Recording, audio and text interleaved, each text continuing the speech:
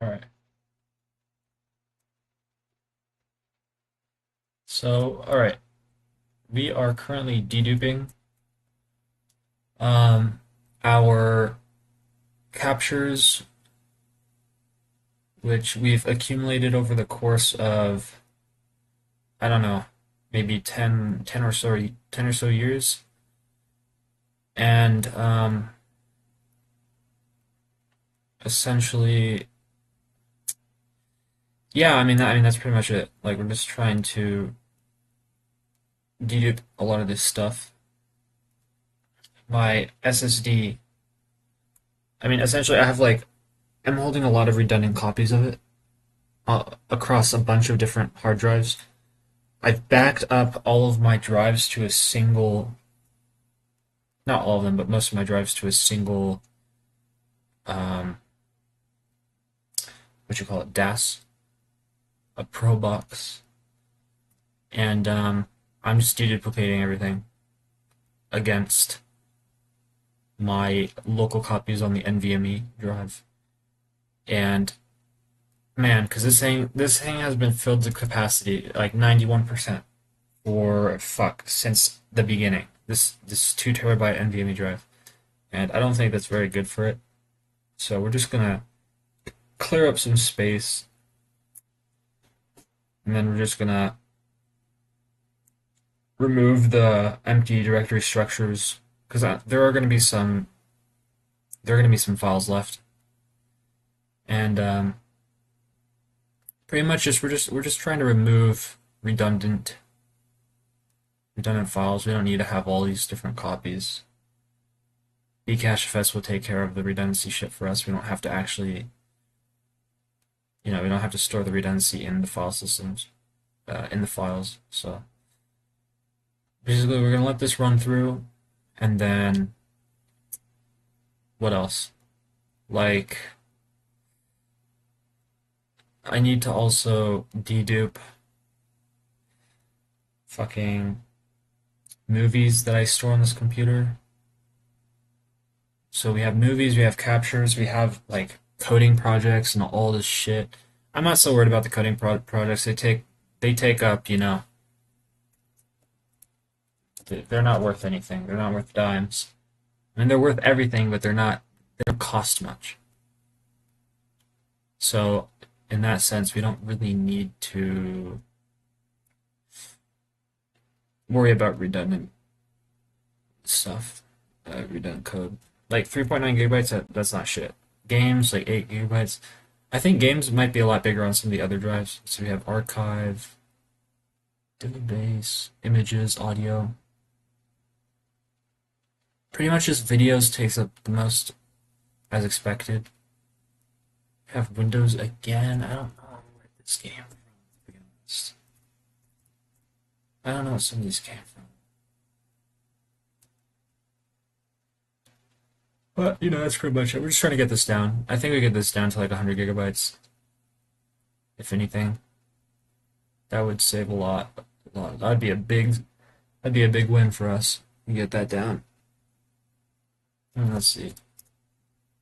Like, the guys is crazy. I mean, look, some of these are not even 100 megabytes, but then you go to the actual captures, because Shadowplay stores at like 15 megabits per second, and the quality isn't even that good, guys. Like, it's just so fucking unfortunate. Just burning, we're just burning data by storing these things. Like, look at the very smallest one of these are like 100 megabytes, just fucking outrageous. But no, like that's totally fine. We will we'll get all this stuff sorted out. In the meantime, let's dedupe it, destroy, you know, um, redundant directory structures. So let this do its thing. Look, we're already at 89% versus 91. We're making progress a little bit.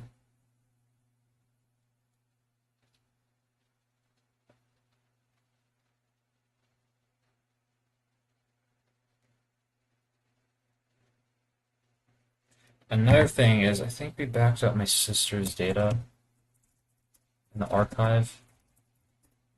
We don't need this here. This doesn't actually need to be here, I think. So I think we have to um, do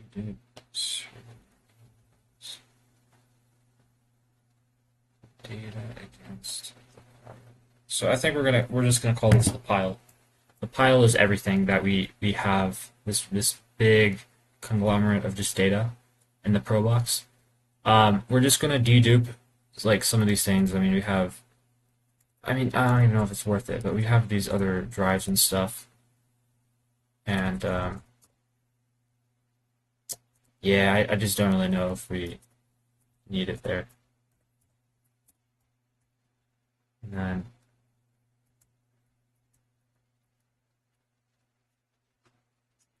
but yeah, generally speaking, the goal. I wish I followed this rule earlier, but it's like everything should be read only. We don't delete things. We only so if we want to organize things, what we have to do is we have to read from the source and we have to gather up that information and parse it out. But we don't actually delete things. And I didn't follow this rule up until maybe a year ago or like 6 months ago.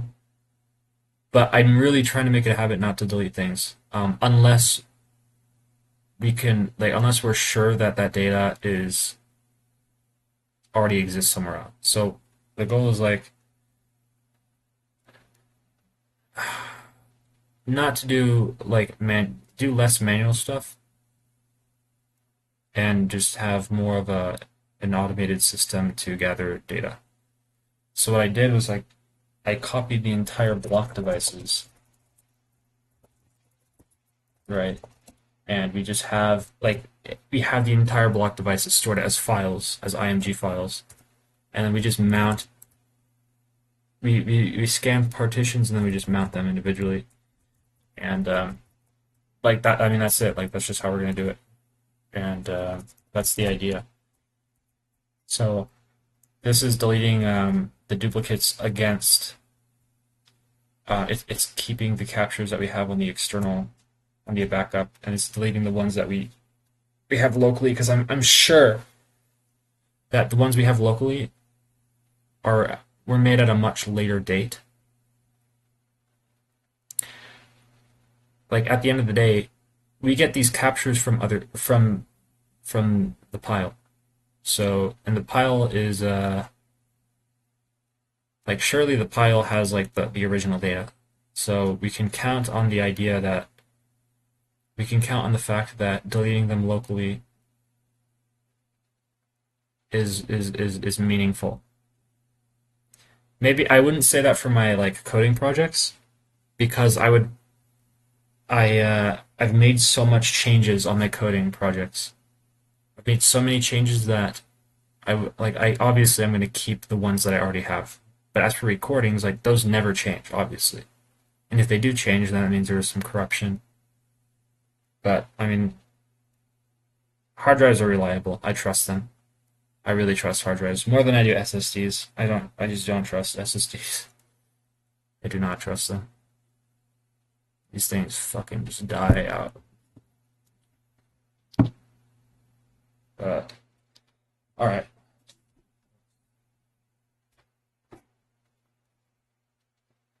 Just like that.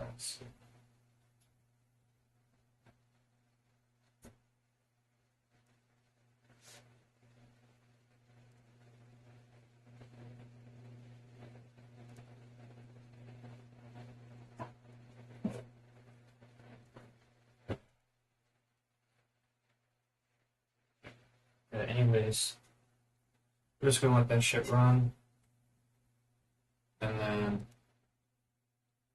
I'm gonna take a shower. I'll be back. So fucking gross.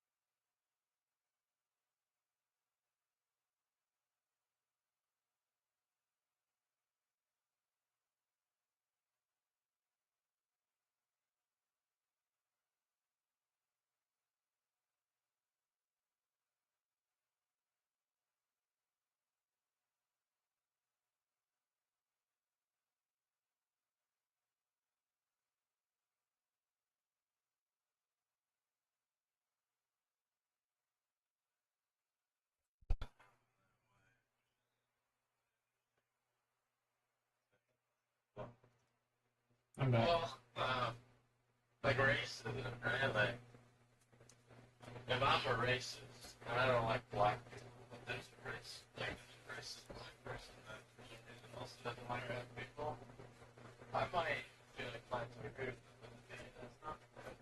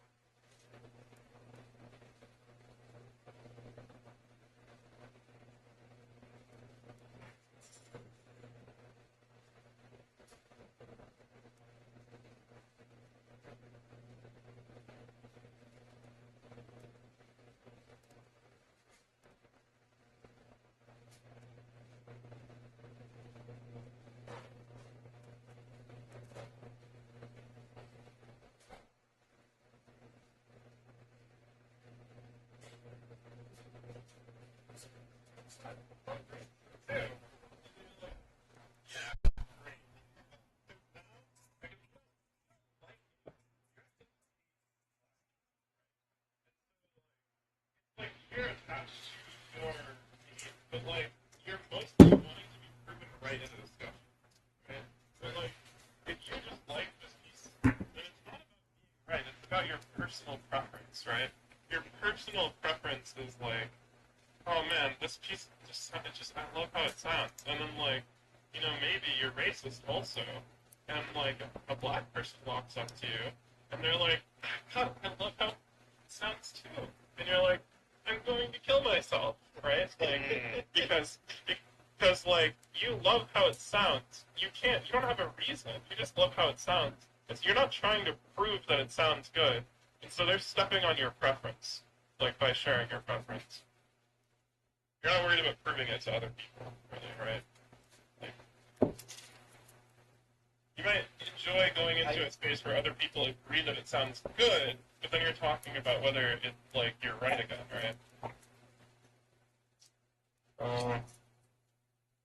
don't know if I got the Venn diagram. Yeah, I don't know. I don't know how this Venn diagram really works too well. Because like there's some things where like this space would be like this song sounds really good objectively. Like that would be like So you really like the way it sounds, and that must be the correct answer. right. The correct answer is that it sounds good. Like it sounds good to everyone. And so but it just sounds good, right? And then like you might still be attached to the people that enjoy this thing. You feel connected to it. You feel like you own it. So in the racist example, you're in you think that like this song is good objectively. Like you're like, I'm right on this. No one will disagree with me. And someone you don't like. So right. So are these are like subjective things, right? Like, Yeah.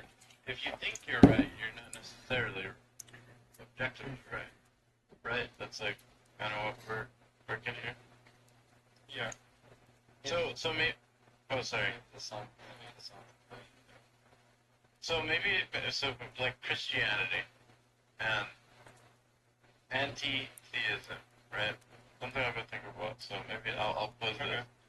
On the am I right? Right? We have an anti-theist doesn't like religion, right?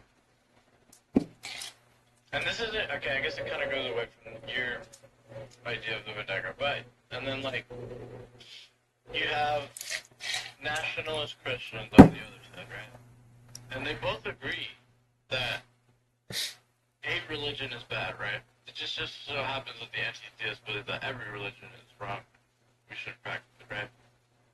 So mostly And then, yeah, so then the mostly overlap is every other religion in the world. Alright, so then Christian nationalists would be like, well, the anti-theist, I mean, he doesn't like my religion, but so what? He also doesn't like, the religions I don't like. So maybe the the enemy of my enemy will do my work, you know? Right, they'll represent my argument, even though Exactly. They'll represent my argument, even if they don't like me. So I I don't think, like them. yeah. So, but I guess that doesn't really Yeah, work. Like you're in the left side of the diagram, right? Like this Yeah. is where you are. You don't care about this because like your preference is Christianity, so that's not like it's kind of being stepped on, but like the portion that you're actually agreeing with them on is not stepping on that. Like, Yeah. yeah, Yeah. I guess the problem is this is more of a I don't know. It doesn't. It doesn't really like you wouldn't like a Christian nationalist. Yeah, like a Christian nationalist wouldn't really necessarily hate an anti-theist. An anti-theist might hate a Christian nationalist, but so I guess it doesn't really. It's not a very good like example. if you're a, if But you're well, I an think a lot of atheist, Christian nationalists would hate anti-theists. but like why? well, I'm not so If sure I about that. determine my Oh. point that I don't theism, think like so. theism is the correct answer. Someone who thinks it's not, well, they're just wrong. What do they know? Sure, but They're right about all the other things though. Like that. well, it's because like the idea isn't theism. Like what I'm trying to say is like some people will go along with a person that hates them because they validate a point of view that they have, right? Yeah. So then So they I pick am a- one thing above the other. I am a Christian nationalist right now, right? I think Christianity is the best thing for the world, and every country in the world should be a Christian nation, right? The problem with that is that that's not the truth, right? That's not how the world is right now. That there's, Hinduism, all sorts of beliefs. A lot. I would be changing a lot, but I have this group that they hate me as a Christian, right? It doesn't even matter the nationalism, just the Christian part, right? But they also hate Islam, and they also hate, paganism or whatever. They just hate every religion because they think it's stupid, and Which I also know. think they just think they're foolish and they're bad for the world, whatever, blah blah blah. Okay, they can think that, but they're talking shit about Islam, or they're forwarding my agenda, which I already have, right? I already hate Muslims. Yeah. But they are also hate Muslims. Maybe not specifically just Muslim, but they also just don't like Muslims. So I'll let them talk when it comes to like Muslims, and they'll grow, like stuff like that. So it's kind of like don't just not get in the way. And that is something that has happened. Like some people has, and I can't. Like there is a really interesting like anti-BS movement, at least in the United States, that is like also part of like MAGA and that sort of orbit. Super interesting because MAGA is like vaguely Christian, or maybe even more strongly Christian. So that's kind of why I was saying that, like, even though some people may hate you, like, just because they validate a point of your existence, like they'll also just like accept it dishonestly, right? Or maybe they won't accept it, and they'll just not work against you, right? Even though they think the basis of your entire ideology is completely incorrect. Well, a lot of people are. Yeah, exactly. Yeah. Because it's annoying for your opponent to more points. Yeah, which is like, it's like an interesting way that exists, really. I think it's relevant. I would do. I think it would be No. like Well, feel disagree. it's a very dishonest way to exist, in my opinion. Yeah. But like, I think it's relevant to our conversation in the sense that it's wow. In the sense that like when it comes to Evan, right? In the group thing, yeah, it's almost like something to do is like if we have if I'm part of the Evan rally group, I know who my enemies are, and it's Brandon. He's changed a And lot. something Brandon likes things that I like, but we must do everything. So it's like almost like the opposite of that. It's like we must do everything in our power to not like him, and things that I don't know, things that he likes shall not like, things that he doesn't like we shall like. I don't know. It's That was honestly such a damaging, like, thing that happened to our friend group. I mean, that fragmented our entire friend group. I think, I mean, ever since the whole divergence when we created our own Discord servers, I think because we were trolling Evan. Do you remember that? we were trolling. Do you remember JoJo and I were kind of trolling Evan? I was supporting JoJo trolling Evan. I wasn't doing anything to stop it.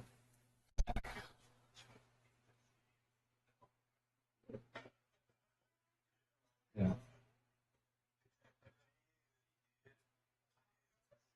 That was like the fragmenting point. But it also just became about Brandon. Yeah, it always was about Brand. Always about He Brand. was like,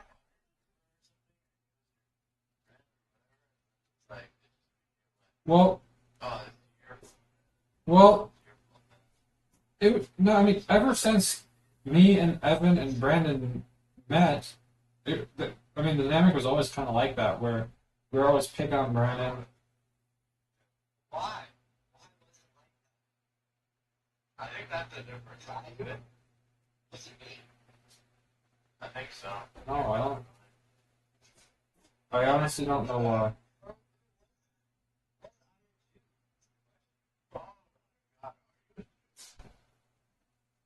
You know, I personally cannot stand Brandon. Jeez, that's, No. I, I really don't. I don't know. No, no. I'm thinking Okay. like the connection, like the idea that I am the Jew as I am the Problem. yes. Black. Yes, I am the outsider, the illegals, immigrant, the Jew, right? And I'm Still be like a red back person. no, I don't know. Doesn't like it. Yeah, like That's like such a like have a favorite compliment. It's not a real response. I think at this point, he doesn't really care about it. yeah, now that's And I think that's just like a weird, like a product of time. But it would be interesting, like, to go back a few years, probably it's a little bit more than a few years, but just to see, like, when was the tipping point where you went from public enemy number one to public enemy number 13? Because, like, when did you stop caring about you at all? Is the real question. I wonder. So, assuming that, like, when you say that he's Hitler, it's not like the idea, like, it's not Hitler, obviously, he's not Hitler. I think he's more like Caesar. If you are the Jews, Caesar, wait, I am the, drove you out of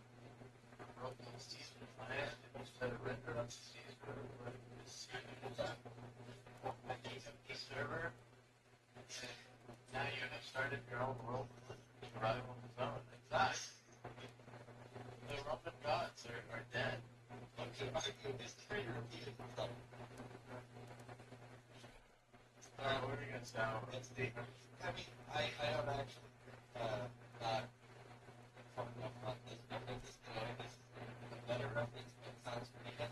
The idea of it, like, he's using me as a means to keep everyone together. Like, if I'm the problem, and everyone agrees that I'm the problem, then everyone agrees. Like, the whole group isn't in agreement against me. And so, like, you see the problem is I'm just even. Yeah, see, the problem is I don't think that was like a part of the dynamic. I think.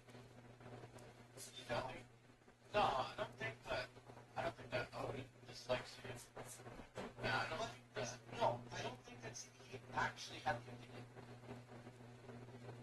I don't think most of the people in that group had the opinion that they were the same opinion that, like, they were against me. Like, they actually hated me. I don't think any of them, because I could talk to anyone in that friend group. Like, Odin, I would say I was friends with Odin. I liked talking to Odin. It was fun to hang out with. Except for when he was with Evan. Okay? Because then, everything Evan did, Odin agreed with. Even if he disagreed literally 5 seconds prior.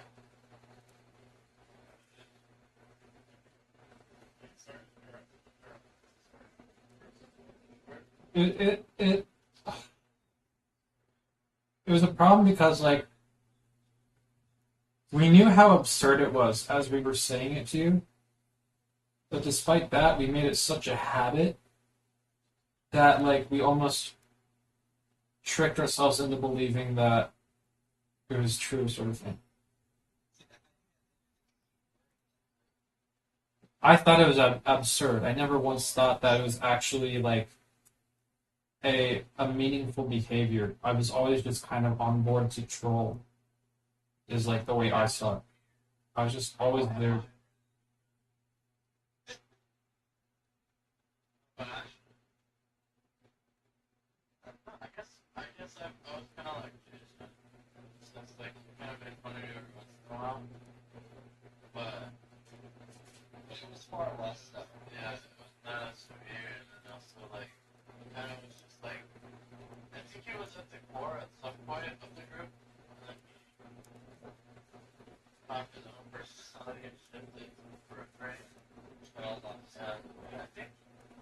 I think that's kind of, you know, like I don't want to say this, but I feel like it has a lot to do with personalities.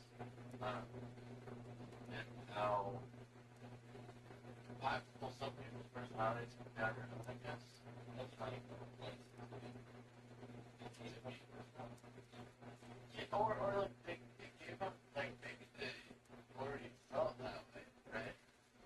And being in that space just validated them and self validation. I felt that way, but what? Well, so It didn't like me, or I don't think wasn't good. Just, I mean, I'm kind of outside of this, but I feel like maybe, like, I've kind of saw you as a friend. That's kind of what I was gonna ask. Like, who was a friend? Let's say Mm. Odin, because Odin is kind of like a major person in this group in the prehistoric era, right? From my point of view, because I'm more like I'm a more modern compared to you guys in this sense, right? Yeah, because you guys were there from the beginning, right? And I was not. Odin was there in the beginning, right? And Evan and you and Jason, let's say. I would say so, yeah. Well, Jason. maybe just slightly.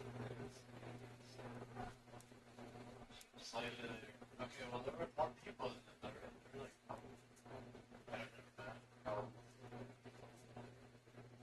Yeah. Oh yeah, well that's right.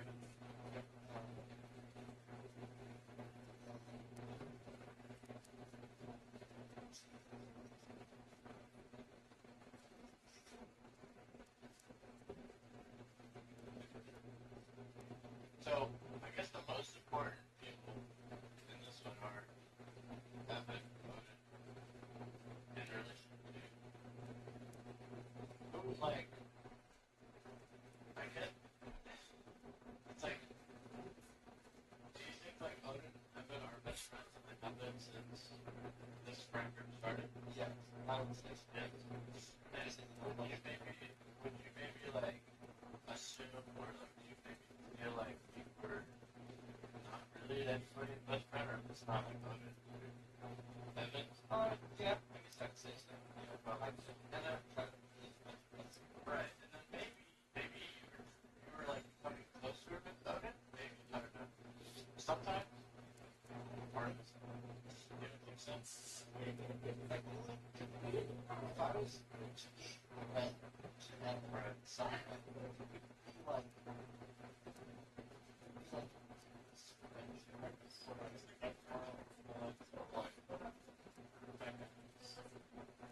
yeah, I think it could be Like you want that's not the leader?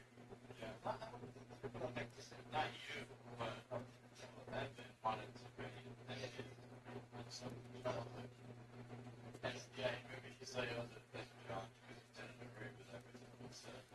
Right.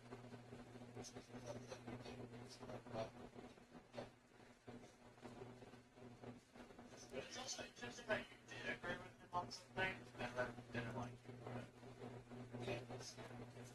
So I feel like it was fall into the established type of stuff. Yeah. what's really interesting is an example that I have. So you think, wait, hold on. So, Margaret, you think that like the like once like you came in, you said I don't agree with you, and then you like liked the song, and then it's like, well, this guy never liked anything I like, so why does he like this? And I'm like, dude, suspicious and spiteful of you, maybe. It's not the, yeah. I think there's like a secondary factor too, which is like you never agree with me on anything that matters. Like why do you get these like shoes that you agree with me on this whole thing on like the like Which is interesting, because it's like, But I don't know if it just me because he feels like other people like Flex. man, You can't play his characters. Those are his characters. Like he plays Dark Knight. Like Dark Knight is great. yeah. Well, if you choose Spider-Man, that's because only one person is Spider-Man. But the one example I have is like we were back and I started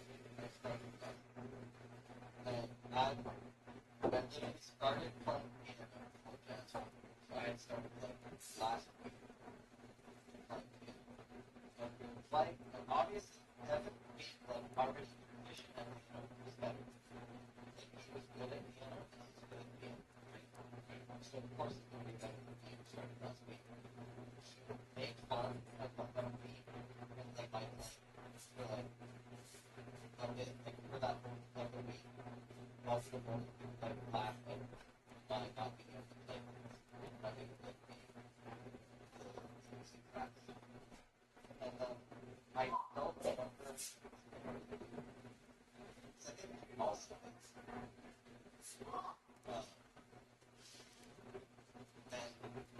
also and one of them at some point asked me how long they've been playing, and I was like, 3 weeks. And they stopped making fun of me. Wait, just during this call effort. Yeah, I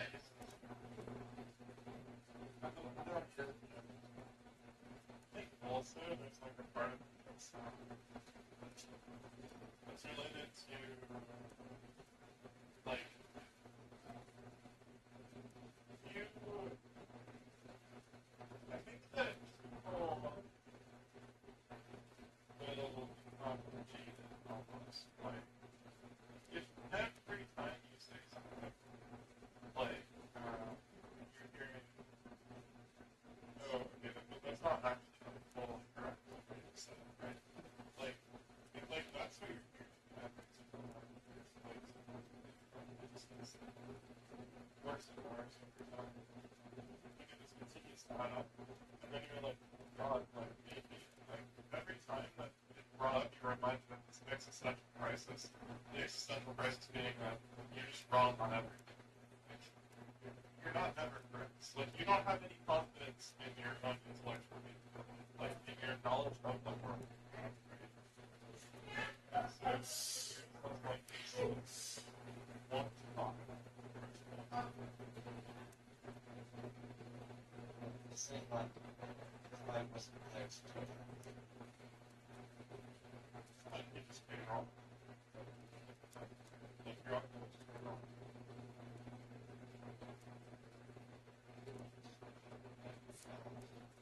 You're not going to oh, yeah. Or any I'm just kidding. I know that's not. If you're not there, right? Then, like,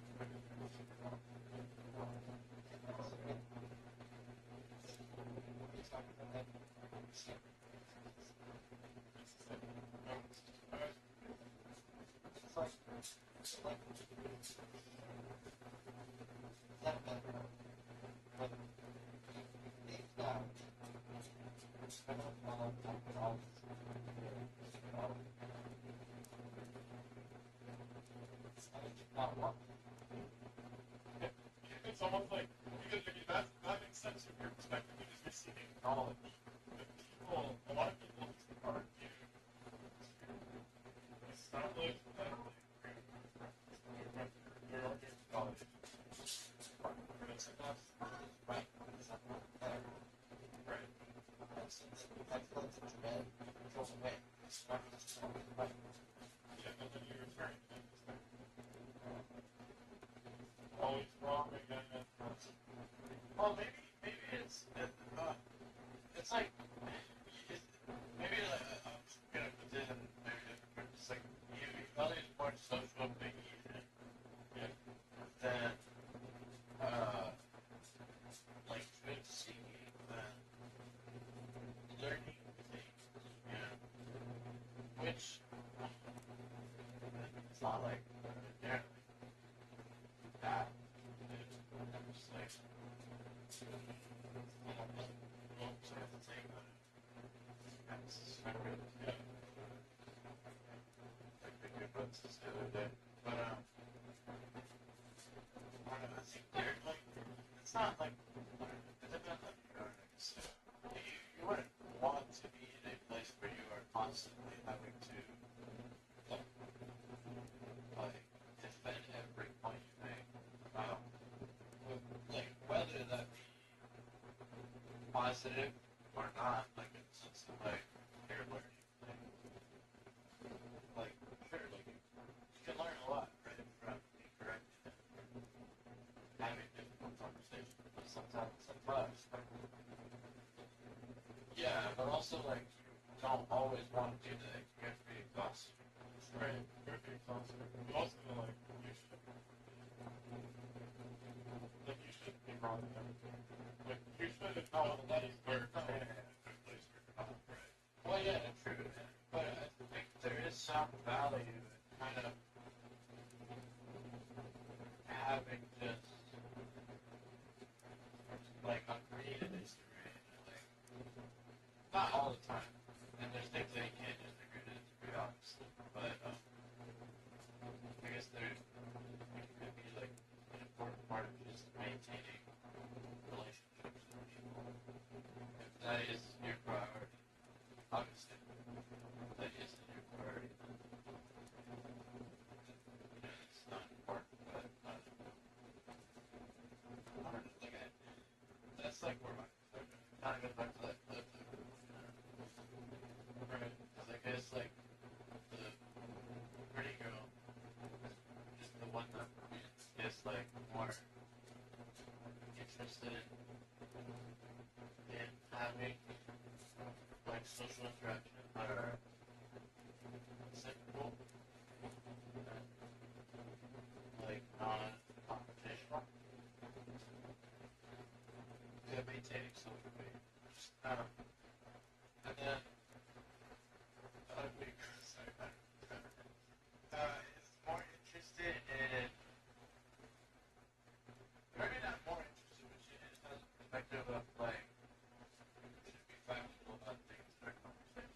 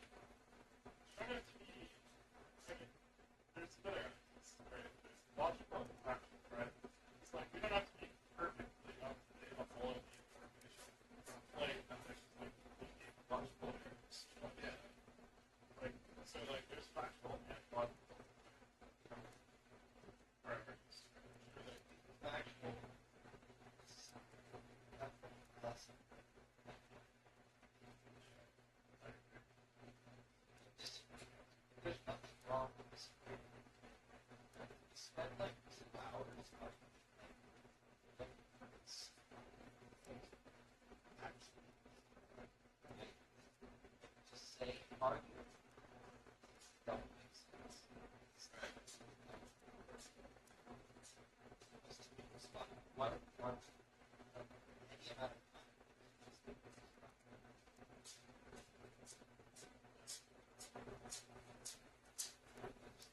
I can see how that would tip rather exhausting.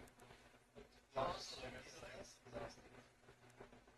yeah. I feel like facts are easier to Yeah, I guess that's like prove stuff. And whereas logic is a little more complicated to If you studied logic, that's pretty. yeah, but it's like it's possible. Most people that just don't like this stuff. Anyways, I gotta go sleep. The ball and chain is gone.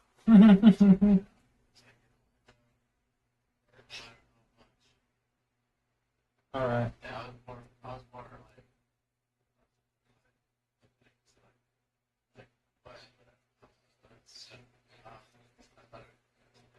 I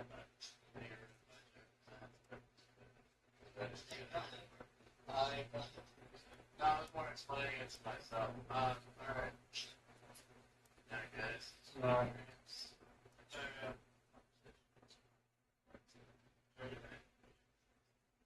Good night. It's like I feel okay. Like it's not like I don't value self-reputation, but I just don't value it above truth.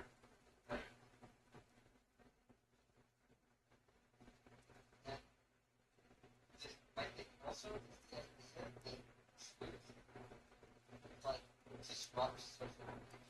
Yeah, that is like, oh my god, what's happening?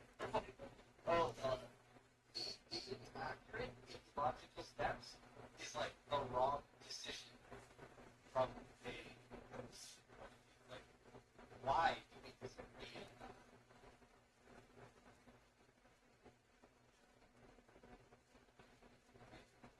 But that's weird. So like that would be why Alex asked that question. Because that question does not disrupt logical or like social beliefs.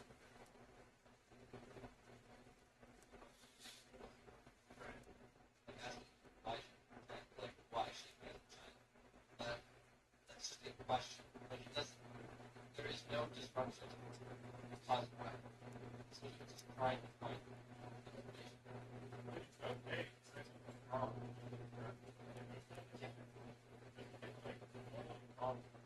Like I would say, No one knows something. right?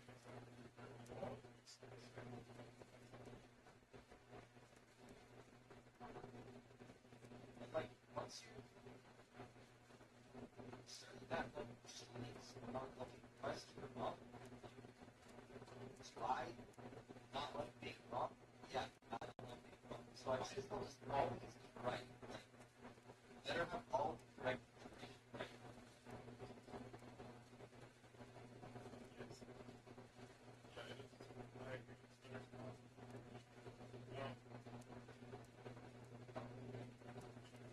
What I wonder is like, is not if I say something, I have a stance, or you have a stance, that you think is wrong. But I recognize that you think it's wrong. Yeah. I would double down and be like, no, you know what, I'm right. I just keep saying the same thing. I'm right. To be right. But like, if I agree that you're already right, and I change my mind to be your point, aren't I still right? Exactly. Yeah, thank you. Like, I'm right now. I have switched to the side that is right. It's the only problem I can have now is that I was wrong. Like, it's this tribalist mindset. Like, where, like, it's like, oh, like, but, like, you know, my ideas are sacred. Like, and, like, you're something on them. So, you know, it's like, instead of being like, oh, like, ideas are, like, right, like, that makes more sense. So, The idea of being right isn't that my view is correct. It's that I hold the view that is correct. right. consider it. Yeah, it's not. I don't own this game. Well, I do. Okay, I own. I didn't make it. Like, it's not mine. It's just of you that I own it currently. It's mine. You the way it's like my car, well, like renting the car. I can do a rent of the car.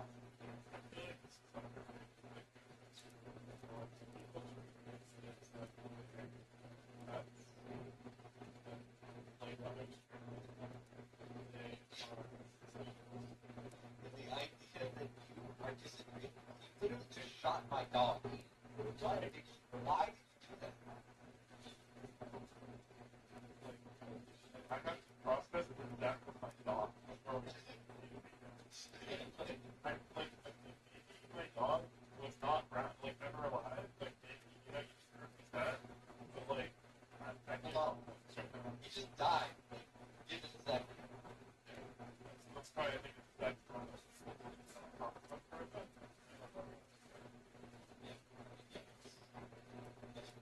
realize that you were right during the discussion that they didn't have like they didn't want us to. Well, because like if them wrong is shooting their dog, them agreeing with you is like them also shooting their dog. Yeah. Like, they can't just shoot their dog. What? You already shot it. Like if my dog is dead, then I'm not happy with you. Like, okay, I understand that. But like, what? We're right. No, it's not.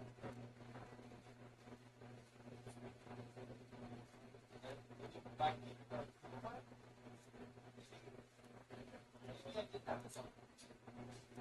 Yeah, and like maybe, some of them are just like maybe, my dog is not. I understand why you shot him. And I forgive you. It's kind of crazy. Like, I forgive you for providing you information. I think the I forgive you part is like difficult when the analogy is shooting your dog. Like that makes a little more sense. Yeah, and it makes more sense from that perspective. And that's why, like, Xander was expecting me to say sorry. Yeah. Because I killed his dog. You killed his dog. Why would he? Yeah, why would he? Better fun. And, like, I killed it for, like, a bad reason. Right? Like, in his head. Like, it was, I went, because he's like, now he understands. He's like, oh, okay, that's semantics. But, like, really, it's important how you introduce your ideas, right? Like, but, like, and I went, like, and I was trying to just tell him, like, just better. Like, first, like, I didn't fully understand what he was saying, right? Because of the way he introduced it. So I was like, okay, so makes sense. And then he's like, you just killed my dog because, like, you know, I mean, like, you just lost, like, there. And I'm like, well, other people think he's a bear, like, maybe, like, your dog's hair, you know? Like, It's like, well, the idea that like in this case, with that analogy, it's like you shot his dog. What? Just you thought it looked like a bear, but it's like it's literally a bear. Like, my dog is dead because you shot it. Then your dog is a bear. So just you think my dog's a bear? Just like,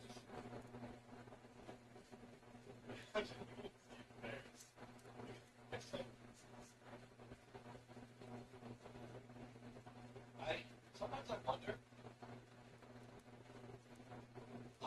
I love analogies. I think like that the dog analogy is so good. That's really good. See, Xander would find it to be a good analogy.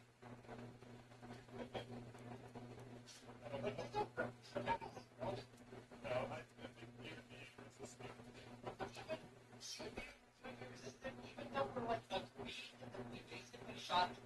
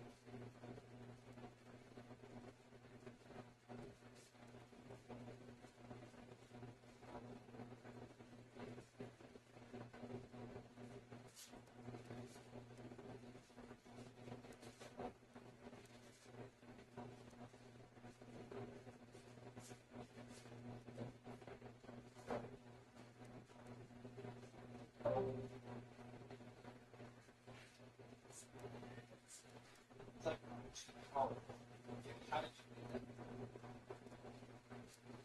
You're just like messing with it. If you're making analogies about shooting my dog, like, how did you get to shooting my dog? Like, the analogy is great. You probably just focus on the idea that you somehow boiled down the situation to shooting a dog. How did you get there? Surely it's not that. Surely. Even though, like, I disagree with that, but for saying you shot your dog, he's like, did that. Like, you agree. You're like, hey, you know what? You guys did shoot my dog. You guys stop.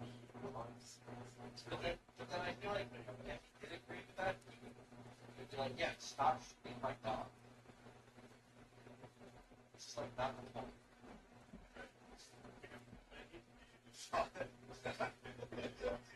Like, Yeah, because they are actually like bears that are murdering people actively. like they're not good dogs, Prince. That one is eating someone right now, Xander. Like,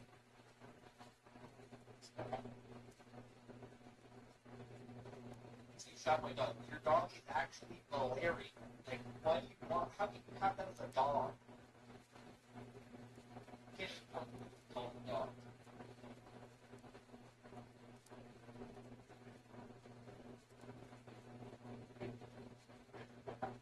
I wonder if somebody.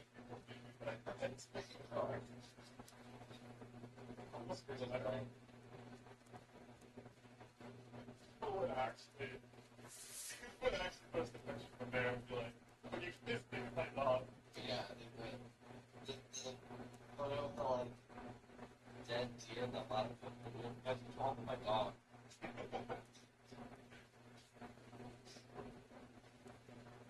But I don't know.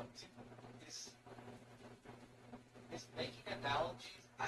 Okay, I just thought of it. Like, when you make this analogy about shooting your dog, it makes it sound more absurd, which makes it funny.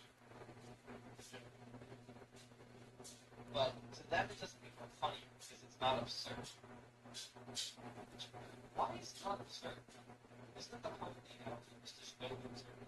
I think it's like to them it's absurd, but like they're like, "Oh, are you being so?" But like, because the absurdity doesn't match the thing you're making the analogy about. You're like, that wasn't absurd. Now this analogy is absurd.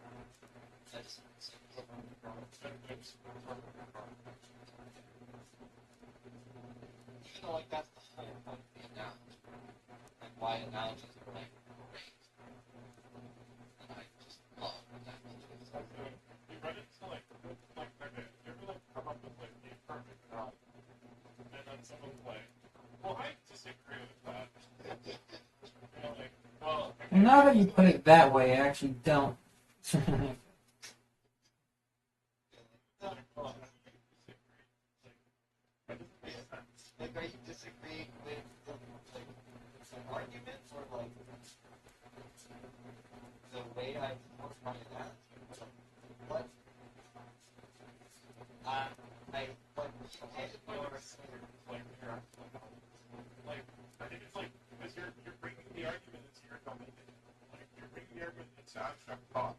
So, like, because like for me, someone makes an analogy, I'm like, I just have to like play with their analogy. No, You know? yeah, we do that. We do that. We do like start having a conversation conversation about these really deep topics. It's like we're talking about these random things. Like, so I'm like sitting in your chair, right? And then like you come over and just shoot my dog. Like, someone wants to for like, what's going on? Oh, sorry, we're talking about racism. What? That's probably how it sounds. I'm following her word there. Like me, like I someone make a silly analogy, even if I disagree with them, like as long as the analogy has some meaning.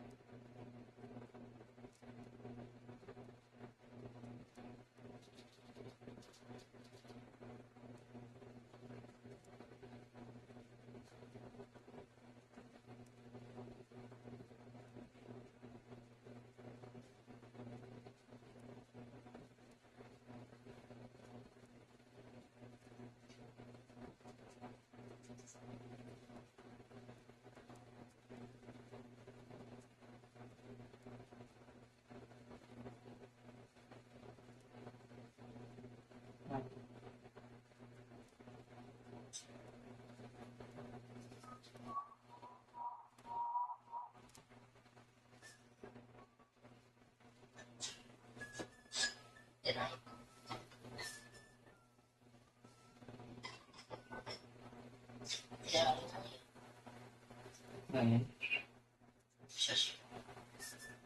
指にわざとわざとって何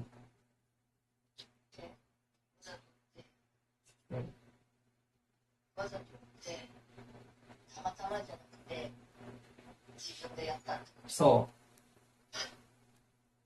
見えるようにやったってことうそなのに怒られるう違う指だよチンチンみたい違うチンチンみたいなったって違うみたいうんこっち真ん中じゃんセンターまあいいやそれがや今今プリンスしあ、オッケーオッケーねでもあんなに綺麗なちょっとやばじゃあいいこれ使った方がよかった見たよ大変だねじゃあ足指使った方がいいかな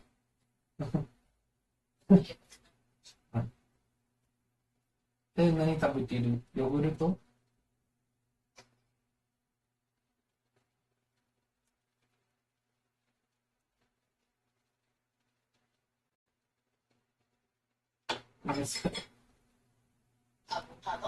やだなんでそんななんかヨーグルトついてるみたいにいろいろついてるアボカドだけわさび醤油ああ美味しそうなんか絶対うまい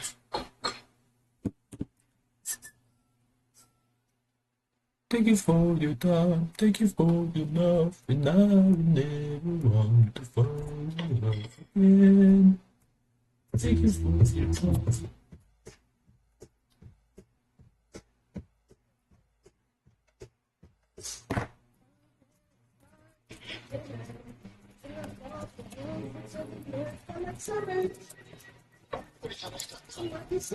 何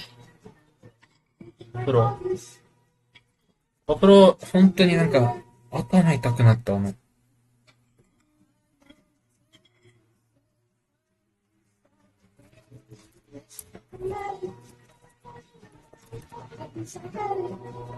マジで頭痛くなってきたんです。本当に。うん。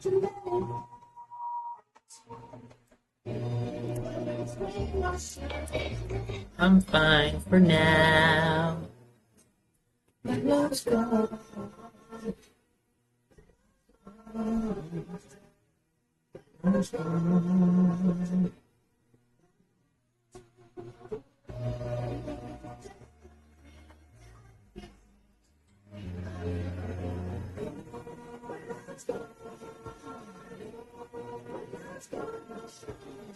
きれいな。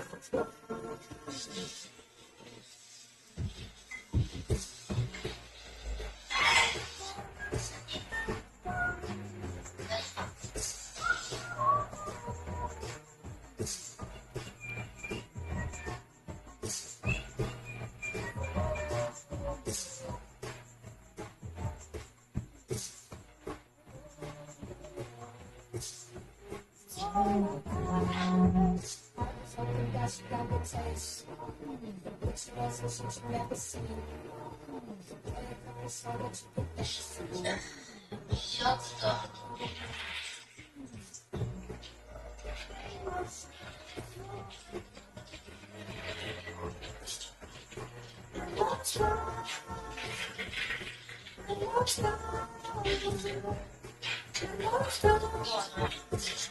何？今日は何してる？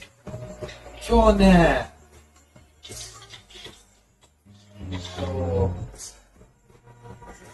今日ね、あんまり、データね、データめんどくさくなってきたから、データが、まあ全部データコピーしちゃって、でも、ちょっとスペースが、ストレージがなさすぎて、足りないね。ストレージ。だからちょっとね、もうあるやつが消してる。その探しに、消したり消したり消したりしたり。めっちゃ時間かかる。めっちゃ時間かかる。黒のパソコンのデータ。黒のパソコンのデータ。ブラックのパソコンのデータ。そう。それ、いや、今まで使った人生の中で、25年の間での使ったパソコンのデータをコピーして、そこに入れて、で、そのパソコンに、もうそこにあるデータはそこで消して、そこにしかないように、そう。マジでめんどくさい。本当にめんどくさい。大体ソフトでできてるのに、大体ソフトでやってるのにめんどくさい。だからオートマティックなのにめんどくさい。大体オートマティック。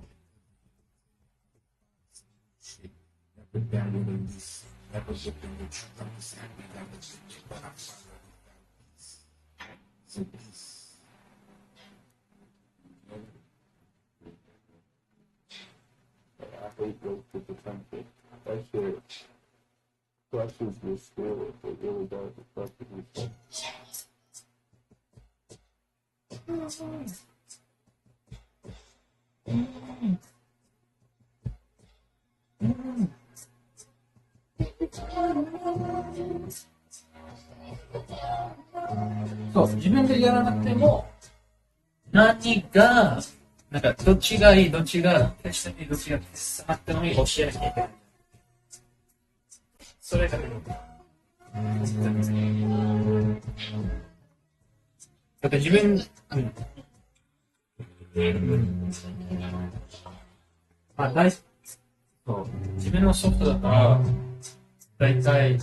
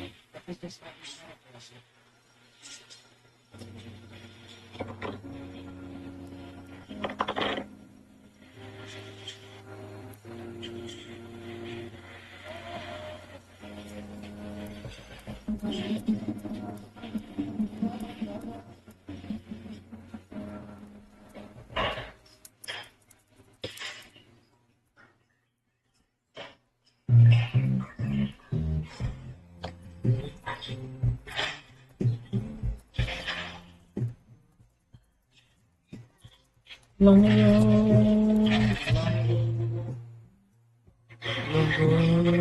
long ago.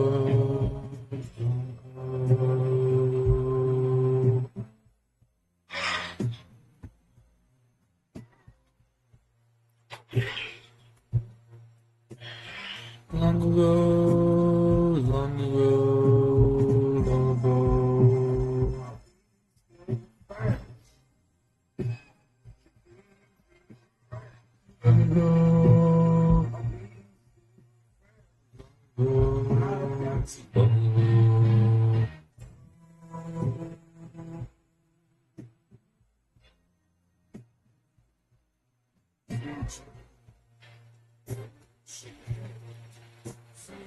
Long ago, long ago, long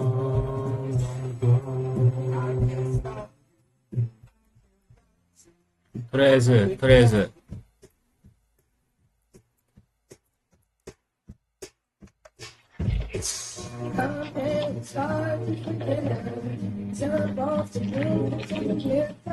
この歌が好きでしょ？何？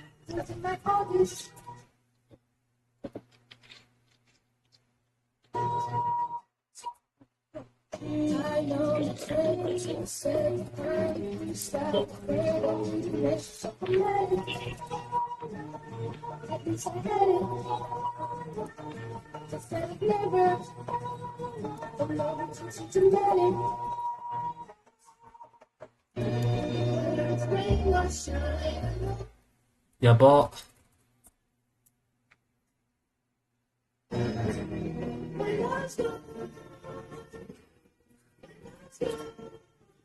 なかなか一番好きな歌でしょ、これ。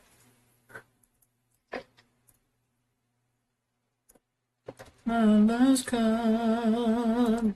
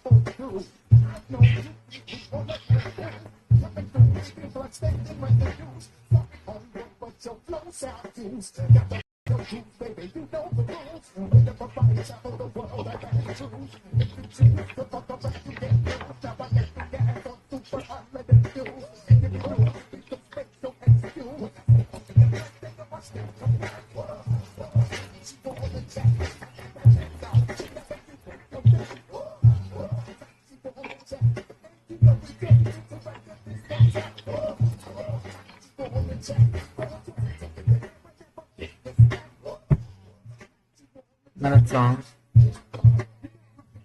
Idea. Idea. Idea. Idea.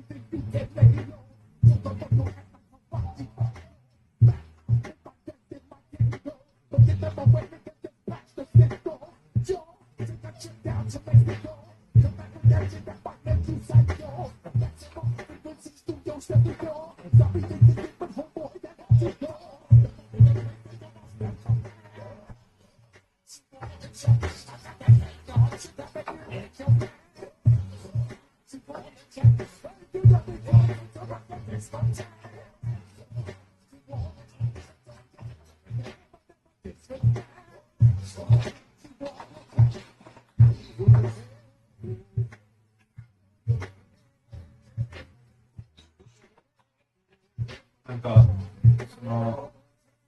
美容院から治療でドラッグもらってる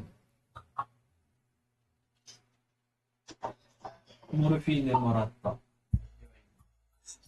モルフィーネもら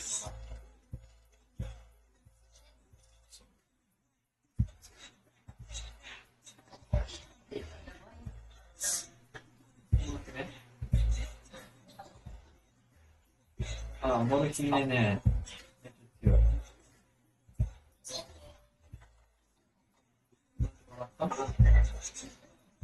痛みなくなるしね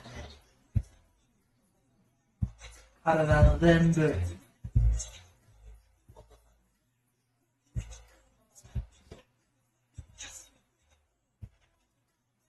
The morphine is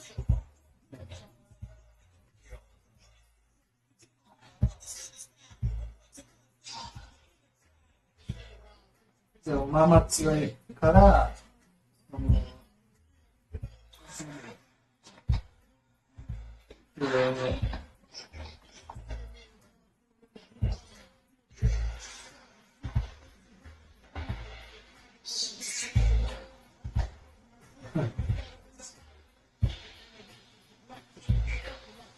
まあまあ強いから、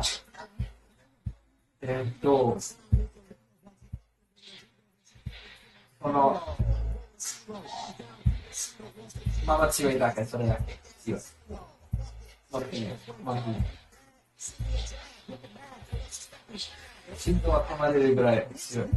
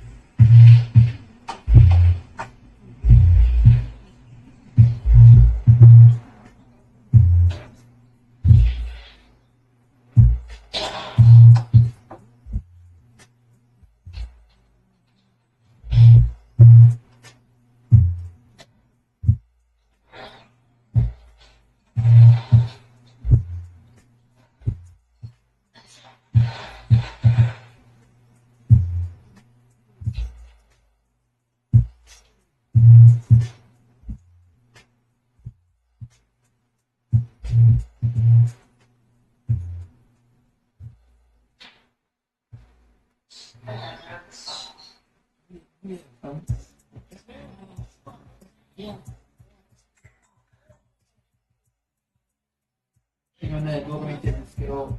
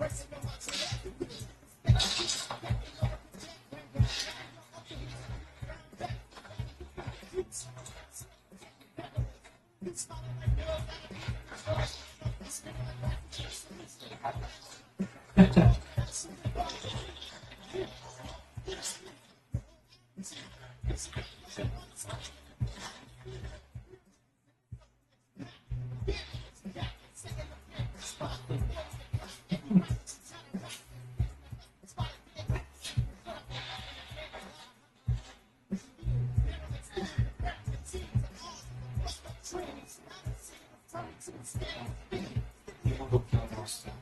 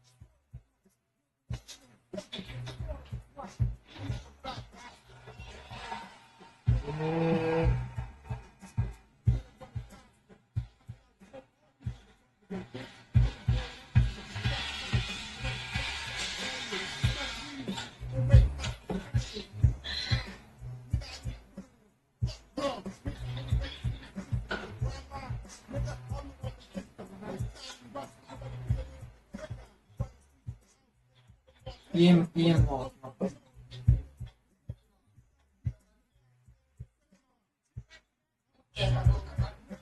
なんかちょっと、このスレッズマジで面白い。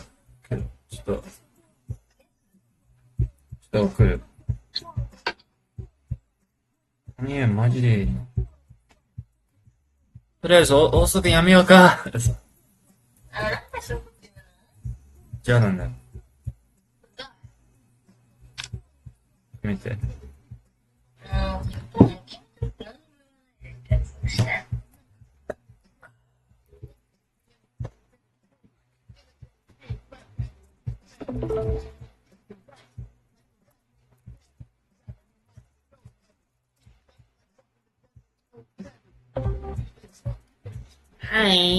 Like, if kids scream, then you probably did.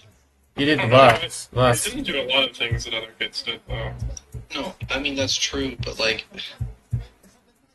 I don't know if like I can't remember myself screaming, but like I think okay. I can remember screaming in the sense that like I don't not just like running Definitely. and screaming, but like screaming, Whoa! like Yeah. like screaming at the top of your lungs. Like literally, like screaming like you're being murdered. I did that all the Children time. I playing, think kids children do playing all levels the of time. screaming. I did that shit all the time. Yeah, like, I could see Jeff doing that. Cause like and maybe it's like just like some kids do it a lot more too, but like cause I definitely didn't do that like after second grade because I would have remembered it, like because I remember because I was homeschooled for like third grade and fourth grade, and then I went back into public school in fifth grade and sixth grade, and I definitely would have remembered screaming on that playground. It would have felt like so insane.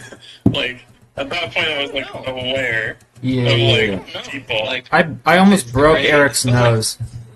you never I almost broke Eric's nose. We were, interesting. yeah, when we were in first grade, fucking, he went down a slide and I like kneed him in the face. And Nice. That's crazy. I can't remember if he went down. Actually, I don't really remember how it happened, but I think we just ran into each other. And his fucking nose was pouring blood, and I was like crying, and I was like, "Oh my god, I'm so sorry, Eric." And then it was a complete accident, but no, yeah, it was. I don't know why I brought this up. I don't think I screamed actually. And then another time, I dropped a rock on my toe because Scream. I was pretending like I was a zombie or something. I dropped a rock on my toe. Didn't really expect it to hurt, but it hurt a lot. And it caused a lot of damage beyond what I had imagined. And I took off my shoe, and there was just blood coming out of my sock. Okay, And I was I like, feel like that's a valid reason to scream though. and then I remember there, Not like just kids being kids and another screaming. time I got strangled because I was throwing someone on the playground, and it was like I can't remember. I think his name was Lucas. He was kind of my friend. He was actually a really good guy, but I fucking kept trolling the fuck out of him. No, the circumstances. Yeah, and then let's see. Yeah, those were good times. Like, Okay. there were like actual reasons to scream for help. No, I don't actually think I screamed during the Lucas one. Yeah. So like Or the- I or the- fell on my face Eric. and like slid Oh, you fucking on told the me about that. asphalt. I remember that. I remember you And telling me. that didn't make me scream. Like I remember not screaming. I was like, oh boy, better run over to a teacher. Like that was the thought that was going through my mind. I'm like, this is bad, this is bad, this is bad. Gotcha. Like I don't even remember that much pain. I was just like, this is bad. Maybe this is what I do remember having a lot of dreams where I was screaming at the top of my lungs. Maybe my psyche was just like, man, like you're a kid, you need to scream at the top of your lungs. Like, why are you not doing that? Like, it's been so long. I can't say that I didn't scream. Like everyone on the playground, like a bunch of kids running around screaming. Like there's not really. I'm not like disrupting the peace. Like everyone is screaming. Yeah, it depends on what you're screaming. Like, are you like okay? Like, I definitely would have screamed. Like, when I was playing with my friends, like, I definitely would have screamed. Like, I can almost guarantee you that at some point in like first or second grade, like at some point I was playing with my friends like Alec and what's the name of the other one? The name of the other one was I haven't thought about this in like 12 years. Starts with a G. Gwen. Unfortunately, I can't give you any hints. Not Gwen. Garrett. I'd like get Gabriella. Gabriella. Okay. Gabriella. I've unearthed it. Okay. So I was playing with my friends Alec and Gabriella. What did I shorten her name? Gabriella. I guess. That's a long name. Gabriella. Okay. Anyway, I was playing with them, and like, if I was like, we were playing like kickball or something, because we played kickball on the playground all the time in like first grade, and like, Like, I would have screamed if I was, like, gonna pass it to, like, Alec. Like, I would have screamed, like, "Alec!" Like, at the top of my lungs, right? But, like, that's not what I'm talking about, though. I'm talking about, like, just actual screaming. Like, you're not screaming information. Like, But I think it's like kids' reactionary response. So like if I'm playing tag and I almost get tagged, it would be like an "oh my god, I almost got tagged" scream. It would be like a "whoa," but screaming. hmm. I wonder if I Or like laughing really loudly at something. Yeah.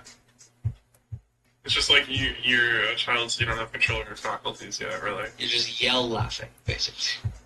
You're still experiencing things in an exaggerated format. Yeah, I would say that if I think of children playing, I hear laughing far more than I hear screaming. Yeah, but there's a lot of screaming. I mean, there's a lot of screaming, but it's like laughing with screaming in between the laughing. hmm Like if I imagine children running and playing. Is that What? how the ocean spawns? A fucking woman just spawned. Oh yeah, most definitely. Not in danger. Uh-oh. Oh my god. How did we get here? Sorry, I forgot what the point. Yeah, no, I totally forgot how we got here as well. Screaming, it surely had to do with maturity. Kids doing, I said that, like, I didn't understand kids just, like, screaming in halls, like, the kids screaming genitals in the halls, like, that was, like, Dude, I fucking hate when people grade would through high tattletale on school, me. by the way. I would get tattletaled on all the time for saying, like, put a straw in a penis and shit like that. Just from women. I was so crazy. fucking pissed off. That actually pissed me I the did- fuck off. I did have people do that. God dang it, Arthur. Like, stop telling people stuff. Arthur? You know Arthur. Oh gosh, yeah, I know Arthur. Now that you say it that way, I know Arthur. Did you just teleport that? I got it. That's what I'm coming out there. But, like, I don't know. I don't remember what the point of arguing immaturity was. I don't know where No, we're I knew. going. It's Wow. The portal's not open yet. Open the portal. Drop anything? Well, the lid didn't go into the portal because it wasn't open. Uh-oh. It's mad at you. You think it will handle fall damage well? No. It's just Alright. Okay. Is it lagging? Oh, I just teleported stuff to the ground. Interesting. You're gonna have a missile. A missile. Oh my god, it does so much damage. Holy shit. I have a pocket missile. I learned how to switch it to dumbfire mode. Launches the missile, picks it back up. This thing has so much Dura. Just a Say missile launching missile. kill machine. Wait, so how did we get there? I do not remember. I know we ended up at like maturity, but I don't remember why. Probably involved Xander. Not saying well. Wow. Okay. See, like you know, you already know what I said. I didn't even say it.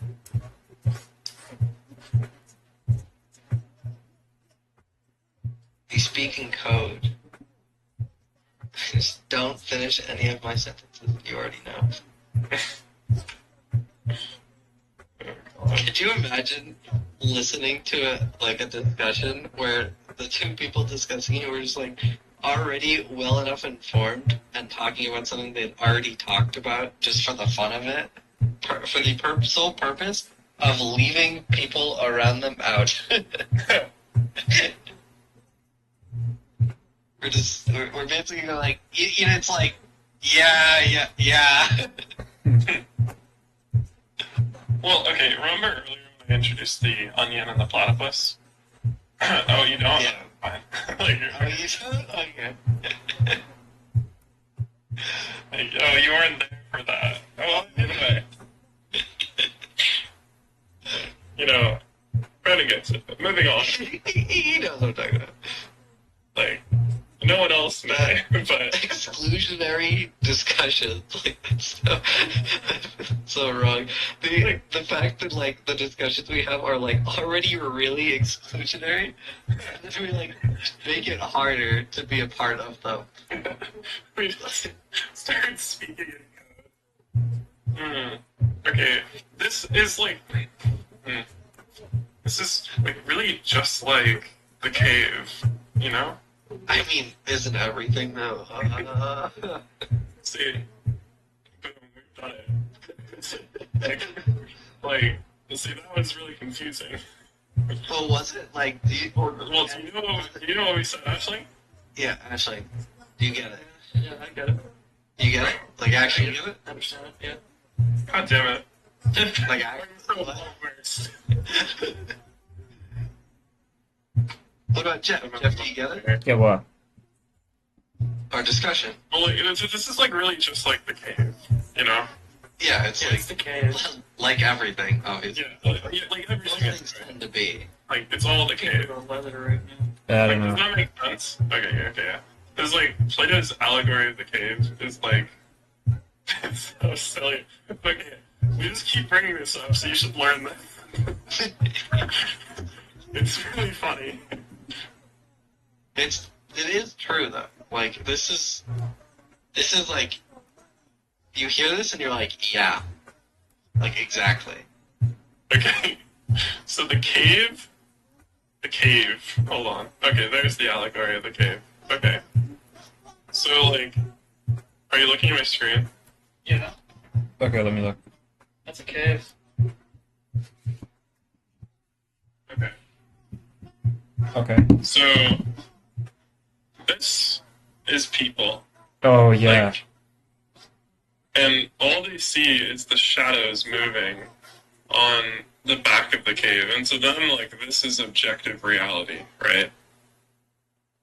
And so the allegory of the cave is the allegory of the cave. And so, like, essentially you've escaped, and, like, the light is so blinding. But there's so much more. And, like, other people just refuse to leave the cave, like, when you tell them about, like, this other place that they can go to.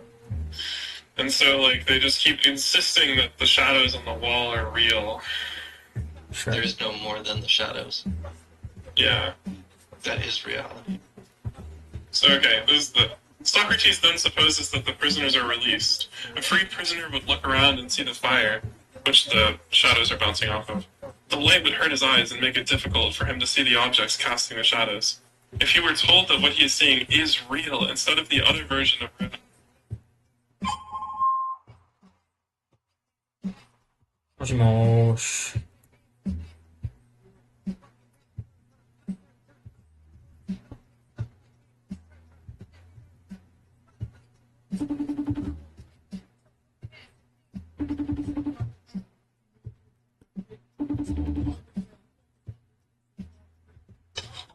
もしもーし。メッセージ見て。はい。今、家の調べしてるんで、もう家ないもうええねん。何家を調べるってどういうこと？なんか前さ、ジェフが自分で調べてほしいとか言われて。言ってないし、もう家決めたから調べらんでいいから。て今ね、かなんで謝らんの？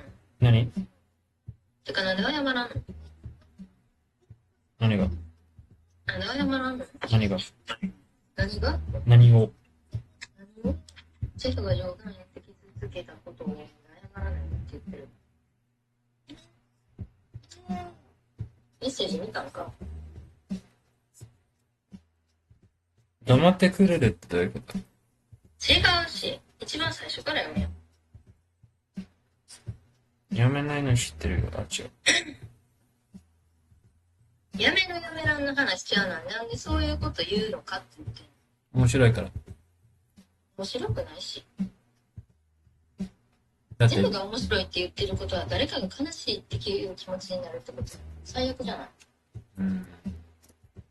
じゃあそごめんなさい。れが分からんねやったら分かるまで連絡してこんといて。じゃあごめんなさい。思ってへんやん。思ってる、本当にごめんなさい。思ってない。思ってるよ。ごめん、本当に。パソコン見ながらごめんって言ってる人のことは全然信じてません。だって何に見てほしい？だって顔見えないし。カメラ見ればいいやん。カメラオンにしてる意味ないやん、自分。ごめんなさい。意味あった。だってナナの顔見えるし。見えた。前。でもその適当になんかしながら謝られてるの嫌やわ。はい。ごめんなさい。だからその適当になんかしながらやってるの嫌やって言ってんの。今の家いくらだっけ？全部で。それも覚えてないんだったらええわ。教えて。なんで？教えてくれん？なんで？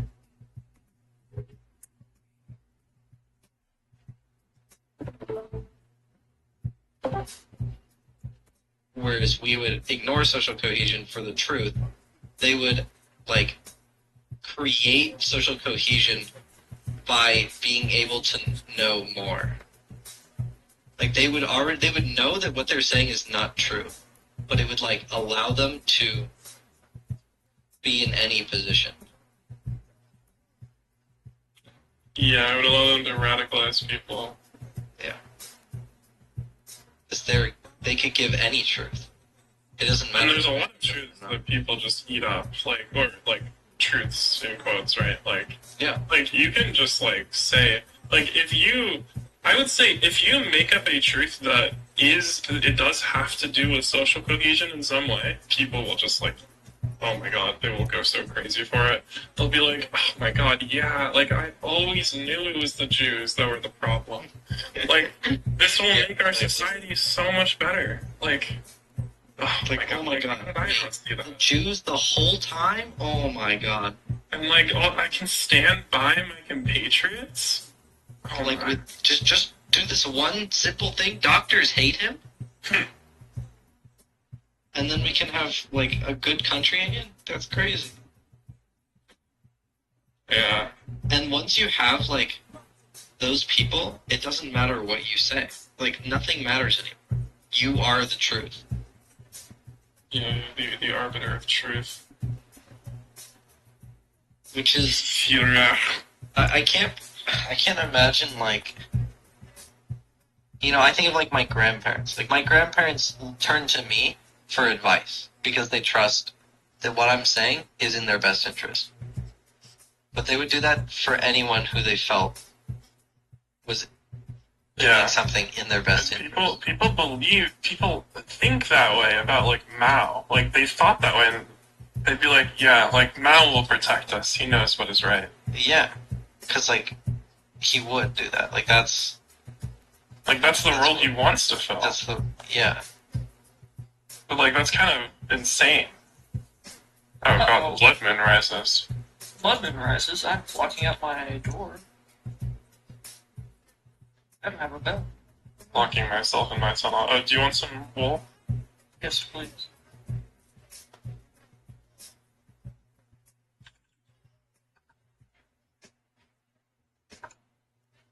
Thank you. No problem. The ears. Gone. Real Minecraft. Real Minecraft. Could have walked. Right there. Yeah, you could have walked. You're right. Walk through the air.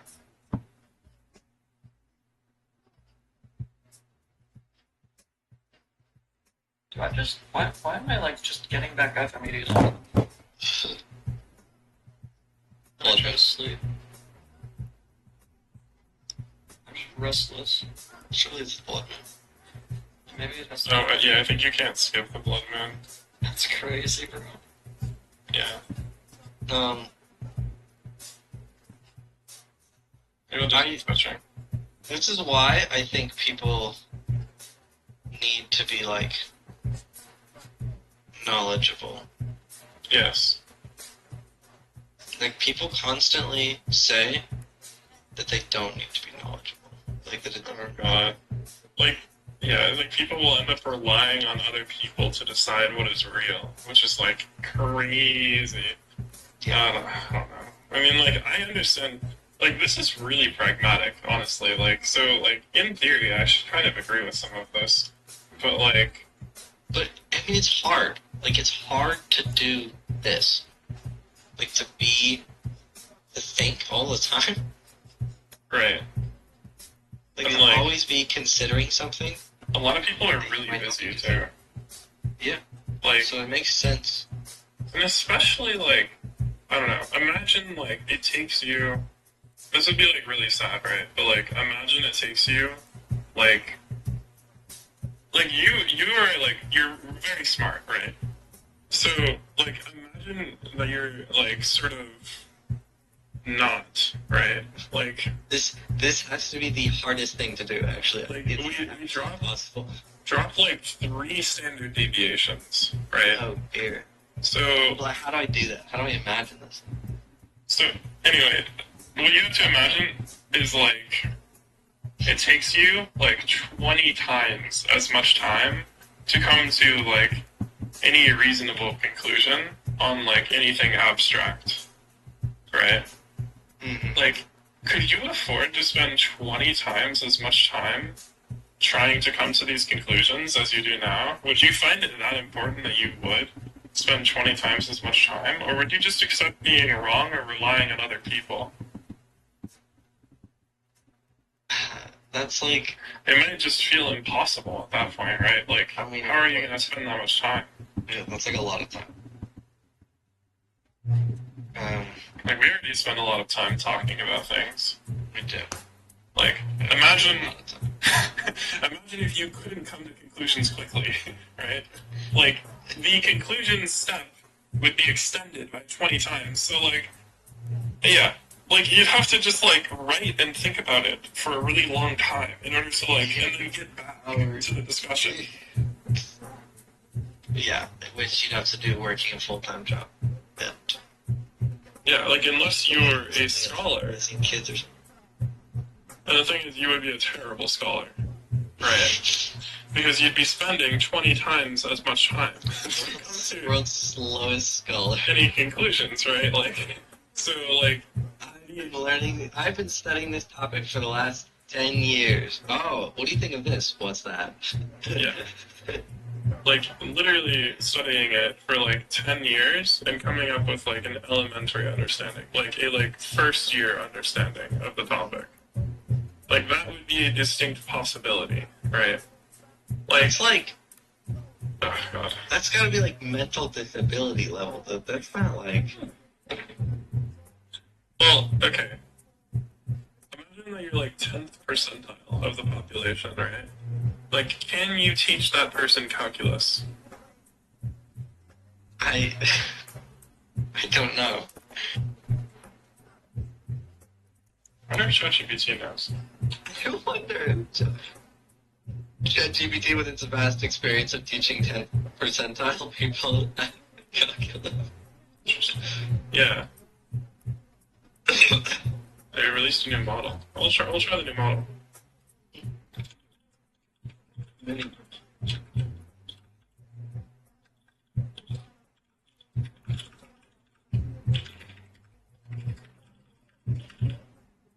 It's hard to teach people something when you're wrong 10% of the time. I don't think it's gonna do it. I feel like it's gonna say yeah, but with a lot of time. Yeah.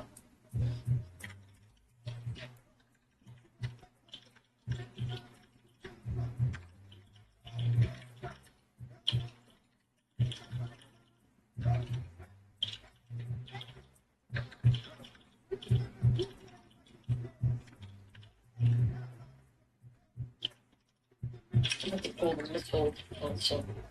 Perhaps scaling it again.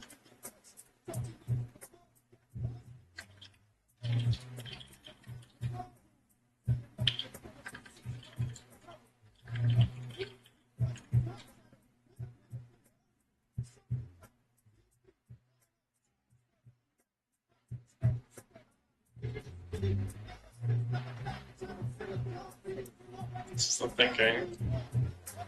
Oh, never mind. Reason about teaching impaired cognition calculus for 6 seconds.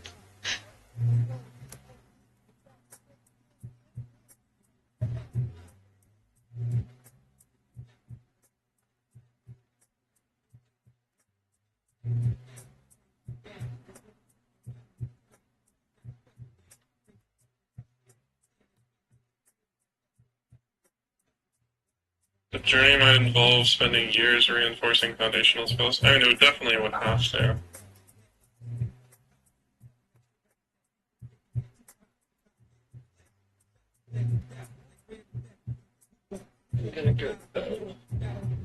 Good night. Nah.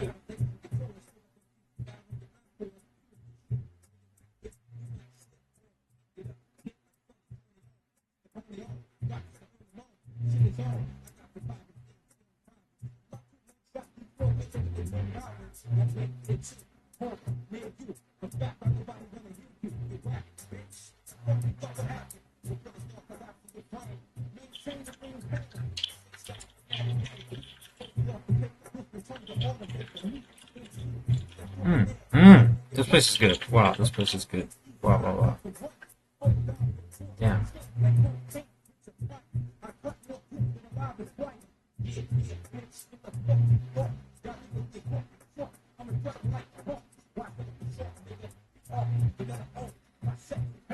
It's an extremely ambitious goal.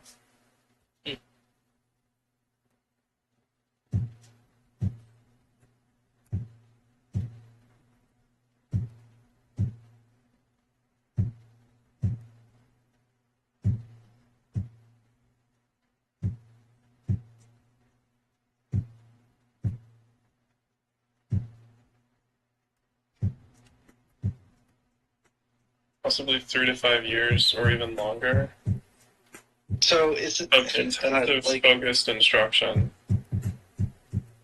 And then you'd be at the bottom rung of your degree. is there? So you know how like if I didn't hear Chinese growing up, I like struggled to hear Chinese sounds, like tones, Yeah. right? Like but if I had heard them growing up, I would not struggle to differentiate.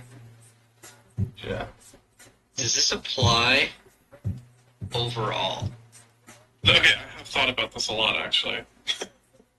Like, is IQ, people like make the argument that like IQ is like set, but is it set from birth or set at like No, it's not set for age? Like there's an age of like no, the same way language has like a critical acquisition period Yeah. Well, there for is. IQ. For IQ, I don't know. Well, For anything honestly, audio. the literature is really mixed. There are genetic factors, and there are like you can say that like with pretty much full certainty at this point. There are genetic factors to intelligence, and there are also environmental factors. Although those environmental factors are often about like decreasing degradation rather than like increasing performance, right? Like it's like if you have like 10 people, right, and you'd expect that here's the bell curve. And if you had like 10 people and you'd expect them to be like X, Y, Z, W, right?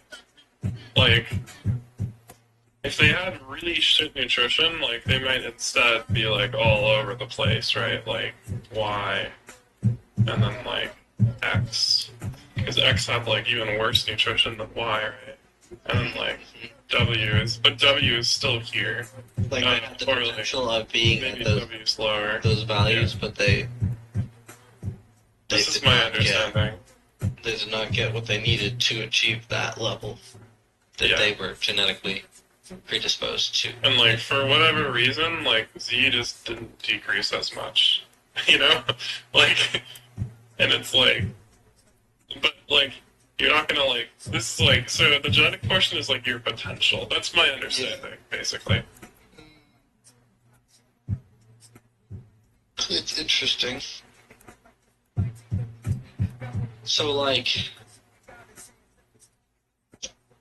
this annoys me with my sister. Your sister is a specimen. She confuses me, if I'm going to be completely honest. I Yeah, she don't. confuses me I if I'm think, going to be completely honest. if I'm going to be honest, I feel like a lot of the helpless behavior comes from the parenting, in my opinion. But, like, we are the same. We are in the same house. But you're not exposed to the same type of interactions. I mean, I agree. It's like We're, if you similar didn't in age. have like the, let's just say, for example, okay, like you're a curious Is it my person in fault? general. You're generally a very curious person, and even if you couldn't consult even if your parents couldn't answer the question for you, you would have your way of getting to the answer no matter what. Um, Now, your sister might not be a curious person. And when she does go to consult to her parents, maybe it's the case that they don't give her an answer, or they just do the thing for her so that she doesn't learn how to do it herself. So if it's right, and like the only difference, it was like, okay, well, if the people she was consulting to were not doing the thing for her, but rather teaching her how to do it, then obviously like she would learn how to do things by herself. But maybe that's just not the type of interactions she tends to have. Like maybe it tends to be the case that people do things for her, or people, I don't know, like that's the way I see it. Like But you become what you why? practice. Why kind of is deal. it different from me? Like, Sure. is it because I learned how to do it and then, like, I would do it for her? Like, is it me? Well, I Maybe you think a little bit. I think it just depends on what's worth it to you. If you if I you would always do this thing for, like I would always want to know how it worked and, like, and understand it, right? yeah, And I would always ask my dad. Like, my dad Okay. knows the answer, right? Okay. He is who I'm going to get the answer. I'm like, how does this work? Dad, how does this work? Like, explain it to me. Or, like, Dad, show me how to do it, how to fix it. And then at some point, he started asking me how to fix things. okay. And now it's at the point where, like, Well, your dad I'm doesn't. fixing most Does your things. dad have the same aspirations that you do? Brandon is one whose like goal in life is to learn as much as he can about things in general. Like I don't I don't think that's what your dad think has. that's what my dad is. Then obviously you're gonna surpass him at some point. If that's what you constantly aim towards, like that's what you're going to achieve. And Unless you can't achieve it. well, why wouldn't you be able to? It's Like maybe if But you surely, can't get enough insight, or you can't, maybe surely like my sister would be, right? Like, we're related. Like,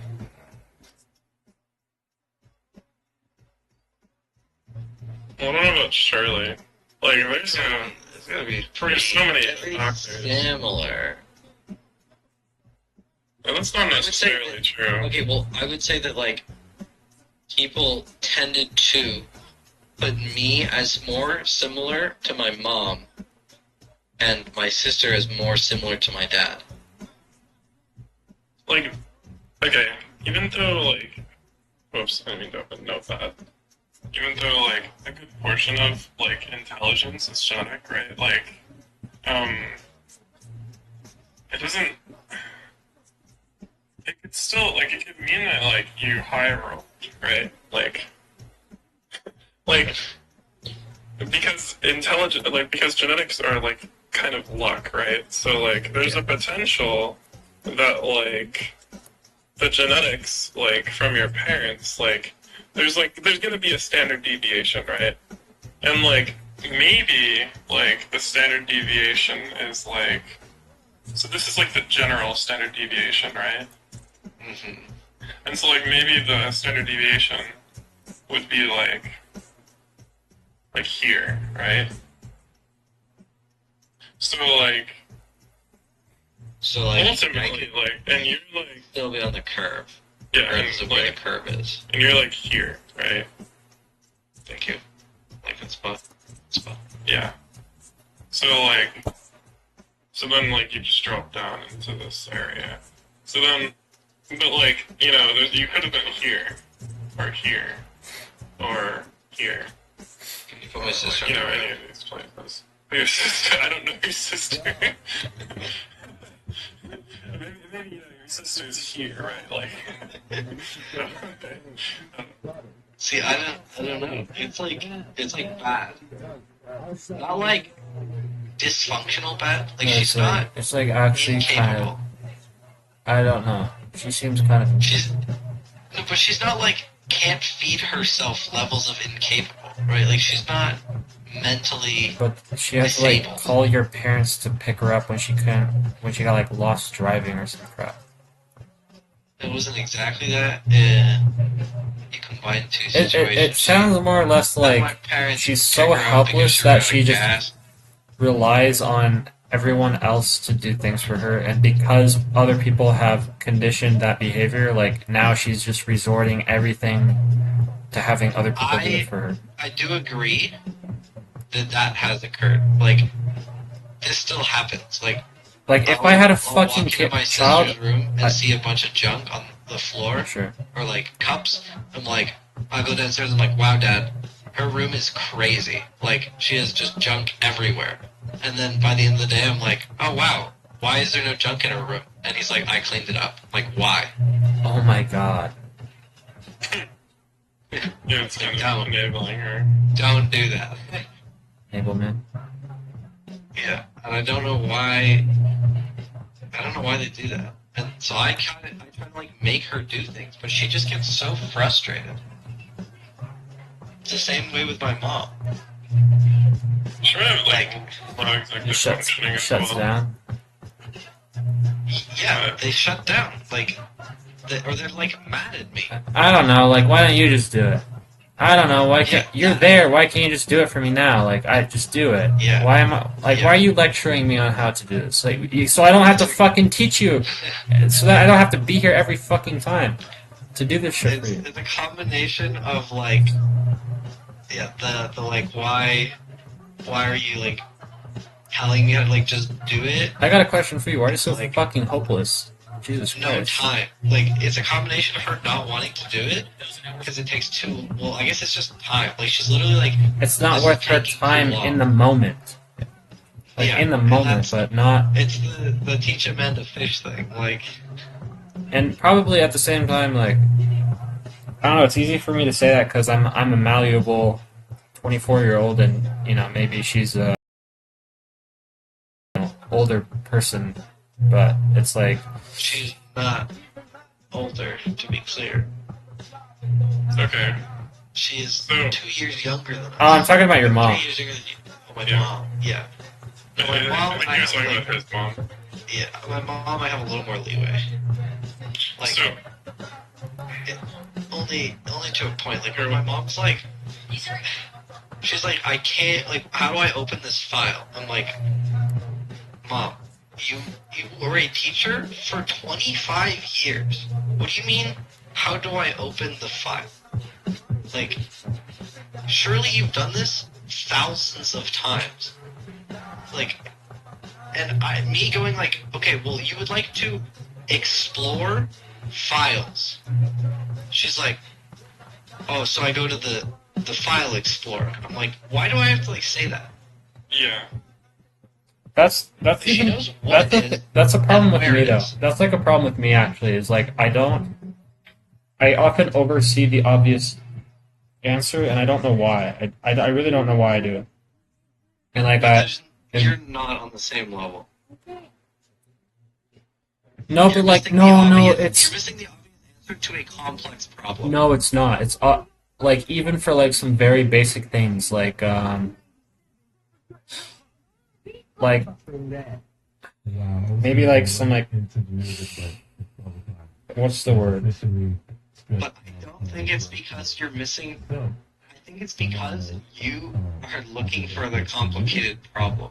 Not even You're just in that. trying I'm to talking solve a about complicated problem. no. I'm just talking about like even when it comes to something as simple as apologizing to someone. It's like why did I have to ask you to apologize? Like why couldn't you have done it yourself? And it's like I don't know why, but I feel like sometimes I It's feel you very choosing. disconnect. No, it's not. Like I don't even. Sometimes I really just don't. It's like I don't know what I'm. like emotional intelligence. It's like you can't. It's like like you can't know what you don't know kind of thing. And it's like it doesn't Yeah. even come to like it doesn't even come as a single thought that I should be apologizing for something when I know like I'm in the wrong. I don't know why. Like it's like I've conditioned myself to like be what's the word? Um like paralyzed to some interactions. No, like just paralyzed. Like sometimes I'll do things and like a normal person would do something as like the next step after doing something, but I just don't because I don't know why I just don't. And it's like some very obvious things. It's like whether it's apologizing to someone because you said something that hurt their feelings, but or it's like maybe my idea of like what apology means is not what other people make it to be. So like it doesn't come to my mind that I have to apologize to someone even when I'm in the wrong. Like I feel like you're disagreeing with the premise of apologizing. yeah, I think I just have like a lot of definitions which aren't correct, maybe. Well, like, if I felt that I had done no wrong, why would I apologize? Right. There's no reason to apologize in a world where I have done no wrong. Because that would be weird. But maybe me feeling like I didn't do Do you wrong think I is should wrong. apologize to Xander? Do I think you should? Yeah.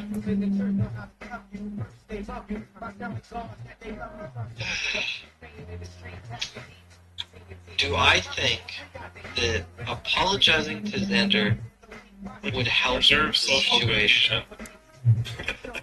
Yes. Do I think you should apologize to Xander? No. Well, Yeah. shouldn't we just be apologizing to people if we're like somewhat responsible for hurting their feelings, whether or not we um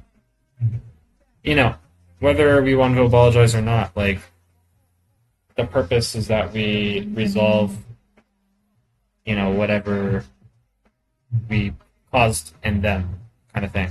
But, like, what does an apology do?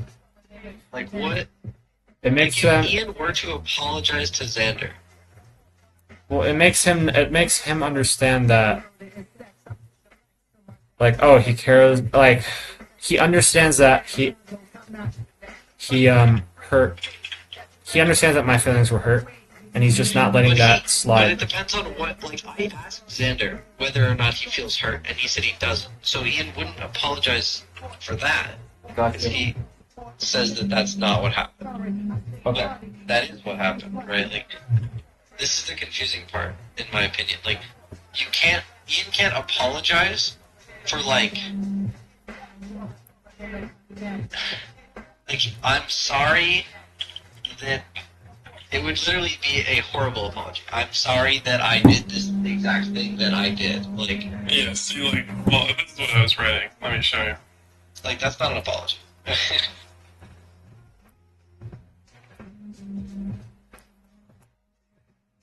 Like, it's just, like, not true, though. Like, Well, the second part or the first part? the second part.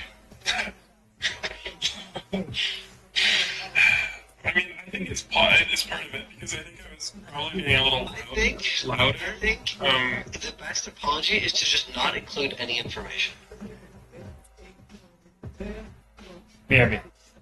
Because you are. Like, you're sorry. You've hurt his feelings. But if he disagrees, then you hurt his feelings. That's fine. They'll understand the good intentions. Okay. Fool, you forgot to run it through ChatGPT. True. So, I should add it. I wasn't trying to. That's the other thing. Like, why must you play 5D chess? Yeah.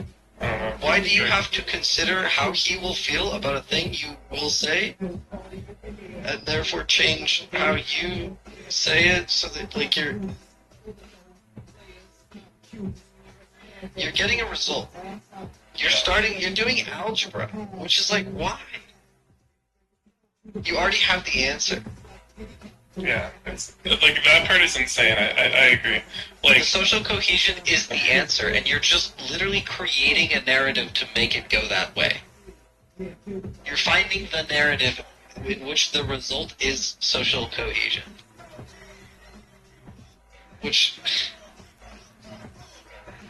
like, we already know the end. okay. So okay, you should look at this. Look at my stream because I think this is really interesting. He's not playing the 5D chess. I think it's the problem. Right.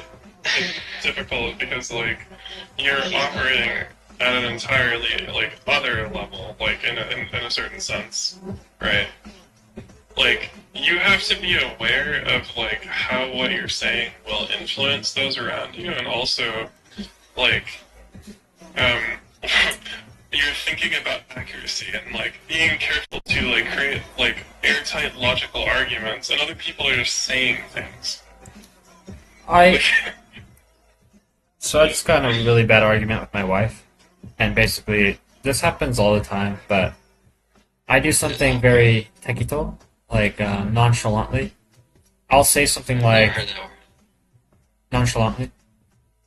No, tekito. Tekito. Yeah. So I'll do something very nonchalantly, like basically the most recent one, like that literally just happened 5-10 minutes ago. So we've pretty much decided on the house that we're going to move into, and like I'm always open to new possibilities, especially considering it's my fucking money that I'm spending on a house for us to live in. Yeah, of course, she's spending some money also, but she's the one reaching out, and I understand like it's a pain in the ass on her hand. Like it's a really big pain in the ass that she has to reach out to all these people and do all this documentation and whatnot.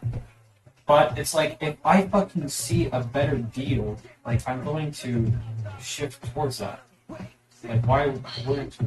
It doesn't fucking matter the work that we do now compared to the amount of years that we're going to spend in this fucking house. It's like if we could save, $500 a year, then let's fucking do it. Let's save money.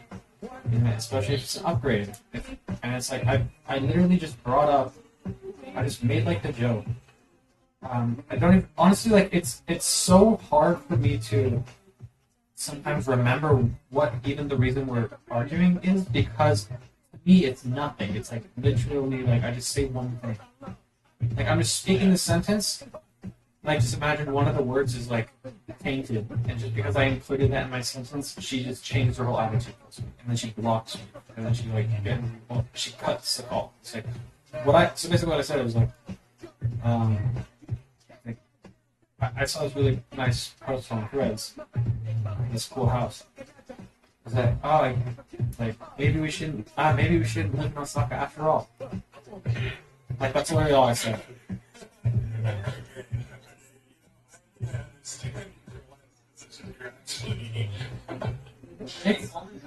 But it's like, why are we getting into like a whole altercation? Like, why is it a bad thing that I make like nonchalant little jokes like these? Like, is it actually that detrimental? Like, She feels like you're being somewhat serious. Like there's the possibility that this is like the you're problem. bringing up like Yeah. right? And then like she's done an insane amount of work already, presumably like vetting these houses and like going to each of them. So like I can just like imagine if like we didn't use any of that. That we just Right. like went somewhere else entirely. Right. Like wouldn't that be funny? Block him because I guess, you know, it could be perceived as like a slap in the face, but I'm not trying to say it to cause, like, I don't have the intentions to piss anyone off when I say these things. And like, well, yeah, the proper response, in my opinion, would to just be like to say, no, we're living in Osaka. yeah, Like, like, I I done don't, all this work to live there, where you can't change it like, now. it's like, it's really, really awful because everything that I do that isn't, even if it's like insinuating, you know, something not in her favor or like against, like that is counterintuitive to something she had done for me, she almost takes, it's like, she always takes it as like a personal attack. Like every fucking time, like everything. It's literally with everything. And it's so horribly difficult to deal with. And it's like you and literally the argument always, it always comes down to like, are you okay with, like, how could you be okay with making me cry all the time? How could you be okay with hurting my feelings? It's like, is it the problem that I am, like, what is more likely to be the issue here, that me saying like one thing, like the one thing I say is wrong, or the fact that one thing, the fact that all it takes is one thing for you to start fucking bawling your eyes out, like, which is more of a problem, do you think? Especially considering I'm not here, like, that is not my intention as your fucking husband to make problems all the time, to fucking piss you off, to make you cry. Like, that's not why I'm here. That's not why I got into this relationship with you in the first place. And like, I've fucking had this problem since the very beginning. I knew this person, but like, everything that is like, I'm not gonna say in disagreement, but it's like anything that could be taken as an attack will be taken as an attack. Like anything that you could frame, anything that could be framed against her will surely be framed against her, so that she can like get leverage or something. That's what I always fucking feel like. So like why do I have to be so careful to articulate my words? Like, why can't you just be the person to maybe, you know, not look at the pessimistic side of what I'm saying, but actually just take it for what it is. And you know what I'm saying? It's like, I don't understand why everything that I say has to be used against me. Like, all the time. All the time. And it's really terrible. It's like, what is the point in getting in an argument if, for the sake of giving you leverage? Like, that's not what the point, like, an argument should be for the sake of getting to the root of the problem. Or like, a root of mutual understanding, not, like, if you're using arguments to like, one's own power. Yeah, to like leverage future arguments. Yeah, and it's like, she's always, you know, her citations are always something that I did a long time ago. Like, it's always, she's always saying like, remember the time you did this, remember the time you did this. It's never like, it's never a positive thing. It's never ever a positive thing. It's like, she never ever talks about like, oh, I like what you're aiming for our future. It's never about that. It's always, remember that time you did this thing. It's like, I don't fucking care about that. Sound like a good or something. No, it's awful. It's fucking. Yeah. This most reminds me of this part of the song.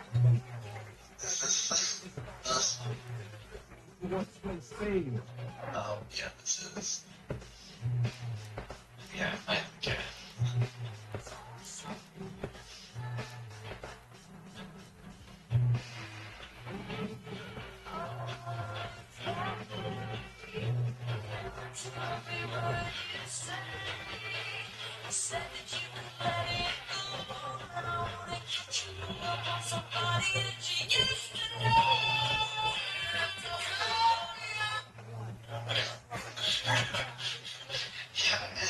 It's kind of funny. You almost said the lyrics.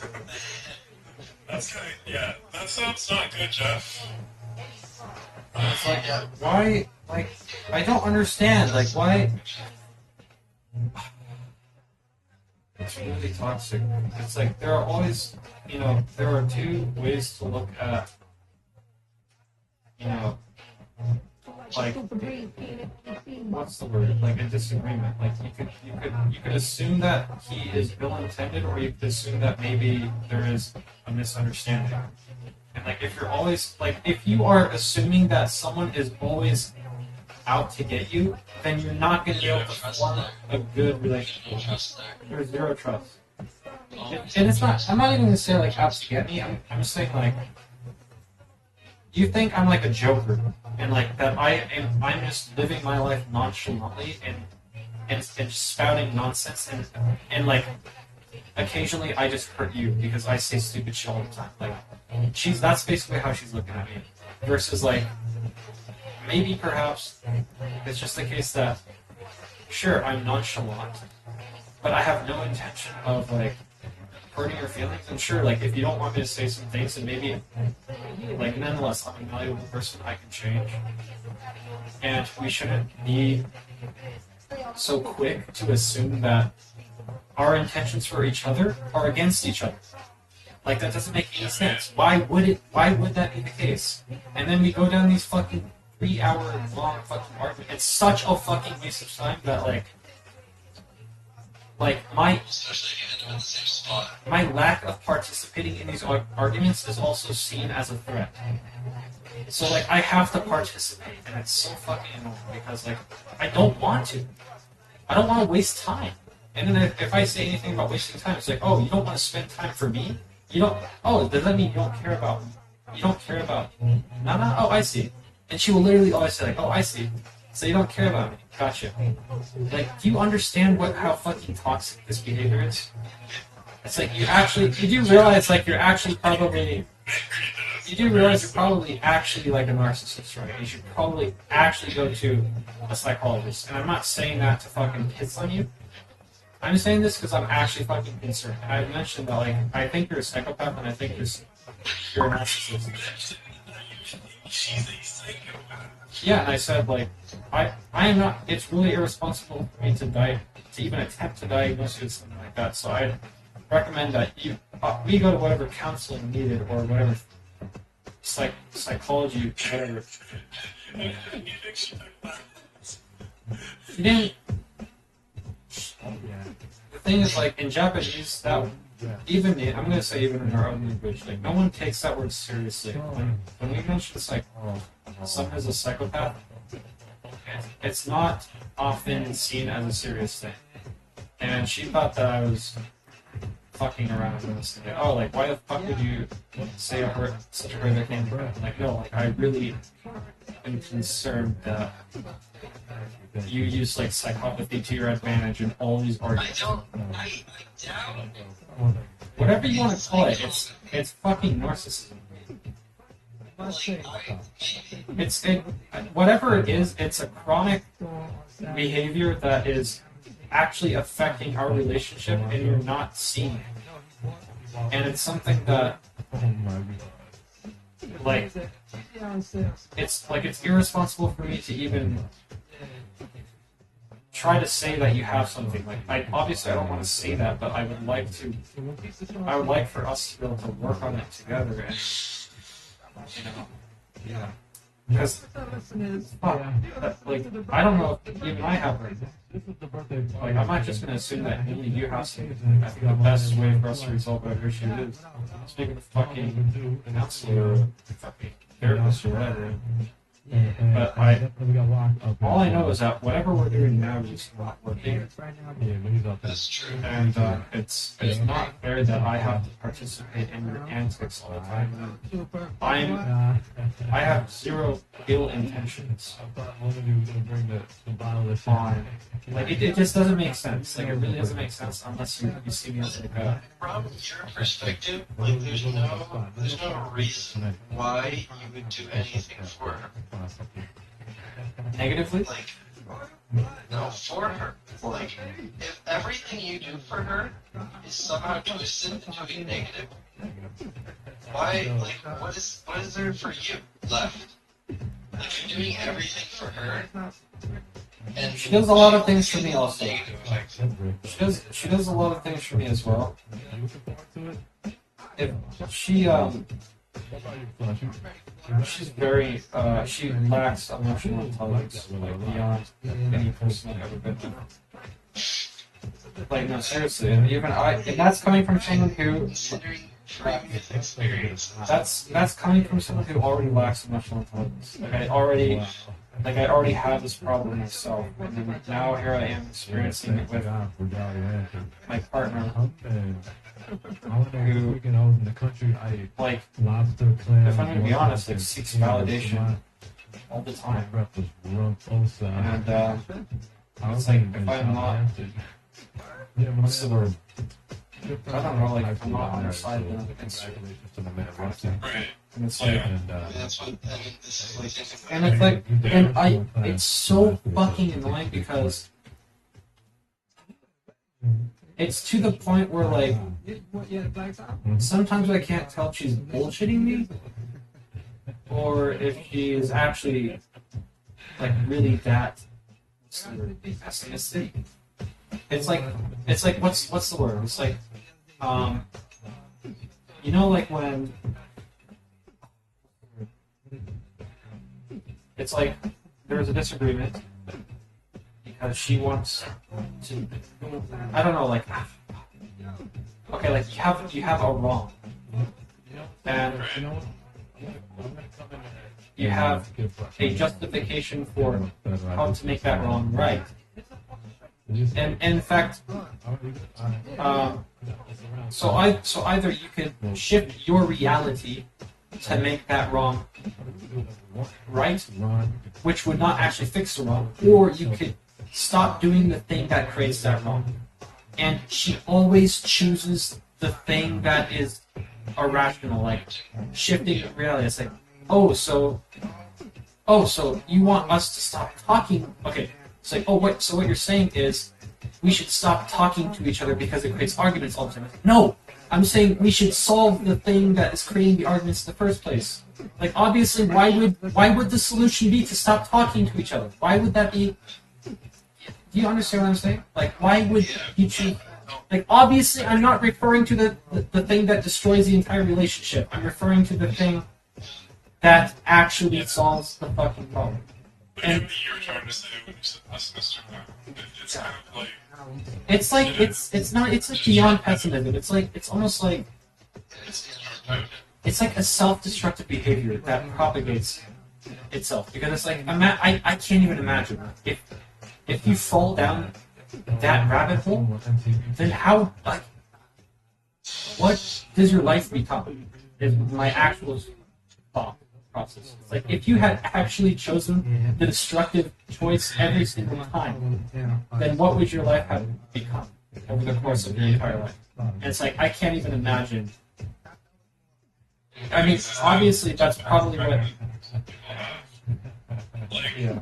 you'll say something and you'll kind of change their mind. They'll be like, okay, well, you're right. Like yeah. I'm still mad at you, even though you're right, because you shot my dog. No, I'm gonna suggest, like, shooting our dog. Like, because I want to hurt you. You know? Dog. Sure. Yeah. It's crazy that that's in literally the same thing.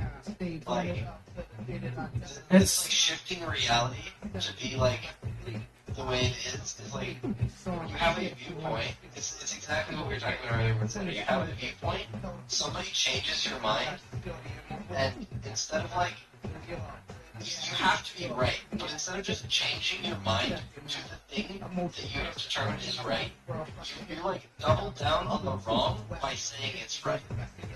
And now that's what makes it right. Like the answer, the solution to your relationship problem, or like the solution to you arguing all the time, surely can't be like whatever you're suggesting. Like that would mean that I'm like the problem. So it's not that.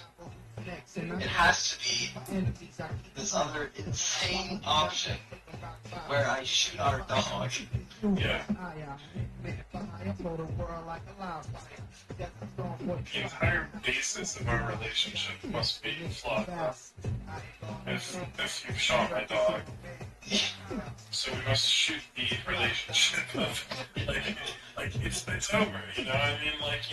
Like you told me that like we would have to take my dog to the vet, and I don't want to be friends with you anymore. Like it's time to shoot the dog, the other dog. Lots of dogs are shooting. We're shooting all the dogs now. Like literally every dog. Jeff, Okay, wait, my sister actually used to do this. Like, not shoot dogs, obviously, but like, she would make, that is how she would, like, rebut things. Like, she would make an argument, or say she would do something, specifically to cause pain to someone else. Except, the problem was that, like, they were so illogical that it would only end up causing herself pain. It would be like something like my dad says that like she can't watch something, so she would be like, "Oh yeah, well I'm gonna unplug the TV then." It's like, okay, why would you do that? What does that accomplish? Like, okay, now you also still cannot watch it. And he wasn't watching. So what are we doing? Like, my dad was like, you know, you don't have time to pet the dog right now. And she just like shot all of the dogs. Like, why did you do that? it's like, yeah, it's kind of childish. Like, actually. Yeah, I would agree. Which, to be fair, she was in fact a child. So, Yeah. That makes sense. but it's really scary to me. Like, this behavior is we can define as childish. It is not exclusive to children. No, but, Why not? yeah, we all only have. Like, Jeff, just to clarify, your wife is not a child, right? Like, that's No, but not that I'm accusing you. no, it's not. But she had a lot of problems in childhood, which probably But she is not a child. Sandra is not a child. So, like, why are they doing this? because What step was skipped? Yo, Flush, when's your album drop? January? Ooh. It's, can we still get to where we're at? I found that listening to your records, you don't have some of the songs on tape. They're enjoyable songs. He's like, I'm so bored, he switched to mic. Yeah, it's just like, language to it's so fun to play with.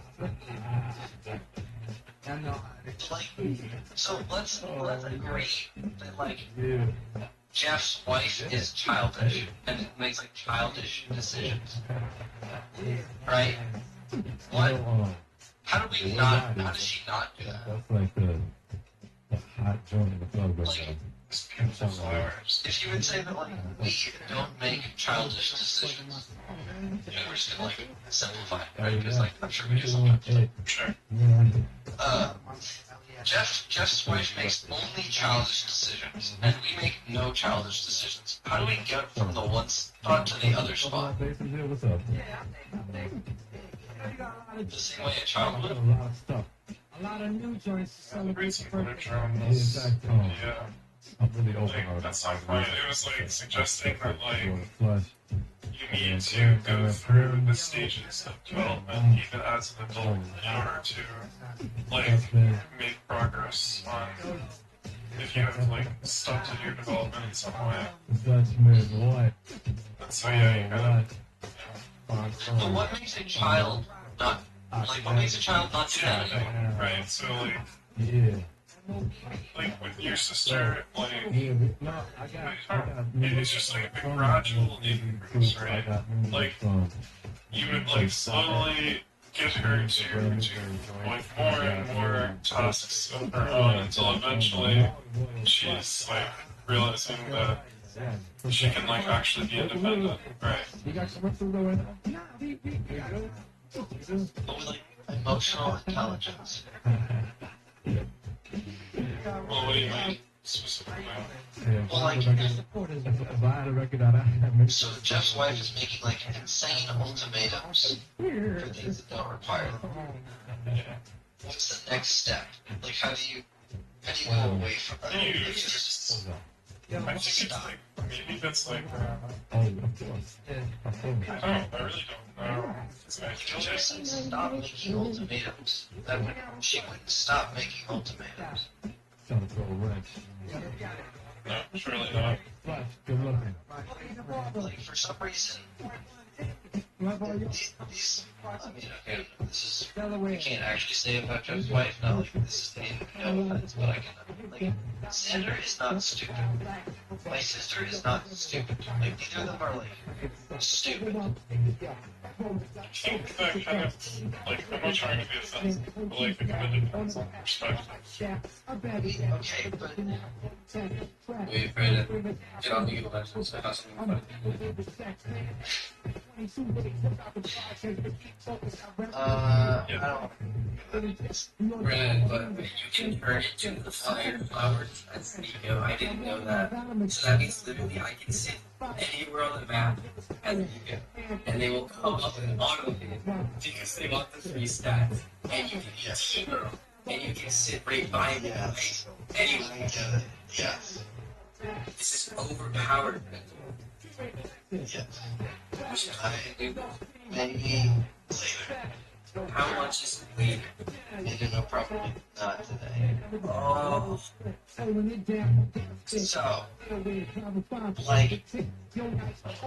like, what would one do to be able to make? Because like is it relative, right? Because I okay. Like am I stupid to somebody, right? Okay, surely it's relative, but like, in the sense that would one of these people? Oh, okay. I don't know if I agree. But surely it's relative. It's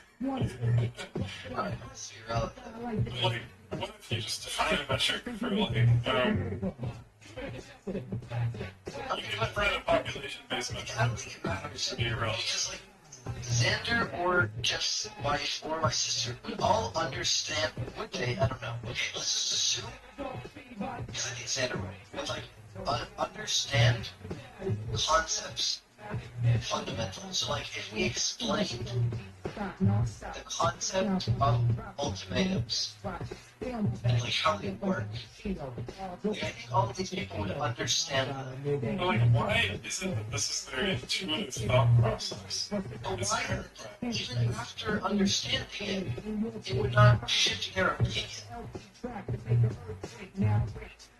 Oh, is it like a closed-mindedness? It has to be. I don't understand the perspective of like actively like you force somebody to walk themselves through this logical framework. They literally did it themselves, and then they still disagree. How could that be possible? How can you disagree? You're disagreeing with yourself. Like what? Yeah, How could you disagree with the conclusion you just got yourself to? This is what JoJo does. Like, you bring him through the entire thing, and he's like, yeah, but not. Like, what do you mean, yeah, but not? it's Like, kind of you like did the it. upper man. Is it gonna be the one that I've already made a meme of Skeleton? The wallet? Yeah. Yes. Yeah, I made a meme of Colton with because I saw this meme and I was like, yes.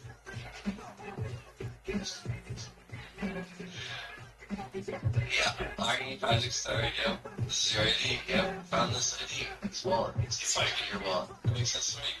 Then take it. Not my wallet. It's like, are they like idling? Like, maybe they're not like actually listening.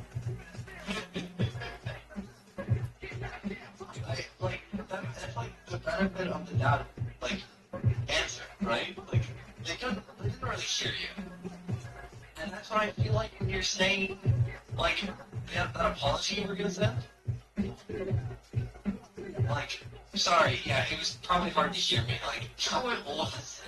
Well, in a way it was. Okay, but Because he didn't hear me. it was hard, but is it hard? Was it hard for him to hear you, or was it hard for him to understand? Well, I mean, you could take hearing as understanding. I mean, but like, I hear all of the Just words like clearly. you're not, just like you're not hearing me, Brandon. I can repeat back to you all of the words, but that doesn't mean I understand the words. Yeah. Well, if it's about understanding, then not because, because Don't do it. Don't do it. He's gonna do it. That's like bad, though. You can't do that. Right? You can't just say that about people. like, Like, I don't think it's really true. you just draw a bar, like a line, and be like, yeah, you're on that side of it. Well, you can. Okay, yeah, but like, you can't just do that. But like, okay, like, I don't know if it's really true though, because I feel like you should be able to understand. I agree.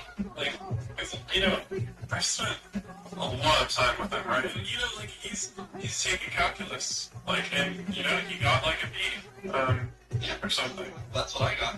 Yeah. So like, it's like an emotional intelligence thing.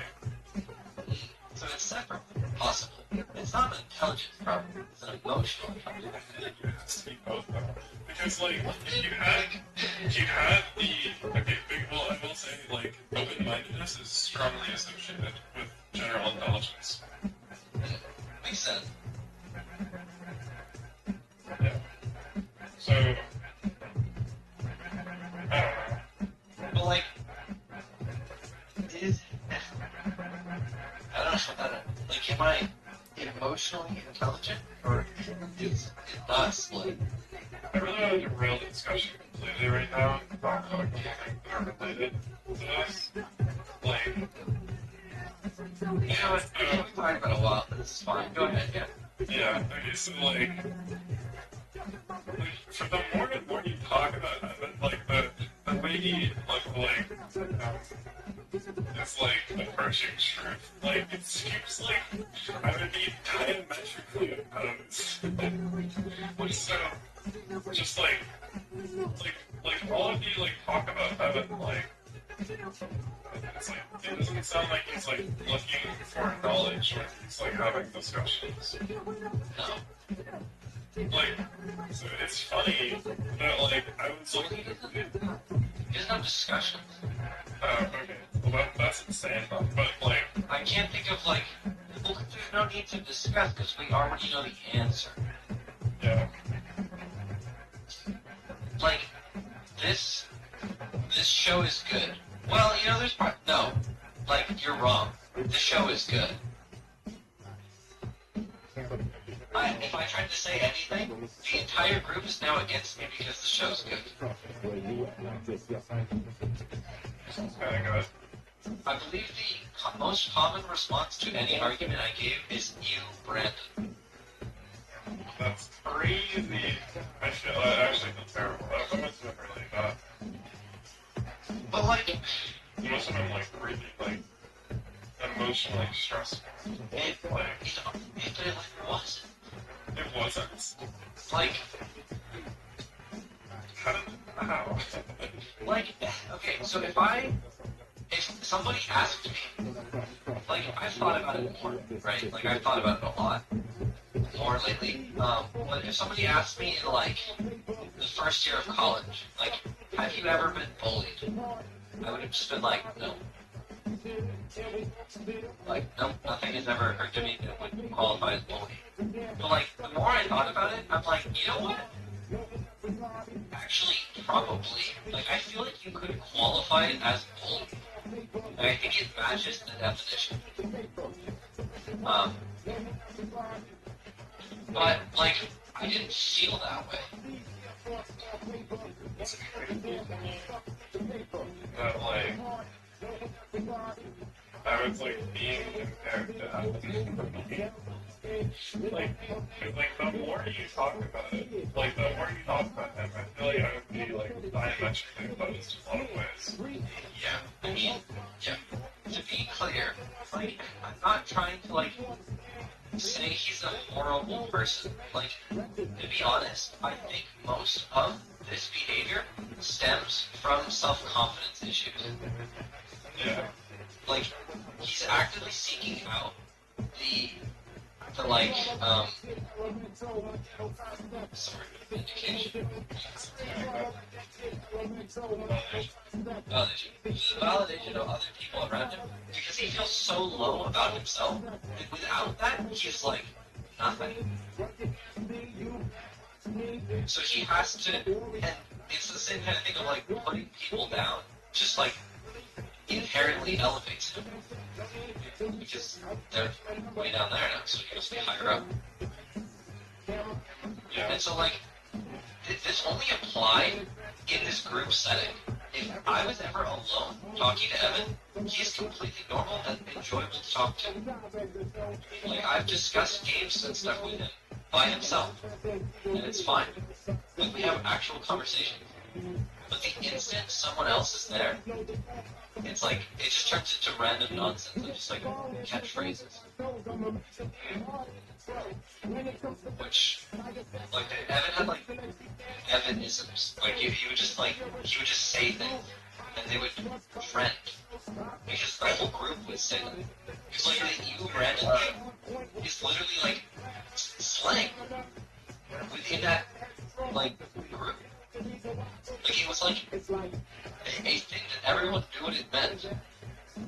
Because it had like a fluid meaning. It was just like generalized. Yeah, you definitely were capable of it. Right? But it didn't like all of the friends in that group, like, I still was friends with. Like, I genuinely was friends with everyone in that group. And the only problem was the group. Yeah. Which is really sad because, like, Evan and Odin, like, I was friends with Evan, and I was friends with Odin. But I, like, could not be friends with Evan and Odin. Yeah. But Odin could not be friends with Evan. Like, they were, like, really good friends, and Odin felt like Evan was, like, the friend. Like, he had, like, found a friend that would, like, always be his friend, I think. That's how it felt, at least. And Evan had found someone that was, like, perfect. Like, he always looked up to him. He would always praise him, and he was always, like, impressed by him. So it was, like, a dynamic that they both wanted. It looks like you're bleeding on the paper now. I don't know if this is going on in here. But, and so they're like inseparable, right? So in order to be friends with Odin, I have to be friends with Evan. And in order to be friends with Evan, I have to be friends with Odin, which means both of them will be there. Which just doesn't work, because I can't be friends with both of them at the same time. For it to be like a normal friendship, and not be like horribly toxic. Yeah. So now I'm not. Now I'm friends with neither. Which like I'm not like happy about. Like I don't think it's goodbye. I don't think it's positive. Yeah, but you just like back in this discussion a little bit. I don't want to like interrupt. That's probably nice. I think that's interesting. I like listening to discussions. I do too. Like I would say, but that's fine. I don't mind. Yeah. And it's like you. Actually, I think Parker would be more like this. It might have been like it's 2:30 and like you just figure something out. You could have been like joining to say goodnight or something.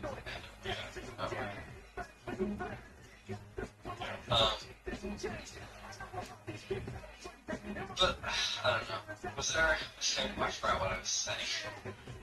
You're saying you can't be Like, yeah, I remember that, but I don't remember like why. Like, how this started. Like, what was your original thing?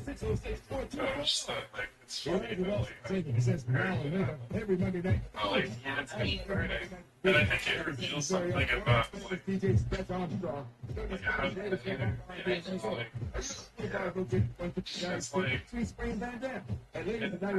it's like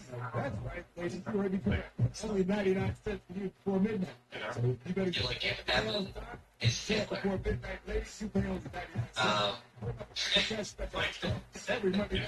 those are his perceptions, right? Like, why were those perceptions? Is that what it looks like on the outside? Like when I'm just doing like my music, right? Like, and but it's like it's totally different though.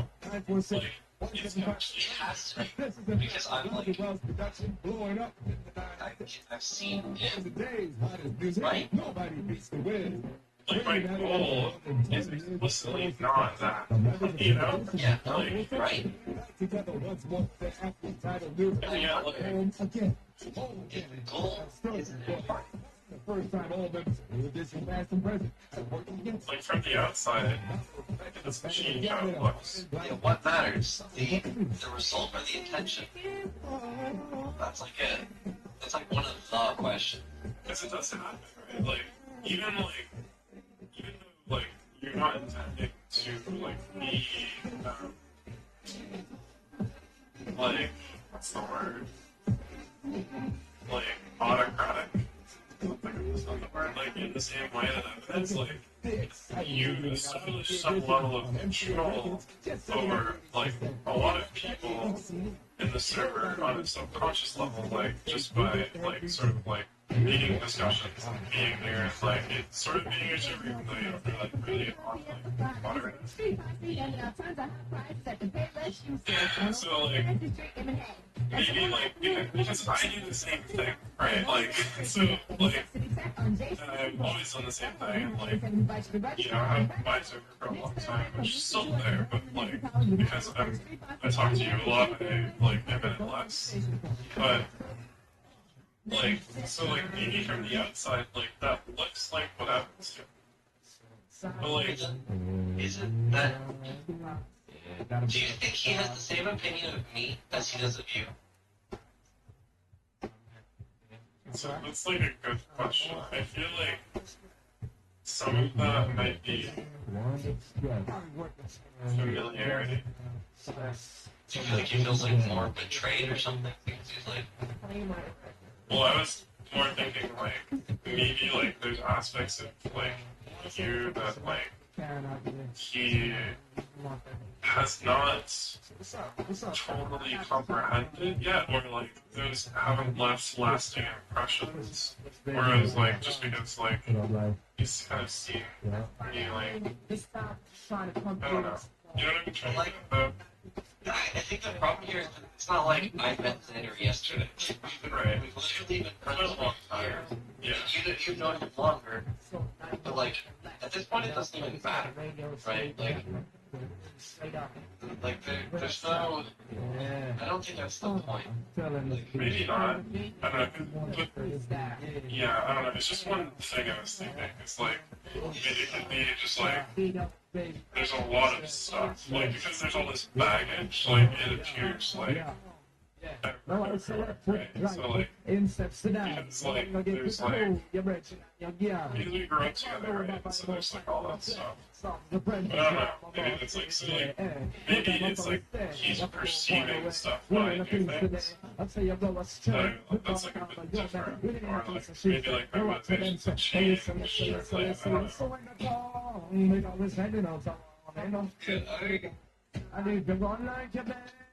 I don't know either. Because presumably, if we do the same thing, it would be weird for it to like go to me from you to like escape. Okay. So it's like you do agree, right? You. Yeah, Yeah. Okay. like and we're similar. Yeah, It's like, no. Yeah.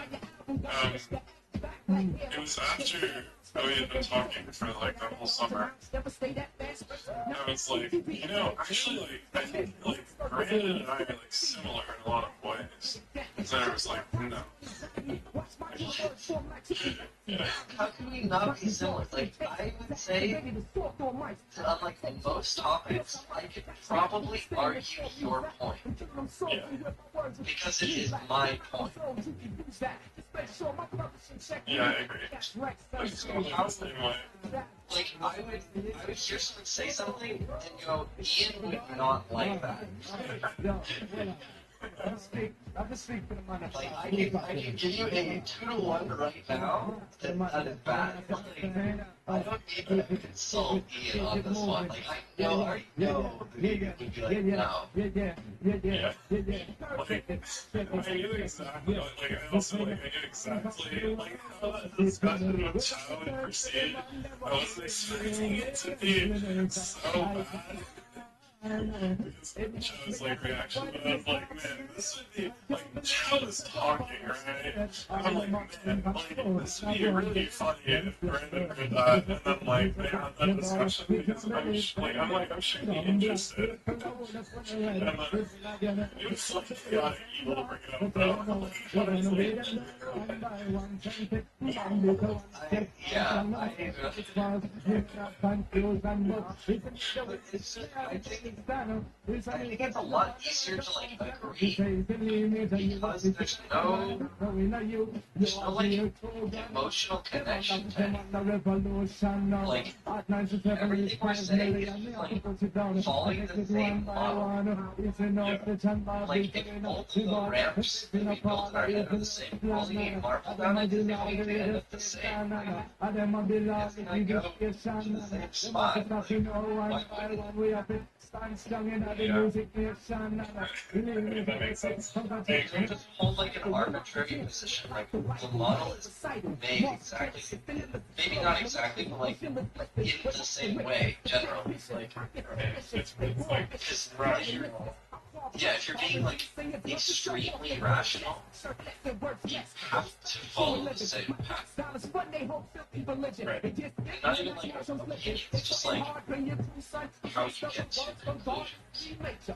That's what's like difficult sometimes to understand people that like act irrational. Don't do that. Right. Like they haven't spent the time evaluating their opinions, so like when you ask them something, like you might just get true random. Like That's true. yeah. You're right. That's how I feel. Yeah.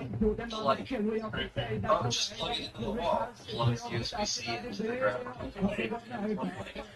That's Like, oh my It's god. not on my bingo card, right? Like, I could have made if you said like after you have said this statement, I would like you to write 1,000 things you think could occur next. Not be on the list. Yeah. Like, what do I do with that? Like really. How can I not find that funny? Like, it's literally the most random thing one could possibly come up with. I could not come up with it. It is actually like It's like magic. It's like watching someone doing a magic trick. Yeah, it's like magic. Where did that card come from? He pulled it out of nowhere. Like, I have no better way to describe that. Like, that's how it feels. Yeah. It's like, Like, I was really surprised when you said that, though. Like, I was like, yeah, I think that's surprising. I agree. you should even know that you're right. How can you hear us have these discussions and be like, yeah, we differ a lot in opinion a lot of the time. I mean, most people are totally different.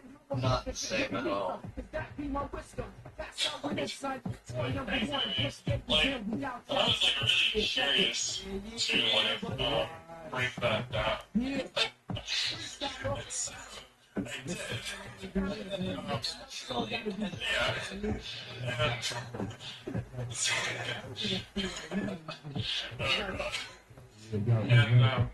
I did. So here essentially said you were more willing to try video games. Okay, to be honest, that's the response I would expect. That's not random. Yeah. Yes, no, when he said it, I was like, oh shit, of course you would say that. But like, also I was like, oh my god, what is going on? Why? Okay. Yeah, that's That's like a factor. That's a factor, right? Like, sure, I'll agree that we differ in the games we will try. But I don't know if that's like our only quality. It's like the main quality that I would like hold people to. like, Like if I was gonna compare Xander to like Rosa, like I don't even think games would be something I would mention. yeah, I mean, it's, yeah, I don't know if they, I mean, well, that revealed a lot to me about, like, his, yeah. I'm like, oh god, this is that important. That is kind of like interesting. And like, you know, if it's that important to him, that's great. But that almost feels like he's missing a lot to get there. Like to judge people on the games they're willing to try. It's like the first, okay, to give you the full context, right? Like, the first thing I said was like, well, like how did you, well, like, I asked him, like, whatever, like, how, how do you think we're, like, not similar at all, right? And he's like, well, like, Brad's more open-minded than you. And I'm like, okay. I think of myself as pretty open-minded than him, so, like, what do you think? And he's like, well, like, the main thing is games. Like, I'll try more video games. I'm like, oh my god. Like, okay, I've probably, like, played more games than you. Like, honestly. Like, it's just that, like, Xander and I did that, like, all the time when we were younger. Like, we would just play a ton of different games, and, like, I played so many games. Like, I have, like, 400 games in my Steam library. Do you know how much you spent on Steam? Yeah, like, Do you know how many games I have? something. Do you know how many games I have? Do you know how much I spent on Do Steam? you know how many games I have? You have all of it. Do you know how many games I have? Let's see what it's at today. Hold on. Let me see. Jeff just like, Jeff just hears how many Steam games you have. He's like, my time So hold on. 15,000. Okay. He's like, grapes. Yeah. Steam game. I haven't bought any scripts out of the games. But they're all free bullshit, but Jeff has like achieved a state of not being able to find anything. Like there's literally no way you can find something without searching it. like there's like Go to help. 100 and no, yeah, it's the total I spent is like 2,000 something, but I spent $850 on Steam. yeah, I think it's in the low 2000s. But I have like 100 and that's like 170 games. So like I probably have less games. like I don't know. I've played like a lot of these like a good bit, but like honestly, I mean we played a lot of the games off Steam, and Yeah. Which I have too. I mean, Yeah. I would say like we probably played a similar amount of games. yeah. But my point is, I've tried a lot of different games with Xander in the past, and like at a certain point, I was just like, okay, like you know, this genre just like isn't really that fun for me, like, you know, and like it keeps happening, and I'm like, yeah, I don't know, it's just kind of like yeah. Yeah, I get it. And I just, it feels like, what was the thing yesterday? Oh, the like, you know, I don't really know about that, but what about Overwatch? Yeah. Like that's what it feels like, which is interesting. I don't know, but like, It's funny, like, I had like one of the most intense technical discussions about Overwatch with Xander. Like, I had a lot of these actually, but like the last one I remember, like, literally we sat there for hours talking about the intricacy of macro in Overwatch, and like how players play, and like issues with like sort of like cognitive like approaches to like duels and like positioning, and like it's telling me that was the answer. Like that. no, I mean it's crazy. Like it's like that discussion is like just as in depth as like the discussions that like we've been having. Like that is like Xander's like holy grail. Like I like you know just talking like I mean it's very easy to get into that discussion because Overwatch is fun to me and there's a lot of issues I have with Overwatch. And so like when we're talking about that but like the thing is like Xander's like so like he's just like so energized and like intelligent and like it's just that like you know. So you're telling me that's the answer? Like I don't know much about that, but Overwatch is literally right. Like that is the correct strategy you should be using. Yeah, like I mean I feel so like that makes me feel like he has like the capacity, right? Because like we've had those discussions, and I don't know, maybe part of it is like he's also like I wonder how much. I now have to like think for a second about like how much of an active participant he was versus like his eyes just like glowing while I'm talking, and then like he starts talking at some point. Yeah, like I think those are like very good back and forths though. Like Xander, I think maybe because Xander just feels like a subject matter expert in that regard. Like so like we can have that discussion on the same level, like as essentially subject matter experts, but like he doesn't feel like a subject matter expert in a lot of topics, so like maybe it is a confidence issue. But I wonder if like being able to like abstract ideas away from Overwatch is like a thing he does. Because surely concepts you were talking about are like concepts. Like they're not like necessarily Overwatch things. Yes, I mean like they're almost like they are like philosophical in a sense, right? When you're talking about like the way people act and like the attitudes that low elo players have about the game. Like why someone would do something. Right. Well, we talked a lot about that. So if he's talking about that, surely that he could get to other abstract thoughts like that. Yeah, being able to make those abstract thoughts and like connect them to things would allow you to do that in like other circumstances, you know? Like, Surely.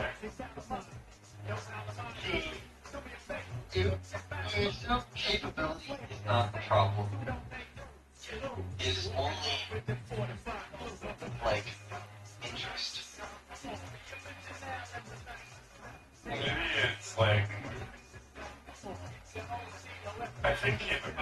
interested linked to that actually.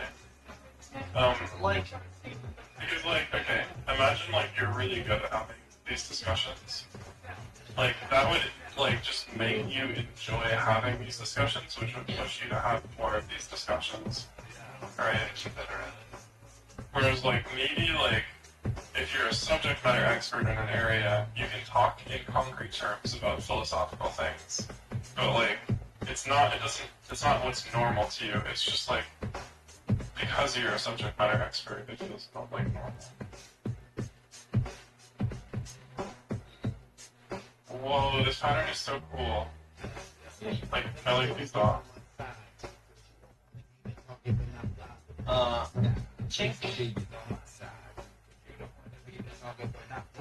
I don't know. The question that really kind of annoys me, the thing that annoys me is like, why can't Xander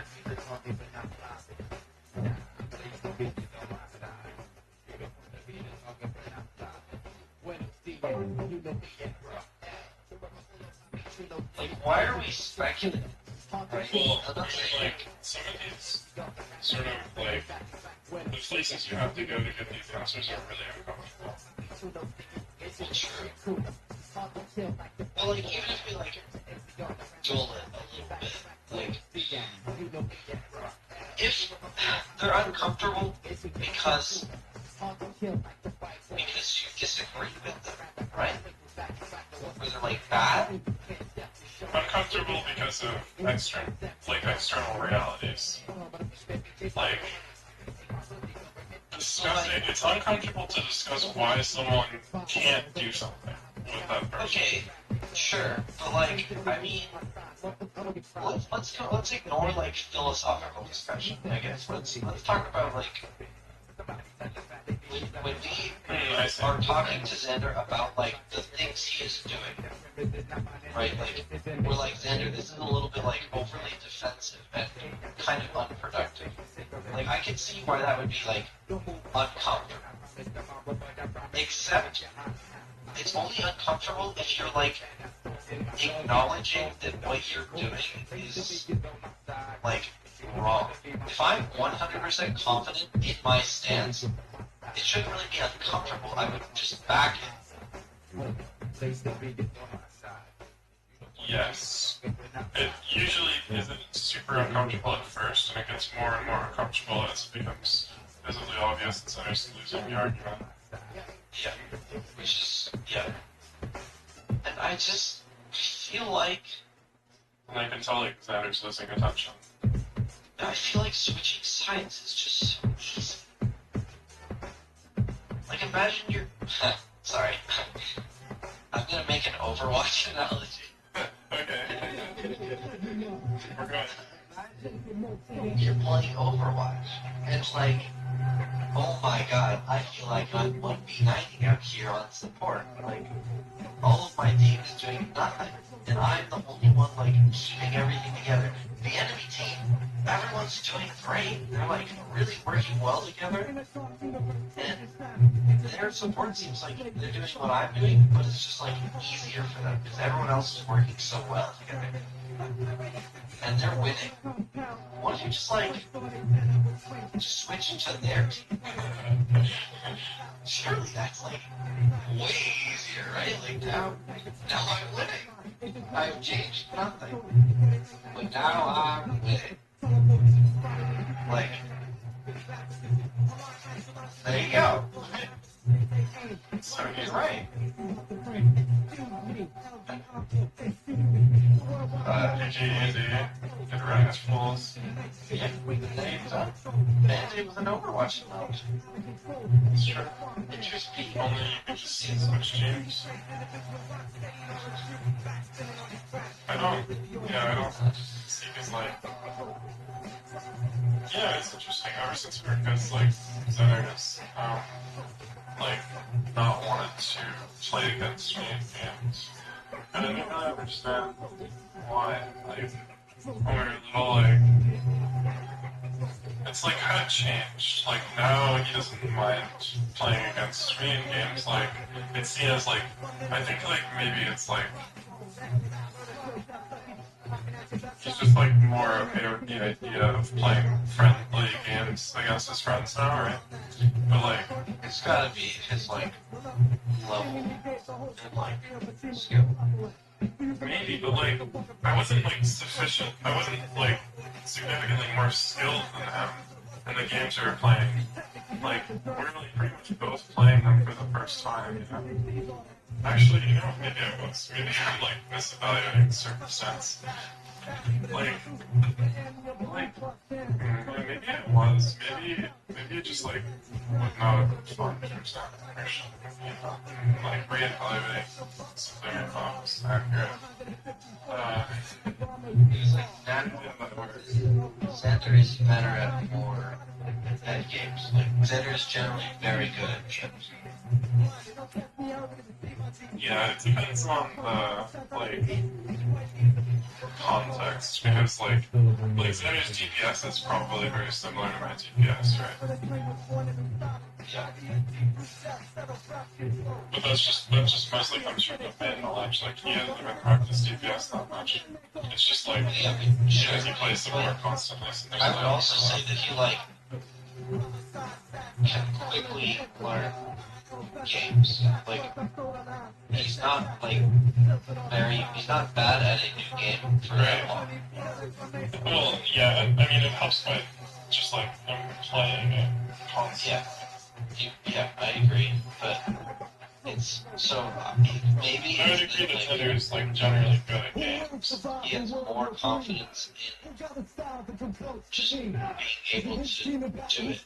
And so like it's the same thing with the discussions. Like that's not something he's confident doing, so he just chooses not to. Maybe he's just not good at expressing himself, so he doesn't.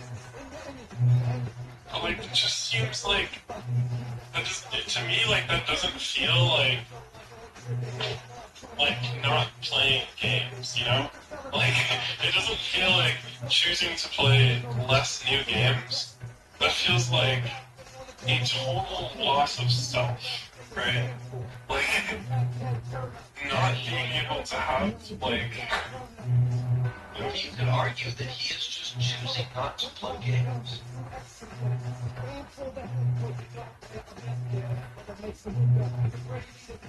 Like, does it result in total loss of self? Sure, but like, it doesn't really change that he's just choosing not to play the new games. Right?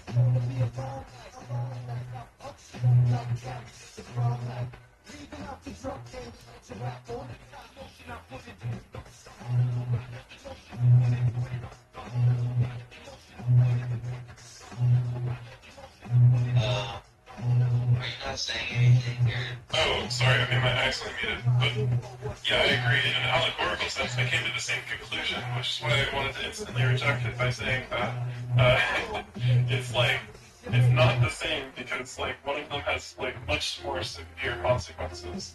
But like as a metaphor, sure, it's like yeah, he doesn't want to play the new games, right? But like. Like, I mean, the consequences are obviously far worse, but like the concept is the same. Yes. So he would have to acknowledge the consequence, which he wouldn't do.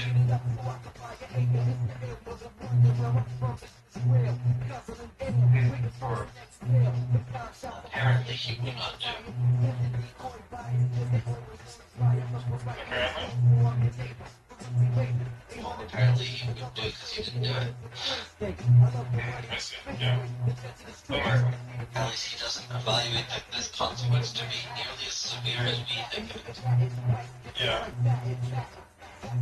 I feel like it's not like, it can't be just not playing new games, because it's so much more self-growth than that.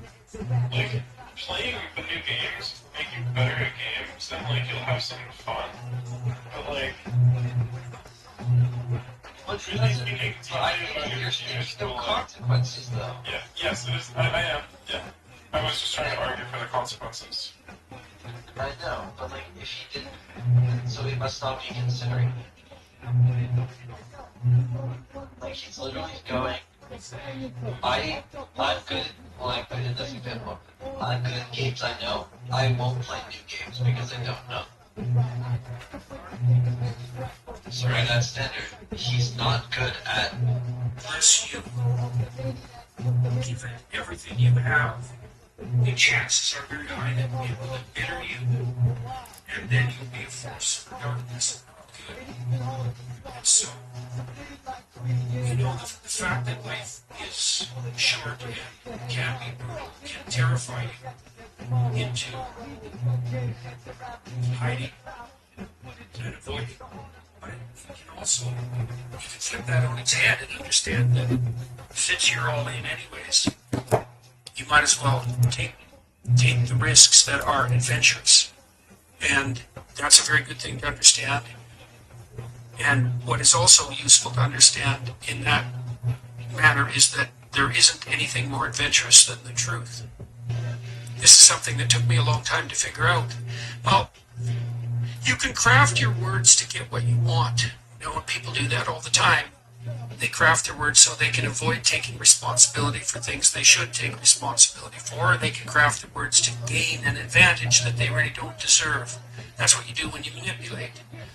And the problem with that, you might say, well, why not do that if I can get what I want? And the answer to that is, you aren't necessarily the best judge of what you need. And it's easy to be deluded in what you want.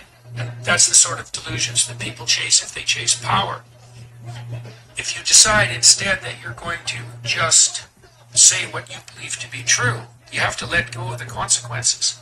And you might think, well, I don't want to let go of the consequences because I want to control what's going on. But what you miss then is adventure, because if you don't control what's going on, you don't know what the hell's going to happen. And maybe that's exciting, and actually there's no doubt about it. And then you have the additional advantage if you're attempting to say what you believe to be true and attempting to act in the manner that you think is most appropriate. That's genuinely you. And you have the force of reality behind you. Obviously, that's what you have if you're trying to, say, live in the truth, is you have the force of reality behind you. That seems like a good deal. Then you have the reality and the adventure. So why is that a moral obligation? Well, if you hide and you don't let what's inside of you out, and you don't bring into the world what you could bring, and you become cynical and bitter, you will start doing very dark things. So you'll start, not only will you not add to the world what you could add, but you'll start being jealous of people who are competent and doing well and work to destroy them. So that's the pathway to hell, really. So one of the trends that I've been railing against most recently has been cynicism. There's this pervasive belief that everything is terrible and it can't get better. Yeah. And the people who believe that it can improve are dumb, delusional, Yeah. and the problem. And I don't know where it comes from. I don't Well, it's the beginning of wisdom. Cynicism.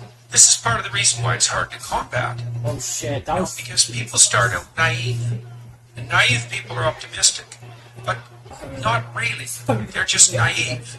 And naive people have no idea that there's, say, malevolence in the world. They have no idea that there's malevolence in their own heart. They're sheltered and dependent. And when that breaks, it often breaks into cynicism. And so cynicism is actually an improvement. as the veils have fallen from your eyes. Exactly.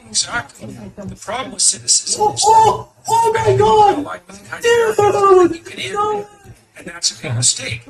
So then the question becomes, well, once you've been bitten hard and you're no longer naive, well, that is very hard on your optimism, let's say. So then the question is, how do you restore that without reverting to the naivety, which you can do anyways, without blinding yourself once you've been bitten. And that is you substitute courage for naivety, and you regain your optimism as a moral imperative, right? So one of the things you might ask yourself is, well, if the future is likely to be catastrophic in a variety of different ways, which is definitely the case, both socially and personally, then what attitude should you bring to bear on that? And the answer might be, well, if you were courageous and faithful, and I can explain what that means, then you would conduct yourself in a manner that met the future head on, with the presumption that you can manage it. And this is the presumption we should bring to bear politically. No, the people who are using fear to garner power point to the various apocalypses that might befall us. And it's difficult to counter them because the future is always an apocalyptic horizon. Like everything can fall apart and has before and might well again and will, in fact, in your life as you age and die. And so it's very easy to conjure up an apocalypse. Then the question becomes not, is that apocalypse potentially real? Because the answer to that is yes, but what attitude should you have towards that? Naive, that's not good. Cynical, that's better, but it's still not good. It's another form of hell, and it also tends to make the potential apocalypses more likely. Well, so what do you have when you move beyond cynicism? And what you have when you move beyond cynicism is wisdom. And that's not naive, it's courageous. One of the things that religious people have done relatively badly, especially in recent years, is they've failed to delineate the relationship between faith and courage. You know, people like Dawkins and the new atheists, they point to faith and they describe it as something like belief in foolish superstitions. But that isn't really what faith in the deepest sense means. It means that you are willing to act out the proposition that you can ride the wave no matter how big it becomes. And that we can all do that together, especially if we do that in goodwill. And I think that's a much more appropriate way to confront the future, and it's also the proper medication for cynicism. Now, the other thing about cynicism that's interesting too is that cynics aren't cynical enough about their own cynicism, right? Because you can get doubtful enough to start doubting the validity of your own cynicism. It's like, what makes you so smart? What makes you the judge of being? And the Columbine kids were like that, they decided that existence itself was unsustainable given its cruelty, and that the proper response was to put up a giant middle finger to men and God, right? Well, here's a way of being cynical about cynicism. How does your cynicism let you off the hook? Right? How does your cynicism justify your desire to avoid necessary responsibility and to pursue your own short-term hedonic gains? It's like, why aren't you cynical about your own doubt? And that's another place where wisdom begins. It's like, that's two, right? Cynicism beats naivety, but it's not the ultimate destination. And you should be cynical enough to question the moral validity of your own resentment and your own, your own turning away from the world. The way that I see it, given that we don't know the future, given that much of our motivations are invisible to us. No one seems to know this, but Amazon actually has a $50 million fund that they have to pay out every single month. And here's how you can get a cut of it. My name is Charlotte Mickelson, and we help everyday people grow their income with this one simple method. We're not a crystal pond that we can see into. You have to have some form of delusion about what's going to happen in the future. You're trying your best to see the way that it's going to be, but given that the glass could be half empty or half full, why not have a delusion that's going to be useful to you? One of hope, even in the face of the understanding that things might be difficult and that there's going to be obstacles. There was a line of social psychology that pursued that argument for quite a while, but made the argument that people had to have positive illusions about the future, and that was the fundamental way that people staved off despair and bolstered their self-esteem. But I don't think we need to separate out the distinction between fantasy and delusion. You do have a fantasy about the future. You have to, because like you said, it's not structured, so you have to provisionally map the future. That's what a plan is. That's what a strategy is. Right. But that doesn't make it a delusion. Like, it becomes a delusion when the map bears no relationship to the underlying territory. So if you have a strategy for the future, maybe let's say that your strategy for the future just for the sake of argument, is that you have 5 million YouTube subscribers in 3 years. Well, you have no evidence of the strict sort that that's how it's going to be, because anything could happen between now and 3 years from now, let's say. But there's no reason to call that a delusion. It's one hypothetically possible path of potential, and then you can make the sacrifices necessary to bring that about. So even though it's a fantasy, because it maps something that isn't there, it's not a delusion. It's a delusion when you're ignoring elements of your own experience that would inform your fantasy more effectively. You're ignoring them so that you can live in a positive representation of the future without having to pay the appropriate price for it. One of my favorite ideas I learned over the last couple of years is the inner citadel from Isaiah Berlin. Do you know this? So, Isaiah Berlin says, when the natural road toward human fulfillment is blocked, human beings retreat into themselves, become involved in themselves, and try to create inwardly that world which some evil fate has denied them externally. That's a delusion often. If you cannot obtain from the world that which you really desire, you must teach yourself not to want it. If you cannot get what you want, you must teach yourself to want what you can get.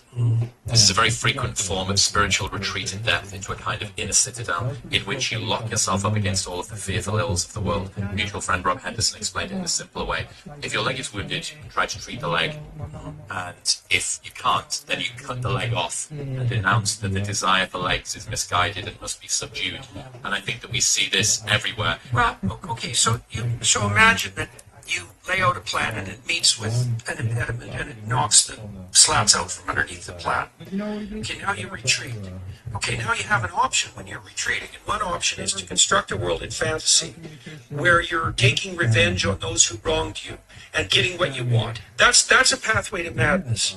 So often people who develop serious delusions do develop what would you call them? They're compensatory fantasies, and then they start to dwell in them, and often for hundreds of hours. So the kids again who showed up to Columbine High School, they dwelt in a fantasy world for hundreds of hours before they undertook their dreadful actions, right? But you can also flip back into yourself, let's say, and you can. This is like confession and atonement.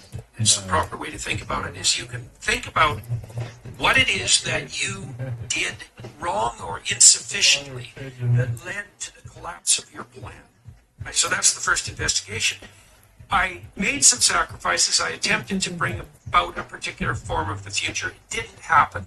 Okay, why? Well, the world is set against me and the cosmos is evil and there's no God and I'm bitter and cynical. That's one potential explanation, right? Poor me, right? And I'm not trying to be flippant about this because sometimes people's dreams are quite realistic and they still fail catastrophically. You know, it can be brutal. You know, maybe you did make a lot of good decisions and you suddenly got ill or someone in your family did and everything went to hell on you. It doesn't have to be because you've done something cardinally foolish that you failed. You know, it's built into the structure of the world. It doesn't matter. You can also retreat into yourself and you can say something like, all right, I need to retool my conception of strategy, but also potentially my conception of goal. You know, maybe I'm looking in the wrong place. Maybe I have to look somewhere else. And you can open yourself up to a revelation. So there's a gospel statement that's very relevant to this. So Christ tells his followers that if they knock, the door will open. If they ask, they'll receive. And if they seek, they'll find. And so it sounds magical. It sounds like the sort of thing that the new atheists would have a field day with. But that's not a wise interpretation of that saying. The proper interpretation is something more like a recognition of the way thought works. So imagine your plans didn't work out. Okay, now you sit down and you say to yourself, I'd like to know, even if the world was conspiring against me and my failure was 95% the fault of external occurrences and other people, what did I do that wasn't as good as it could have been? And where did I fail to look so that the probability of my failure was higher? Now, to ask that question, you have to want the answer. That's what it means to knock or to ask or to seek. This is no joke. It's like you have to want to know. And it's a very painful thing to do because, especially if you had given it your all to the degree you were able, and you have reason to be bitter, you're going to be searching for the errors that you still made. And discovering your own errors is always extremely painful, right? Especially if they're errors that you're in love with.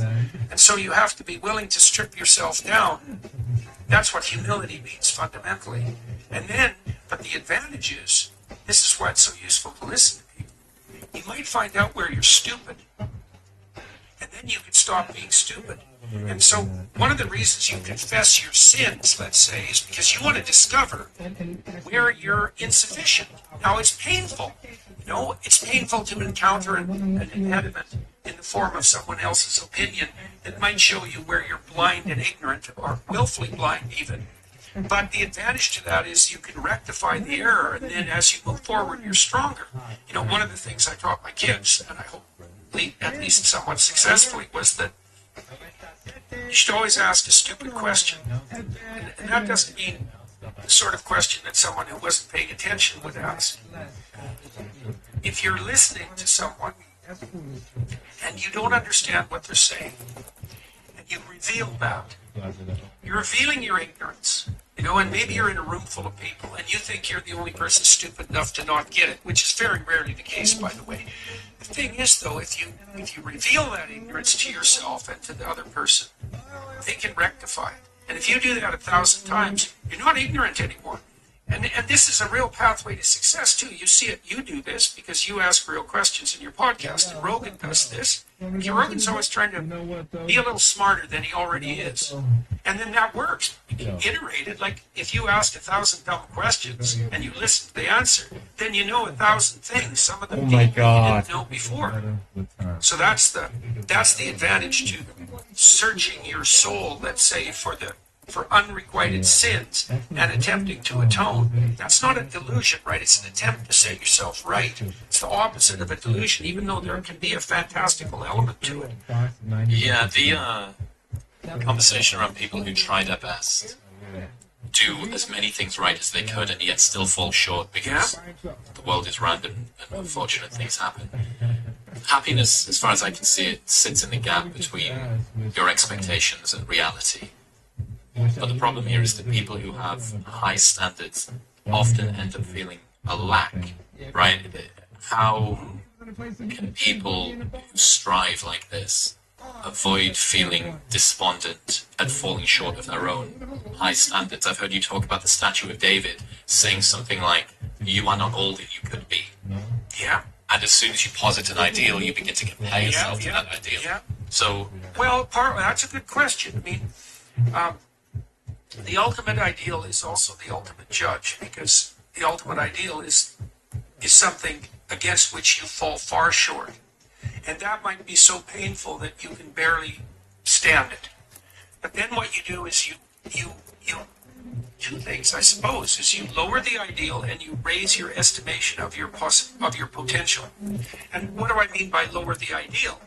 Well, if you're comparing yourself to someone, or even to a future self, and the gap is so painful that it paralyzes you, then you've created a dragon that you don't have the tools to master. And so what you have to do is you have to scale the dragon down to size. And you want to scale the dragon down to size until it's a size that you are willing to move toward, however small that is. Now, you know, if you're here and your ideal is here and that gap is unbearable, then you reduce the gap and you reduce the gap. And you're going to have to do that anyways, because you're not going to move from where you are to perfect in one fell swoop, right? There's going to be incremental steps. So you have to fill in that hierarchy of progression with a high enough resolution representation so that you can start to move forward.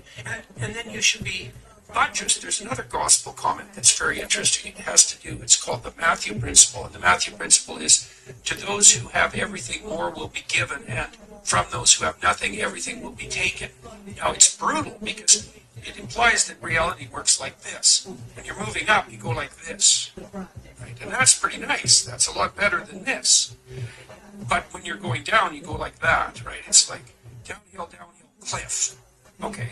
So you want to avoid the downhill path. Well, if the uphill path is like this, which is like exponential, let's say, or geometric, then what that means is that I think I'm gonna start cutting carbs. I need to drop my belly fat.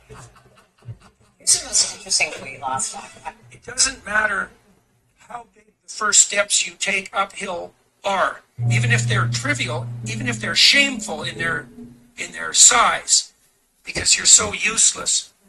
That if you're disciplined in that, you'll speed up extraordinarily rapidly. And so that's the good news, you might say, is that you can take very small steps, even ones that might be shameful in their size, and you have to admit that to yourself. But once you get the ball rolling, it doesn't roll in a linear fashion, it rolls in a geometric fashion. And this is a really good thing to know, because it can take the sting out of the realization of your own stupidity. It's like, yeah, you know, everybody has their weak sides, let's say, things they're embarrassed about. When I first started going to the gym, I was like, how old was I? 1985, 23. And I think I weighed 135 pounds. I was 6'1", very, very thin. The way I write, 27-inch waist, something like that. And I smoked like mad, and I drank too much. Like, I wasn't in good shape. The first attempts forward I took in the gym, I went to this swimsercise class. Jesus, it was me and this like really fat guy, young guy, probably not any worse shape than me, and like 7 old women, over 70, and they could outswim me. Like, it was pretty damn humiliating, and so I did a semester of that and got myself in somewhat better shape, and then I started to go to the gym to work out, to lift weights. And that was also rough, because, you know, I'd be underneath the bloody bench press trying to lift 75 pounds off the rests, and, you know, some muscle-headed bastard would come over and tell me how to do it. It's like, yeah, thank you, but you know, it's embarrassing, and lots of times people won't do things like go to the gym because they're so embarrassed about how they look or what sort of shape they're in. And it's a pain to start at the bottom, but you start at the bottom where you're weak. And if you want to rectify what's weak, you have to accept the fact that you're at the bottom, and that the first steps are going to be painful. You know, it took me about 3 years, but I stopped smoking. And then I stopped drinking, and I gained 40 pounds of muscle in like 3.5 years, something like that. I basically had to stop doing that because I had to eat like 6 times a day. It was crazy. But I got a lot more physically confident and a lot more coordinated, because working out with dumbbells makes you coordinated, right? Because it exercises all the small ligaments and the tendons. And so my lower body in particular got a lot more coordinated. Then I could dance, so that was better when I was going out dancing, because I did a lot of that in graduate school. But the point of all this is, if you're going to rectify your weaknesses, you have to admit your insufficiency to your own shape. Now, if the gap between you and your ideal is so great that it paralyzes you, shrink. We'll get back to talking to Joe in 1 minute, but first I need to tell you about Maui Nui venison. Maui Nui venison is the most protein-dense and nutrient-dense red meat on the planet. Thank you. Plus, they're the only stress-free 100% wild-harvested meat available. My favourite method for cooking it is straight from frozen. Salt the hell out of both sides, 12 minutes in an air fryer at maximum temperature. Turn it over 12 minutes again, and it is perfect every single time. It is such a life hack. Actually taught to me by Joan's daughter, Michaela, and all she does is eat meat, so that's the way to do it. All the thickers are spectacular, but their venison steaks have been my new favourite while I've been travelling on the road. You can get meat on the planet in America. I thought like any show to low water movies, you invest in such one is if we can go for it. Check out the truth. Like a invest in such one is close. Let's check out. One of the things we talk about the live shows is your comparison group is incorrect. The fact that, you know, we have the opportunity to sit down and listen to anybody on the planet, right? The best minds, the best athletes, the best thinkers, the most articulate that are alive right now, all listen to the people that have died that were around when video cameras existed. And you can compare yourself to that. Yeah, but that's not your comparison group. If you have the impetus to sit down and listen to me and you waffle on for 3 hours about these deep topics, these interesting ideas, so already floated out of the normal group. You're already asking yourself questions that almost nobody else is, right? But because your comparison group are people that are unbelievably high performing. I remember before I started my podcast, I listened to you, or to Sam, or to you.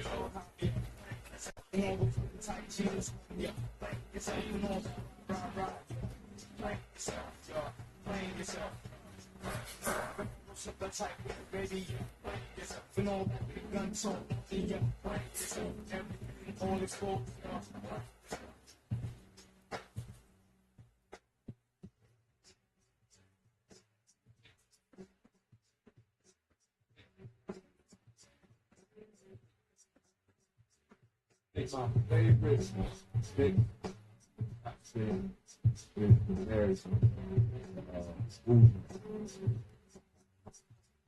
And that is crazy. Not to mention that that's one of my favorite Zilla beats. But that's one of my favorite berry songs. In my head, I never would have heard those two go together. You know what I mean?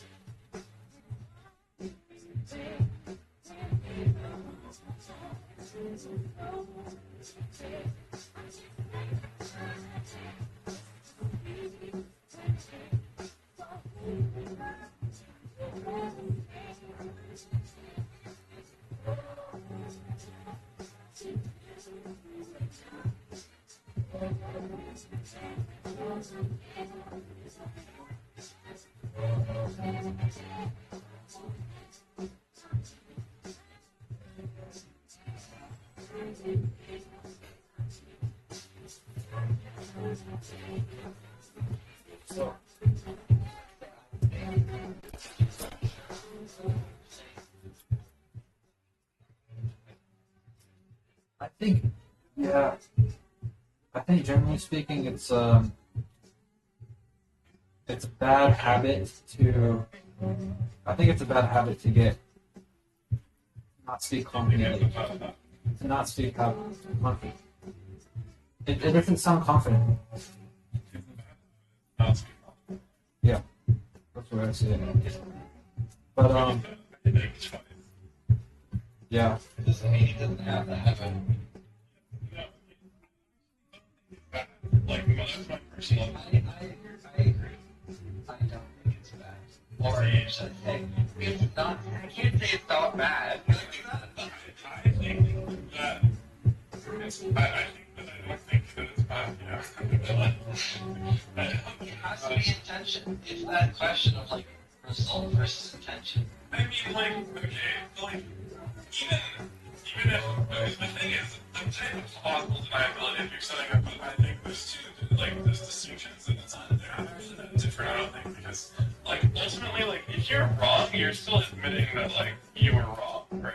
Like, you still have that worldview, literally, you're holding on to this opinion right now, so, even if you are using it, like, slightly bad faith, like, you still have to be admitting that it is what you think. But there's like a point where you can be like,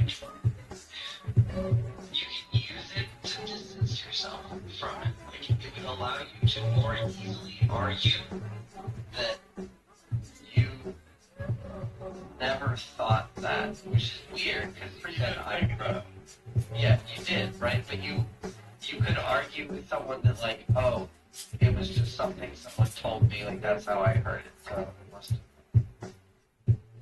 I'm not saying this is valid, right? Like, I'm not saying that, like, we would see through that. But I don't think everyone would. And I don't think the point isn't other people, if I'm being honest. Like, No, not the fun. I think the point is your own thought. Like, if it ends up not being true, you're like, well, you know, I just kind of like thought that. I wasn't actually like sure. So I wasn't wrong. But if you just kind of thought that, then you thought that, right? But you're like thinking about it. We're imagining we are a person trying to use I think for plausible deniability. Okay, so in that circumstance, I would say, I think maybe. You know, I think maybe. And that's for me, you know, I'm establishing plausible deniability. Because I'm actually just saying that I'm not sure. Like, but this is like, these are the thoughts that are running across my brain right now, at this very moment. Well, And so, like, I think maybe, like, suicide should be legal. You know? And then we can talk about that. And then have the moral weight of having made that claim. Because I said maybe. So, like, it's interesting. Yeah, see, I agree. Like, there is a use for plausible deniability. That is useful, right? Like, yes. Like, it's not always bad. I can just, like, now we can talk about it, and, like, maybe, like, we can come to a conclusion. It's bad if you're going to then fervently defend it. Like, I would say that's bad faith. Like, if you're going to, like, if you're, like, so, like, you've studied this for, like, 20 years, and you're like, I think maybe the genocide in Gaza, like, is kind of bad, you know? Like, and then if you're just, like, pretending at that point, right? Like, if you have such a strong opinion on the matter, and it has been, like, developed through, like, lots of discussions, and then you're gonna say, I think maybe, like, okay, then yes. But, like, if it's just a passing thought, and you want to talk about it without making a strong claim, then I think maybe is fine, you know? Yeah, okay. Okay, this is the same thing, though, that I thought with, like, the reason I think, God, people use, like, is to avoid stating that in the same sense that you would say maybe. You're saying something is like something, so if someone disagrees with you, you weren't saying it's that thing. Yeah. You were just, like, kind of comparing it a little bit. Yeah, I mean, people do use, like that sometimes. Because that's what like does. Like, also, have you noticed that in the past, like, 2 days or longer, like, I've stopped saying like as much? I don't think I particularly noticed it. It depends on the sentence. But, I can tell when you're trying not to say it. I can hear it. I was just curious how it would change my speech and how I'm perceived if I stopped saying it, so I just decided to stop saying it nearly as much. So I've just been cutting it out, and, you know, maybe I'll go back at some point. It depends. I would say that you have not completely cut it out. It's like, I think I've reduced usage by about 70%, like, if I had to guess. Really? I would say, like, maybe 50. Yeah, I mean, that's... Unless you're like, maybe, I don't know, maybe you're using a lot. You're using a lot. Sometimes I would say, like 7 times in one sentence. That's like extreme, but... Well, that's I agree. You did. Twice. yeah, that happened to me. I don't think it's bad. I think about it too. Like, I want to say, like, it's already there. Like, that. Yeah. It is the thing before the word I'm about to say. I would say like is less offensive than, like... Maybe. Because it's an actual word. Yeah. It does... It allows you to tell the listener that you are, in fact, going to speak, but haven't thought of what you're going to say. like this is the function of And there are a lot of circumstances where you would just use like as a word that it comes into a similar status as a filler word. Like, I mean, I don't know, I like how like sounds at the beginning of a sentence. Like, this makes sense, right? I agree. But, like, I think that also makes sense. I don't it's just when you start I don't think so. incorporating. It's just when you. Okay. I think, well, here's my opinion. I'm sorry to interrupt you, by the way, but, like, It's okay. it's a pretty new, I feel like it's a new-ish concept. Because I wonder if people, well, you gotta think about it, like, if it truly is a filler because you want to assert that you're continuing a conversation, then, like, why should you have to do that? Maybe it's because we don't have, maybe it's because, like, we're disconnected from, like, we don't see each other when we're speaking, you know what I'm saying? So, that's definitely part of it. like, I wonder if that has something to do with it, but. I used like 4 times there, and I think every time it did add something to the sentence. Maybe. Like, it wasn't a pure filler. Like, did you say? Okay. So, like, it wasn't a pure filler. Like, does that sentence sound? So, okay, the like I used there to connect the 2 sentences, right? So, does that sentence sound better as it wasn't a pure filler? Like, it wasn't a pure filler. Which sounds better? I think they sound the same. Because I think the purpose of like in that sentence is to add a reference to what you were talking about. Like an additional reference alongside it. Like means I'm talking about what you just said. Yeah, you can almost say that thing I just said is like this. It's almost like adding like similarly to the beginning of the sentence. Yeah. Or like along those lines. Along those lines, kind of like I feel the desire to use like to connect along those lines. Along those lines, like it wasn't pure filler. Yeah, put it in. I don't know how much like I should be cutting out. Because what I was doing was cutting it out in the middle of sentences. Like in pauses. I think it's fine to say like in sentences. And there's no, you have to think pretty hard to not do it, especially if you're just doing it a lot. You have to stop yourself actively from putting it in sentences. But at least I do. But if you have, I don't think there's anything wrong with using like. It's just that it kills me to listen to like a sentence that like when you like literally like say like every like sentence or every like word. Yeah, see, it's like I was trying to having to prune half the sentence to read it. Like,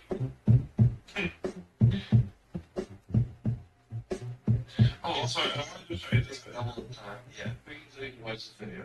It's been here for so long. Okay, so I should introduce this experiment first. So there's, because it's not really introduced here and the original video has been removed, so I'm just gonna have to like take my word for it. So, okay, there's 2 groups of students, and they're given anagrams, right? And these anagrams are for the first group. 2 of the first 2 are very easy, and the last one is hard or medium difficulty. I would say hard medium. And then for the second group, the first 2 are impossible. And the third is hard medium. I hate when I do this. And so the goal of this is to evaluate learned helplessness. So this second group, like, okay, so the way that this experiment is set up is every time that they complete an anagram, like, the group will, like, the entire classroom will hold up their hands if they successfully completed the Enneagram. This is so bad. So what's gonna happen, right, is that the first group on the left, the A group, will all be holding up their hands, and the B group will feel like they're really dumb, right? Yeah. Yeah. And so the idea is to induce learned helplessness in the B group and see how they perform on the third question. Mm-hmm. So.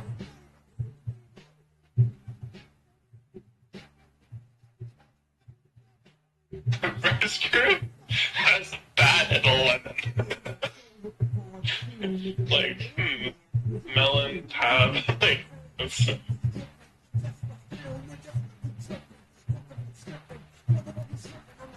That's such an evil intro. That is an evil introduction. Oh no.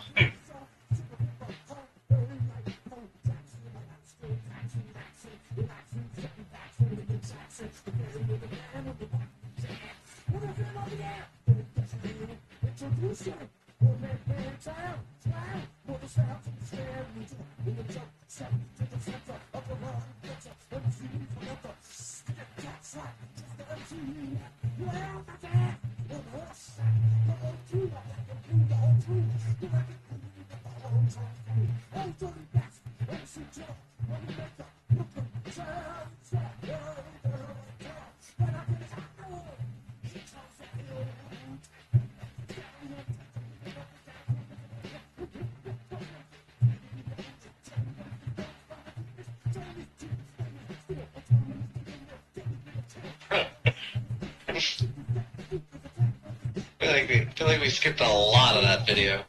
Yeah. I mean, we skipped like half a lecture, but that was... Yeah. Yeah. But, like, honest, this is enough, though, I think, if you have the background. How did they do on the last one? On the last one? Oh, they did terribly. Compared to the other side. Right. Yeah, it's because they felt helpless. And so they hit this third question, and they're like, oh god, I don't know. The last question is, it's... I know what the Enneagram answer is, but I forgot what the original word is because it feels like so strange. This is a strange word, but... My wife told me she doesn't like my mathematical way of thinking. Understandable. Even though it's the very thing that I'm using in order to attempt helping our relationship. So it's not even like I don't even know how to like rebuttal that. Like, what am I supposed to do? Like, should I just like why? Like, do I just ask her like, why don't you like it? I don't know. It's like that never works for me. So what? You just want me to be a fucking emotional bitch? Yeah, I don't know. You just want me to fucking act on emotion and just fucking go in circles with you 24/7 and not fucking figure out the root of the problem? Like, what is the alternative? I don't really understand. That is what she wants.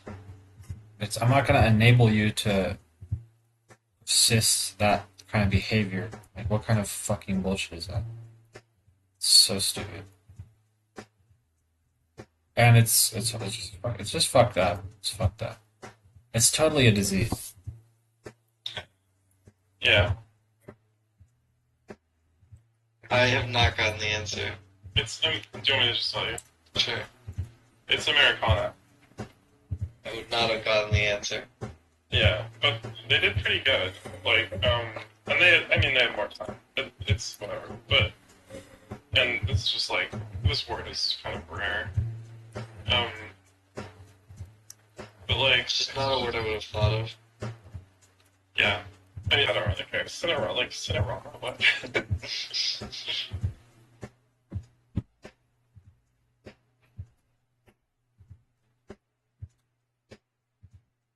But isn't meant to be hard is crazy. Yeah, it's crazy. Yeah, I don't... Since we don't have the original lecture, it's hard to know. This is really bad though, because this means like Xander doesn't want me to correct everything he says. No, I couldn't have possibly deduced that. I mean, one should find it decently difficult to deduce considering he said the opposite of that. Right. Like, why? It means if you wanted to be like, okay, and this applies to me too, obviously, but like, if you wanted to be a great teacher, what you would do is be like, oh, that's such a good idea, you know? Like, wow, like that makes so much sense, and then like, you would wait a while in order to, you'd have to figure out the best ratio, right? And you would just let things slip by. Like, you'd be like, oh yeah, that's, Yeah. I mean, it's wrong, but I'm not going to say anything, you know? Yeah. Like, but that feels to me insane. Like, Yeah. is that just me? What does? Like, What does? I don't know.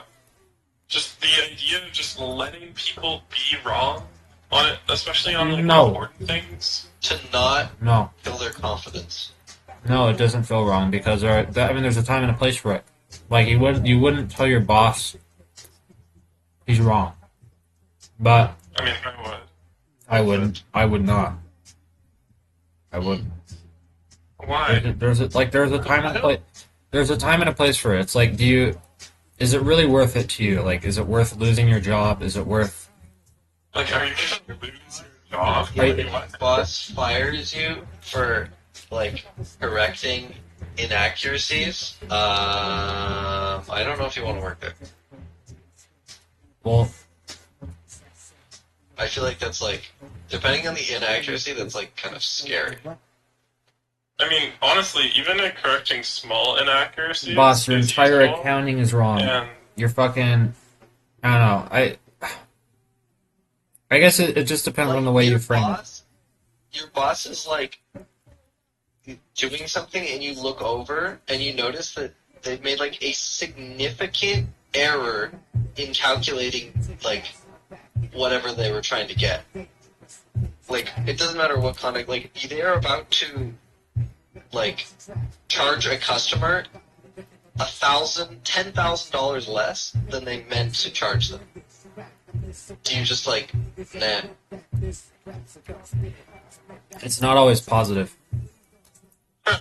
okay, well, okay, maybe not always, but like, the thing is, like, my boss is my peer. Like, my boss is not my dad or my mom, you know? Like, my boss and I have a professional working relationship. Boss is also a software engineer, just like you. Right. Like, on a corporate hierarchy, like, from a corporate hierarchy standpoint, I might be below him, but, like, we're both just people, right? Like, you know, it's like, yeah, I don't, like, I wouldn't, it would be an abuse of his power to fire me because I provided a helpful correction, you know? Like, that would be insane. Like, who would do that? And I think what I usually do Well, in this situation, anyone who saw it as a personal attack would do it. Would fire you, which is a lot of people. they could. Like a lot of people. I don't know if they could. You gotta remember, like, people aren't logical. Like, people do not tend to be logical. They tend to. Okay, but I don't think their logic matters because I don't actually think they can do that. Well, Yeah, I mean, I they do may it. find out. It depends. I'd do it. Not if I got corrected, but if I just wanted to fire someone, I'd just fucking kick them out and be like, "You're not coming back. I don't give a shit what you say." There's Like- a point where like you can like file that in like court and like get compensation. What? They're gonna pay for that? You think they're Yes. gonna? No, they're not. I mean, employment lawyers often work pro bono. They get paid Well, when you fuck. get I paid guess if you have a strong enough case. I'm fucked. I'm losing my business, I guess. Because you just fire people arbitrarily. Yeah, dude. I feel like there would just be people that get on my nerves, do something a certain way that I don't want them to do it, and then I just fire them. Like, simple as that. Well, it depends depends on the thing, right? Like, if it's an at-will employment state and you're just firing them because the vibes are off, then like that's valid. Okay, well here's how you could do it legally. You you never like legally register them into your company, and then you just pay them a salary the entire time, and it's like, oh, you're fired, and like, oh, there's nothing you can do because you were never actually a part of the company law, and then that's how you do it. How you what? How you what? I just put it in their bank account. Direct deposit. Yeah, just direct deposit. Okay, well then there's What? a paper trail that you've been employing them. Fuck. Okay, I see what you're saying. All right. Fuck. But I mean, this is how contract work works. No, I don't do contracts. I just But you could. That would be your way of doing it. Like, they're not my employees; they're independent contractors. Okay, then let's do a contract. We're gonna do a contract where it says, in very small print, you're not an employee. Okay, go. Dark pattern strategy. You don't have to use the small print. You can just hire them. But at that point, it's just deception, and that's against my morals. An independent contract. The reason Uber, Lyft, all that stuff uses independent contractors is because it's like a loophole that works to Protect everyone except for the drivers. to protect the company. Yeah, only protect the The company. drivers aren't connected to the company. They're independent contractors. They're not employees of the company. Mhm. So they have significantly more leeway in what they can do with those independently contracted workers than they would if they worked for the company. But Honestly, it's pretty much a win-win unless something goes wrong, in my opinion. Then actually the driver can lose out. But other than that, it's pretty good. It's not a win-win because the drivers don't make anything, and the company makes it. Well, actually, it's because they just pay dick. That's. It's because the company is set up on a model. The way the company started is that they function at a loss, so they create demand for service, which works. Like, why would I get a taxi when I can get an Uber for like a quarter of the price, right? So you're paying drivers. Drivers can make money on the side. Passengers can get a cheap ride to any place they want to go. And Uber makes no money. But this is fine because it doesn't matter. More and more people will use Uber. You don't have to pay for anything because all of your employees are independently contracted. They have their car. You don't have to get any cars. So you're losing money on things, but it's really just wages that you're losing money on. There's not infrastructure that you're setting up necessarily. Not that much at least. Sure. It's kind of getting away from just contractors. I don't know. I know. I'm just explaining the system, how their business worked. I was contracted for PSP for a long time, for a year, right? And it's contracting doesn't necessarily mean it's a shady company. I was getting paid a lot. Yeah. So I didn't really have an issue. But that's the thing with Lyft and Uber, right? The drivers were getting paid decently. Lyfts and Ubers were cheap. So consumers used them and drivers used them. And the network became really big. And then they increased the price. But everyone's already using it anyway, and they're like, yeah, it's not that much of an increase, and I need the money. Right. Not that much of an increase in price for passengers, and drivers still need money even though they're getting paid slightly less. Right. And then they just keep doing that until the price of an Uber is the same price as the price of a taxi, and the Uber driver gets paid less than a taxi driver. Yeah. And now Uber is profitable.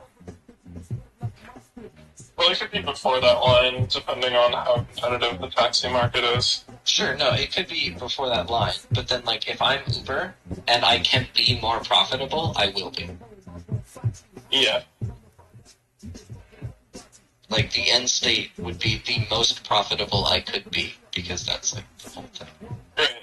It depends on if you're. But then there's like, it depends on the competition from like other rideshare apps and taxi services. That's true.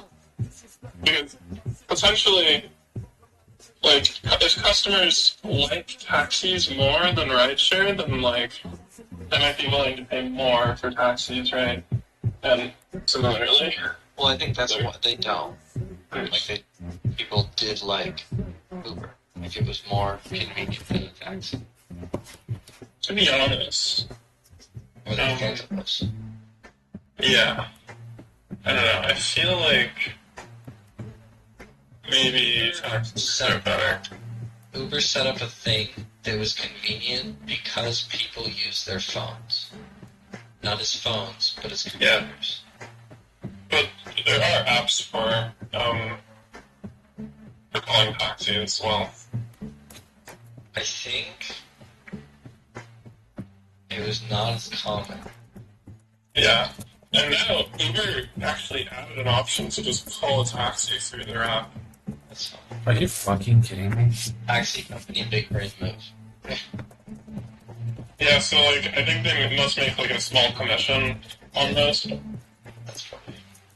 I mean, I think that's fine. Like, Yeah, I don't you like really convenient. you say call a taxi through Uber. Uber's like, you know what? We'll let you call taxis through Uber, and the taxi's like, please let people call taxis through Uber. Like, if I'm a taxi company, I'm like, you know what? We lose some money, but like, at least people are calling taxis. Yeah. I was gonna say something, I don't remember what it was related to. Was it like Jeff's wife or something? It was probably like This endless conversation. not solving problems. Like, I have found that most people do not want problems solved. Yeah. Solving of problems is not top priority, nor is it like even high priority. Yeah. Can you turn the music down? Sure. Yeah, no, that makes sense. It's I mean, it doesn't really make sense, but yeah. It's weird to me. And it'd probably be weird. It is. I know it's weird to both of you. That just like that you could sit in this state of like understanding that there is a problem, and then you just stop. yeah. Like, why would you stop thinking? Why stop thinking? Right? Like, is it that they can't? Or is it that they Question. Did you feel like it depends on what kind of problem we're talking about?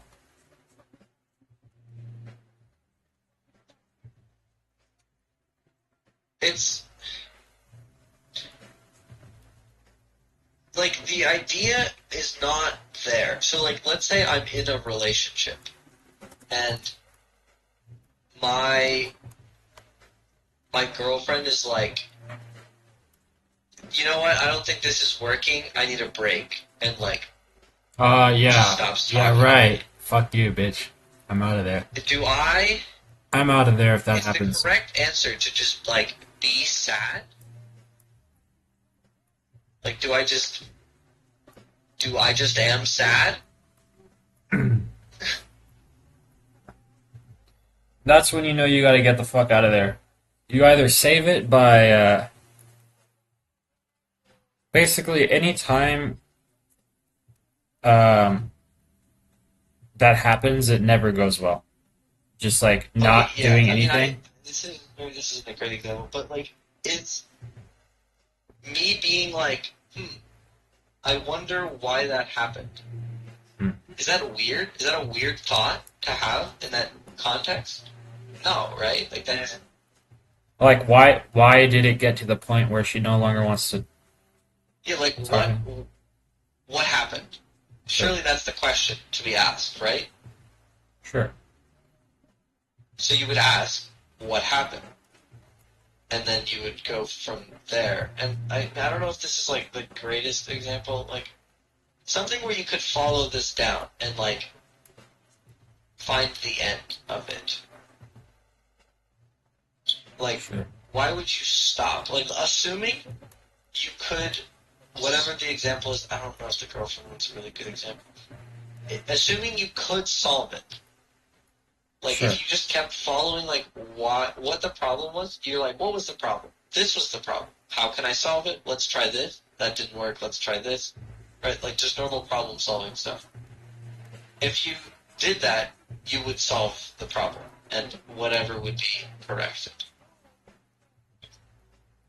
Yeah. Why wouldn't you?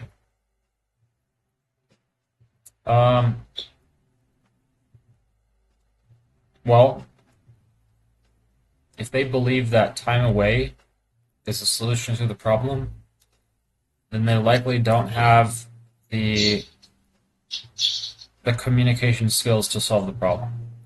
Well, let's use a different example. So my Yeah, I think ex, that's getting everything wrong. yeah, my ex would call me crying because her parents did something.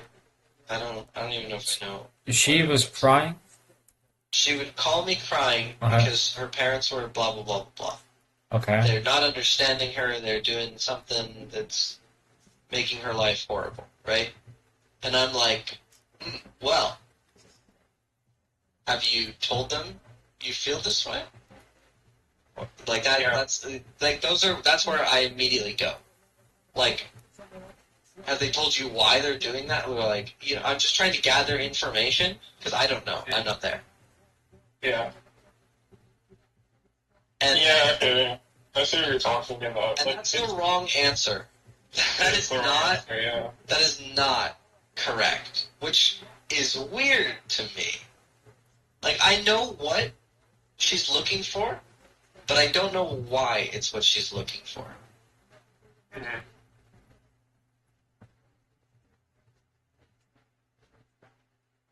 Like, she just wants to be sad, and I don't get that. Well, obviously that's not. Well, unless she's like a validation seeker, then like yeah, maybe she wants to be sad, but that's probably not. I don't know. Like that's probably not the case. I think like people don't tend she wants want to be feel heard. heard. Yeah, I agree. Yeah, so like she wants you to tell her that like you understand her experience on an emotional level. Yeah, so before that's you, like, fix the problem. That's a serious problem. Before you present any like actual solutions, and she might know the solution already. She just like only is calling for the emotional validation. Yeah, that's a terrible thing to get involved with. That like actually. It's not that terrible. I mean, no, it's pretty typical of like most relationships. Well, that's typical. That means that. Emotional validation. I just but feel why? like, What do you mean? Like, why do you? but I have trouble validating her emotions. It's the problem. Because I feel that her reaction productive. is an overreaction, right? But I'm not going to say that to her. You're so sad. That is definitely the wrong answer, right? Like, it's like the opposite. Yeah, that's I wouldn't say that because I understand that would make that situation worse, right? And I feel that I don't have like the information. Like I can't say anything because like you've just like given me like this fragment. So I'm like, okay, wait, like, what happened? Right? Like, run me down, like, what happened? And then she says something, I'm like, okay, well, like, why did they do that? Did you ask why they did that? Or, like, okay, why did you do that? You know, I'm trying to, like, figure out people's thought processes in how this situation unfolded. Right. And so I'm basically, like, the result is almost interrogation, because I have no information. Right. And I don't want to just, like, go around throwing random information out. But I don't see how, like, they're there. It's okay. Is useful. I can't stand people who just seek fucking validation. It pisses me off. It fucking pisses me off more than anything. Like, they don't want to be sad, right? Like, I know they don't want to be sad. But so why can't they see past the being sad Trauma? to, like, get rid of the sadness? Trauma? Because they're, like, currently processing the situation that happened in, like, an emotional sense. So it's too slow.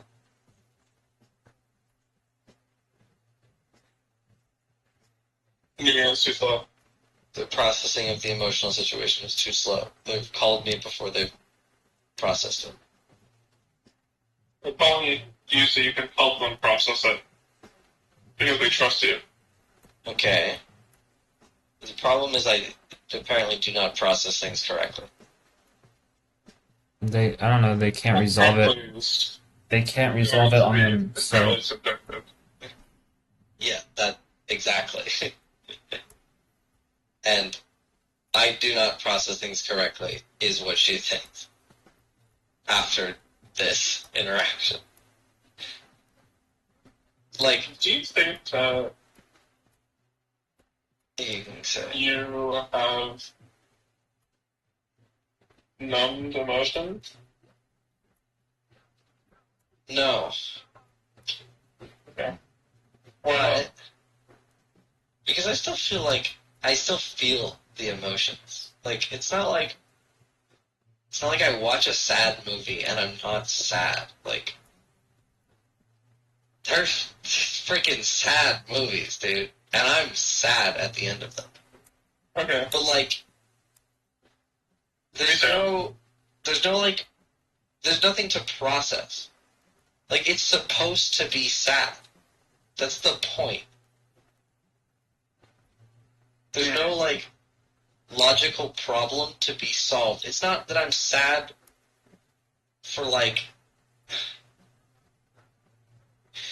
There's nothing wrong with being sad. Like, if someone in your family dies, and it's sad, like, I don't think you should be, like, pragmatic about it in the sense of, like, oh yeah, well, like, it doesn't actually change your life because you could definitely do fine without that. But, like, that's not useful, right? Like, that's not the point. Like, the point of that sadness is, like, the emotional connection is lost. And there's not really, like, a fix to that. So fixing it wouldn't make sense. Yeah. And I can acknowledge that. The problem is that the things people present to me are fixable problems. I see. Okay, I think I understand the issue now. Okay, so the issue is that, like, they, like, when they call you in that situation, like, they are in the stage of processing the, like, negative emotional experience that they went through. Because even if it's fixable, they still have the, like, not necessarily trauma in, like, the sense of, like, permanent trauma, but just, like, they still have the trauma to work through, right? And so they're, like, calling you to work through the trauma with you. Yeah. Because, like, they value your Trauma? presence and, what? like, But your ability to listen to them. But I feel like if I'm it's not not trauma. It's not trauma. contributing, I'm not contributing. Like, there's no reason why I'm there. Like, the only reason I would be there is to contribute. Well, I mean, you're there to be a pillar to cry on. And, like... Even, like, afterwards, you can turn into, like, a teddy bear and have answers. But, like... The problem is that, like... The emotion isn't, like...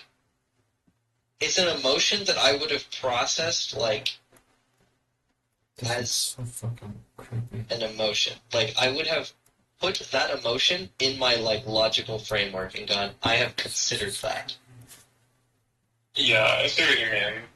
Like, it's not a situation where, like, my grandma died. It's not those situations. It's like, okay, my mom was mad at me. And I'm like, okay, why? But then, like, yeah, I understand what you mean, and I do have the, but I feel like there's more, like, I know what you mean, okay? And, like, for most things, I would agree, but, like, imagine you have, like a terrible fight with, like, your closest friends, right? And, like, yeah. For the time being, like, there's nothing you can do, but you feel horrible. Like, you're done, right? You stop talking, and there is a deep pit inside of your stomach. Like, it's clawing at you. Like, you feel like you're suffocating, right? There's no way, okay, you have to agree with me. Do you empathize with the experience that I'm talking about? No. I don't think so. Because I don't know if you do this or not, but I feel like you would do the same thing I would do. In that, like, this would be like an insanely difficult puzzle. Yeah. So I would be like running scenarios. Like, where did the problem occur? What led to this? How can I shape this to go in the future? Like, I'd be like running models and like running simulations in my head. Right. But like, at some point you can't control everything, right? Like, I mean, like, I would do the same thing, and I do the same thing. But, like, then you might come to the conclusion, like, oh god, my friends are just crazy. Like, at a certain point, right? Because, like, how do you account for the stuff we were talking about? Like, it's just completely random behavior. Like, it's just, like, almost like being hurtful to be hurtful. And it's like, it will be hurtful, you know? But that's the thing. Xander says the thing, and we go to each other and just talk about it. Right, and that is the emotional processing, like, for us. Yes, exactly. We're processing the emotion logically and, like, rationally. Yeah. Which is the difference, right? Like, people constantly... This happens more often than I feel like it should. People join the call, or call me, and be like, absolutely bawling their eyes out, and also drunk. Don't know why these always happen. I don't know if this happens to you. And now I have to, like, what do I do with that? Like, I'm not a therapist, right? Arguably I'm a bad therapist. And yet people keep calling me. Well, okay.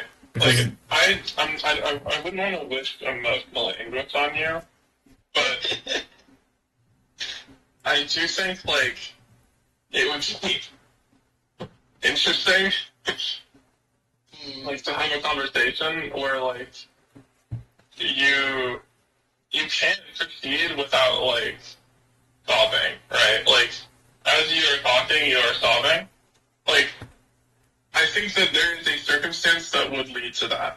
But, like, maybe, like, I'm trying to, like, think of, like, how you would react in that case. Like, would you just keep going, or would you leave?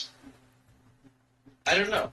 I actually can't tell you the answer to that. I don't know. Because that doesn't seem like a situation that would happen, so I can't tell you the answer. But if I would say that even if I was like really sad, if I needed if I felt like I needed somebody to help me process the emotion, which to be honest I think is one of the main things. Like I tend to not like of my own emotions necessarily need other people. Like, do I enjoy talking about them to process them? Sure, but I don't feel like I need to. Yeah, I mean, I don't really feel like I need to either. I will say, like, writing is, like, extremely cathartic for me, and, like, so is listening to music. But in the past, I've seen, like, emotional catharsis from talking to people. So, like, talking to people about situations that they could relate to. Like, some of my, like, favorite moments of emotional catharsis have been, like, when Xander did that thing before. And, you know, I mean, the same. Like, where he just wasn't talking to us, and, like, he was being, like, insane. And so I called my friend Romeo, who you haven't really met, he's in the server, but, Pinky Rockboy. And, like, we were talking just about, like, some really personal stuff in his life, and, like, Noel, because Noel acted the same way. Yeah. Right? And so, like, and he started crying, and, like, I started crying, and it was just, like, I felt like, my, like, heart was, like, connecting to his heart, you know? Like, there's, like, it's, like, there's, like, because of the, like, shared emotional experience, there's, like, a strong emotional bond that is formed while you're speaking. See, if I were to, like, join and I'm, like, crying, I still think that I would process the emotion in the same way. Like, I would still, like, consider the emotion, although it would be, like, overpowering. Like, it would have overpowered my ability to just suppress it and consider it. Right. I would still be considering it. Like, right. I mean, I was still thinking about it right at the time. Exactly. Like, I'm, like, thinking about, like, the physical, like, sensations that I'm experiencing and, like, the, like, emotion that I'm experiencing. And, like, I'm also sobbing, and I'm like, oh, God. It's like, why? And I'm just, more than anything, like, asking the question of, like, why is Xander like that? You know? I've had dreams, like, that I wake up from, and I'm just, like, really sad. Not, like, crying, necessarily, but, like, almost. I'm, like, feeling a very, very heavy sadness. Right. Like the tightening in your chest. And the... Yeah, it's just like it's the same sadness I'd feel with watching sad movies or just anything. But I don't have, like, sometimes I don't even have a reason. Like, the dream ends in a non-sad way, and I just wake up really sad. Like, I'm not...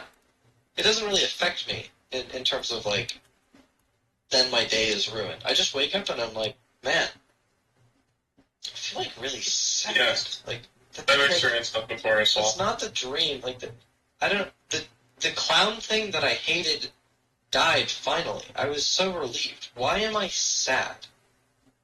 And that's just, that's what I'm doing, right? Like, I'm literally sitting there going, huh, why sadness?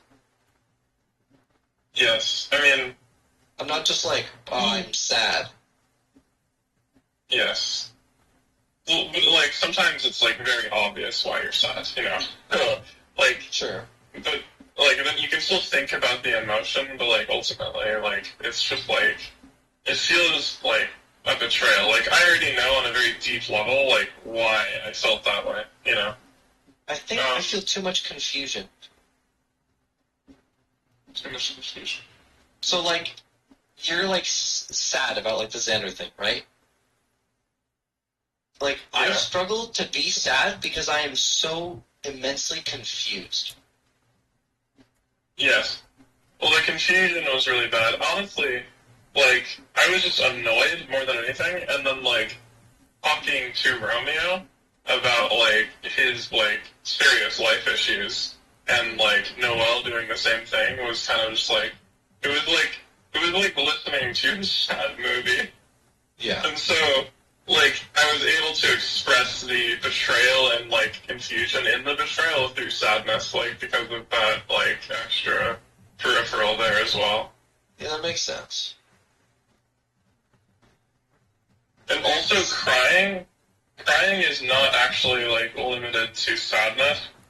Like, any strong emotion can cause crying. Yeah, crying. Like, because crying is, like, just experiencing intense emotion, really. Yeah. And but I would say crying is really good. I don't, like, generally... I don't cry at things in my life. Yes. Generally. I don't cried. Really either. It's much less common. Yeah, it's definitely not common. I think there was a time when I was, like, younger, a lot younger. Yes. My sister's cat died. I was, like, you know, sad about it. But then there was just, like, times when I would just think about it and just get really sad. Yeah. And I'm like, oh, man, like, gone forever. Like, that's a long time. And it would just, like, make me really sad. Just thinking about the ideas would make me sad. But I think mostly now, it would be, like, a movie that's sad. Yeah. And, like, I would cry watching the movie. Right. See, and it's a I think also it's not just you might not have. This might be hard to evaluate because, like, how much like intensely sad stuff do you have happening in your life? Exactly. Because like I've had a decent amount in the past, but I would say I haven't, like, recently. I haven't had anything that I would say is sad. Like, yeah. So not very sad. Like, I will say, like, maybe a little depressing. In like my like late childhood years, like when I was like 11, and my early adolescence, like I would cry so much. Like, I would cry constantly, and like it wasn't. It's like I was aware of like the crying, right? Like I was like, why am I crying? You know, it's like yes. It's I like, also had this. Okay. Oh God. Okay, that's actually insane. Okay, but anyway, like, I started putting up these filters. Cry. Yes. Anything. Like so many things. And so I started I developed these emotional filters.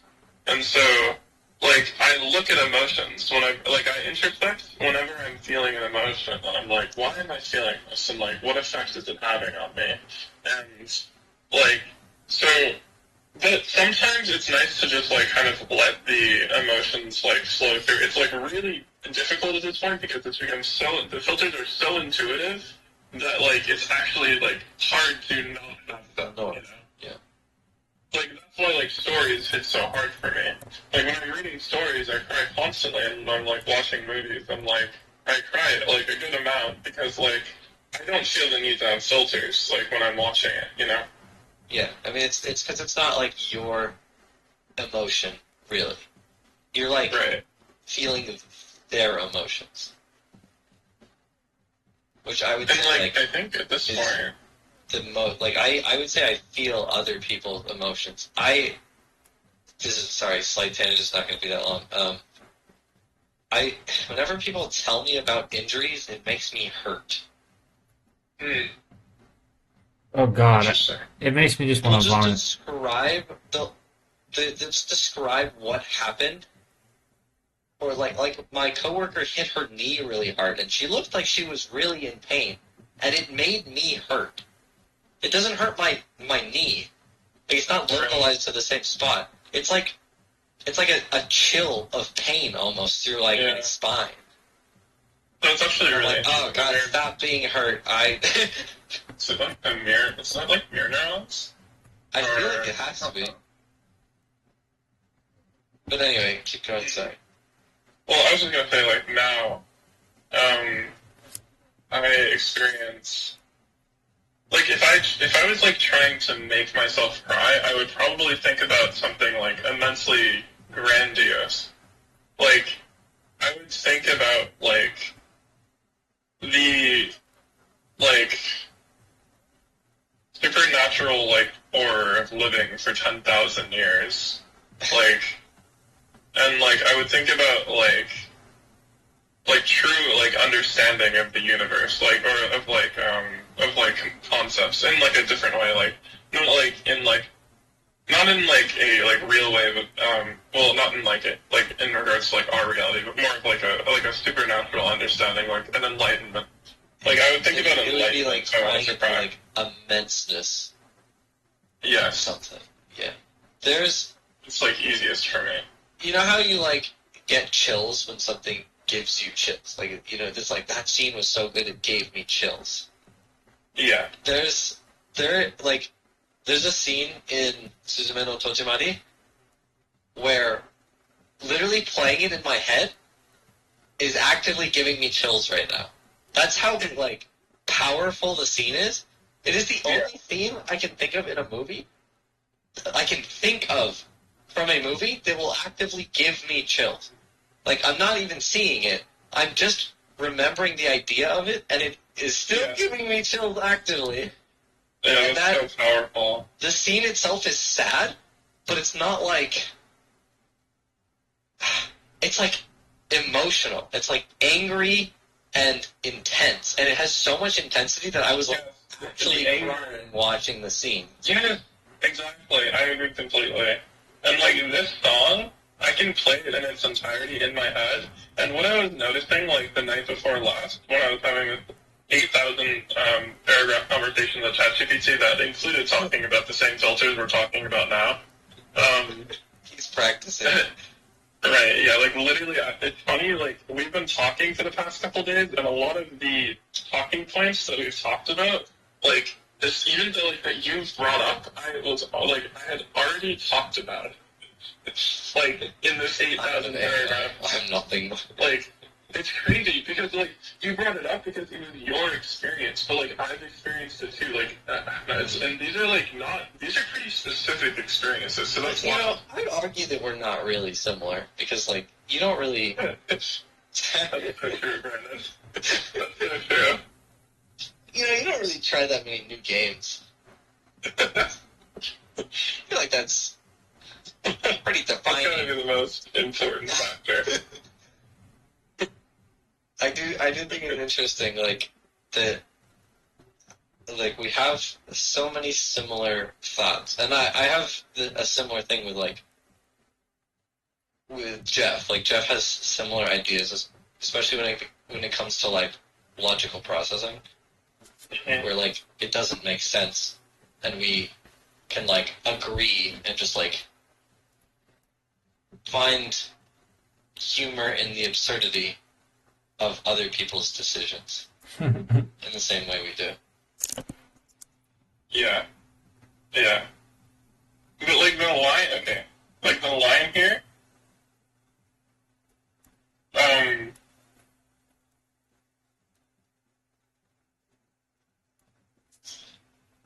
hold on, let's, like, find it. Okay, so what I was doing was, I was playing this song in my head, and my eyes, like, I started crying. Like, literally, like, it helped that I was sleep deprived, so, like, the filters are a little weaker than normal when I'm sleep deprived. I notice sadness comes through, especially stronger, but, it wasn't even the name of the song is stronger, which is unrelated, but anyway, just, like, I was playing the song in my head, because I was curious, like, what effect that would have, and I, like, started crying at, like, the lyrics as they played in my head. Like, which also, I hear lyrics less. I hear like more of the melody when I play songs in my head, but like sometimes it depends on the line I hear the lyrics. But just like the line, like just because I need to be rescued. It doesn't mean that I'm not stronger. Like it's like I don't know. It's like there's so much rage in this song, and like it's like disappointed rage. It's like depressed. It's like I don't know. This like it's a mixture of this sadness and this rage and this disappointment, and like the song really resonates with me. Yeah. See, and I wonder why more people can't do that. What you just did. Like, you're like taking a concept that creates emotion, and you're like breaking down individual parts that give you individual emotions. And you're like linking things to feelings, and just like in general, linking things. Like, you're able to go through, and if I said, "Oh, why do you like that song?" Like that's an explanation for why you like the song, right? Like, that's sounds like I don't even need to hear the song. Like, oh yeah, that sounds like a song you'd like. Like, even if I wouldn't like it, like I can agree that sounds like a song you'd like. But everyone else I ask of things like that, they're like, I don't know, I just kind of like it. Like, no, that's not true. Like, it sounds good. Like, yeah, like yeah, it sounds good. Like, you're right, probably, but like, why?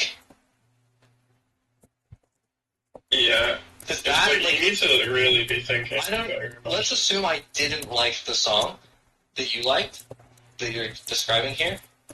I could, like, understand why you like that song. It makes sense to me. I understand what qualities that song has that gives you what emotions to make you like that song. And I don't know why people can't do that. Like, now, you would know that my experience of the song was, like, kind of similar to the experience of the scene you were, like, referencing before. Yeah. So, yeah. Like, it'd be like, oh, like, even if that's not how I'm experiencing it, like, it's very easy to identify it. Like, literally, just, like, the word, you're like, the scene, and I get chills. Like, oh, God. Yeah. I picture individual pieces of it, and every time it gives me chills. Like, oh god, stop! It's too much. I gotta stop thinking about it. It's like overstimulation. Yeah, it's literally overstimulation. It's like over and over and over and over again chills. Like, it's like rare to get chills and things, and I literally just can't stop chills. Like, oh god, stop thinking about it. Anyway, when I think of the like dragon cinematic, I get a similar feeling. Sometimes I'll still go back and watch it. Yeah. The one with Hanzo and Genji. Oh, yeah. I don't know sometimes I'll go back and watch it. It's the scene. If I pull it up, I'll say the scene. Do you watch the, like, League of Legends cinematics as well, right? I've watched some of them. I'm not, like, super invested in the lore. You should watch... No, you should really... If you like the like Dragon Cinematic, you'd really think this is... What is it called? It's mostly the dialogue.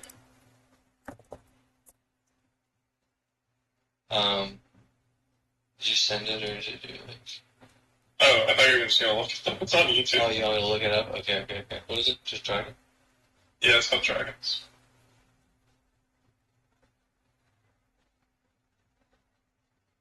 Also, do you, like, just sit there, while we're talking? Me? That's what I'm doing right now. I can't keep standing up and walking in circles. No, I do that sometimes. Like, it depends. If I'm honest, yeah, it really depends. There's, like, not a lot of space in my room. I just stand behind my chair and kind of like pace back and forth. Yeah, that makes sense. It's so hard time standing. Oh, that's so nice. We'll just watch this cinematic. I do remember it vaguely, but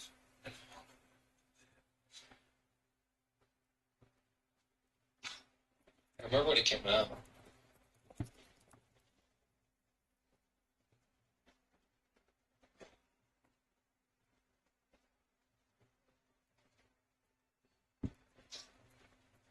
cool map. Yeah.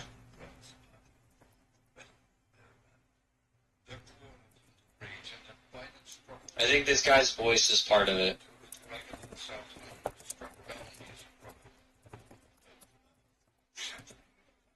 He's a really good voice. Yeah, and like, okay, the fact that they're telling two stories simultaneously, I really like that. This, yeah, because they're like connecting the idea to this like myth almost Like, feel. It's telling like a kind of tale. Like, because like there is like you could think of the story itself as an allegory, like because it's like a fictional story. So like there is an allegory within the allegory, and like my mind is like so engaged by that. Like I don't know. I really like the way he says this last line in the thing. Yeah. Oh my god. The lab. Oh, okay.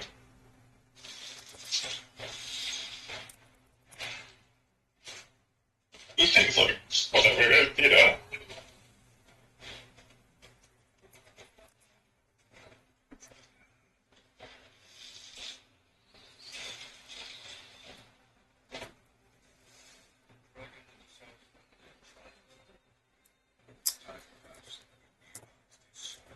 It's definitely his voice.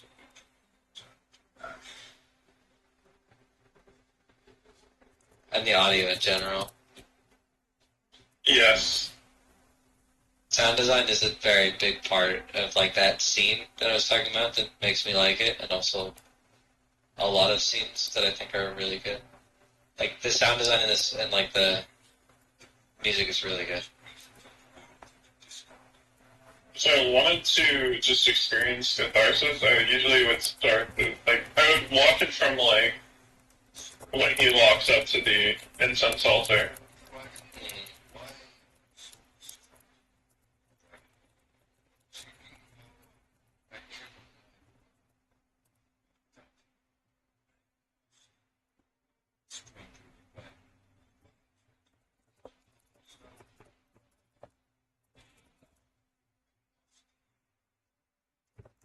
I mean, I do get the chills.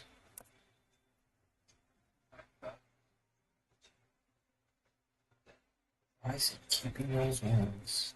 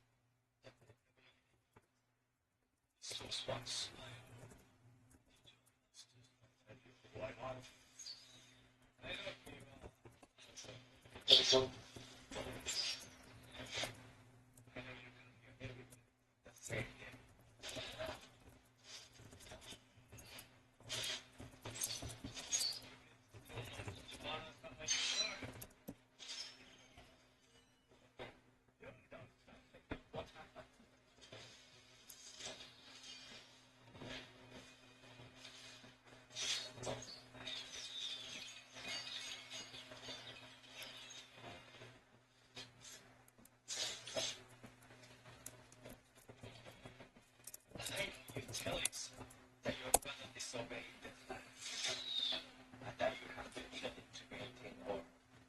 That was your duty. It was my duty, and my burden.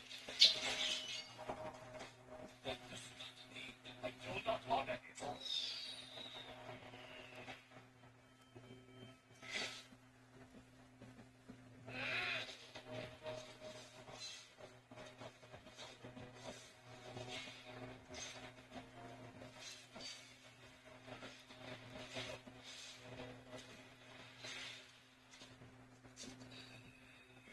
Honor your brother, kids. This is our place. Honor resent one's actions. You especially in the honor. You are not worthy. Die.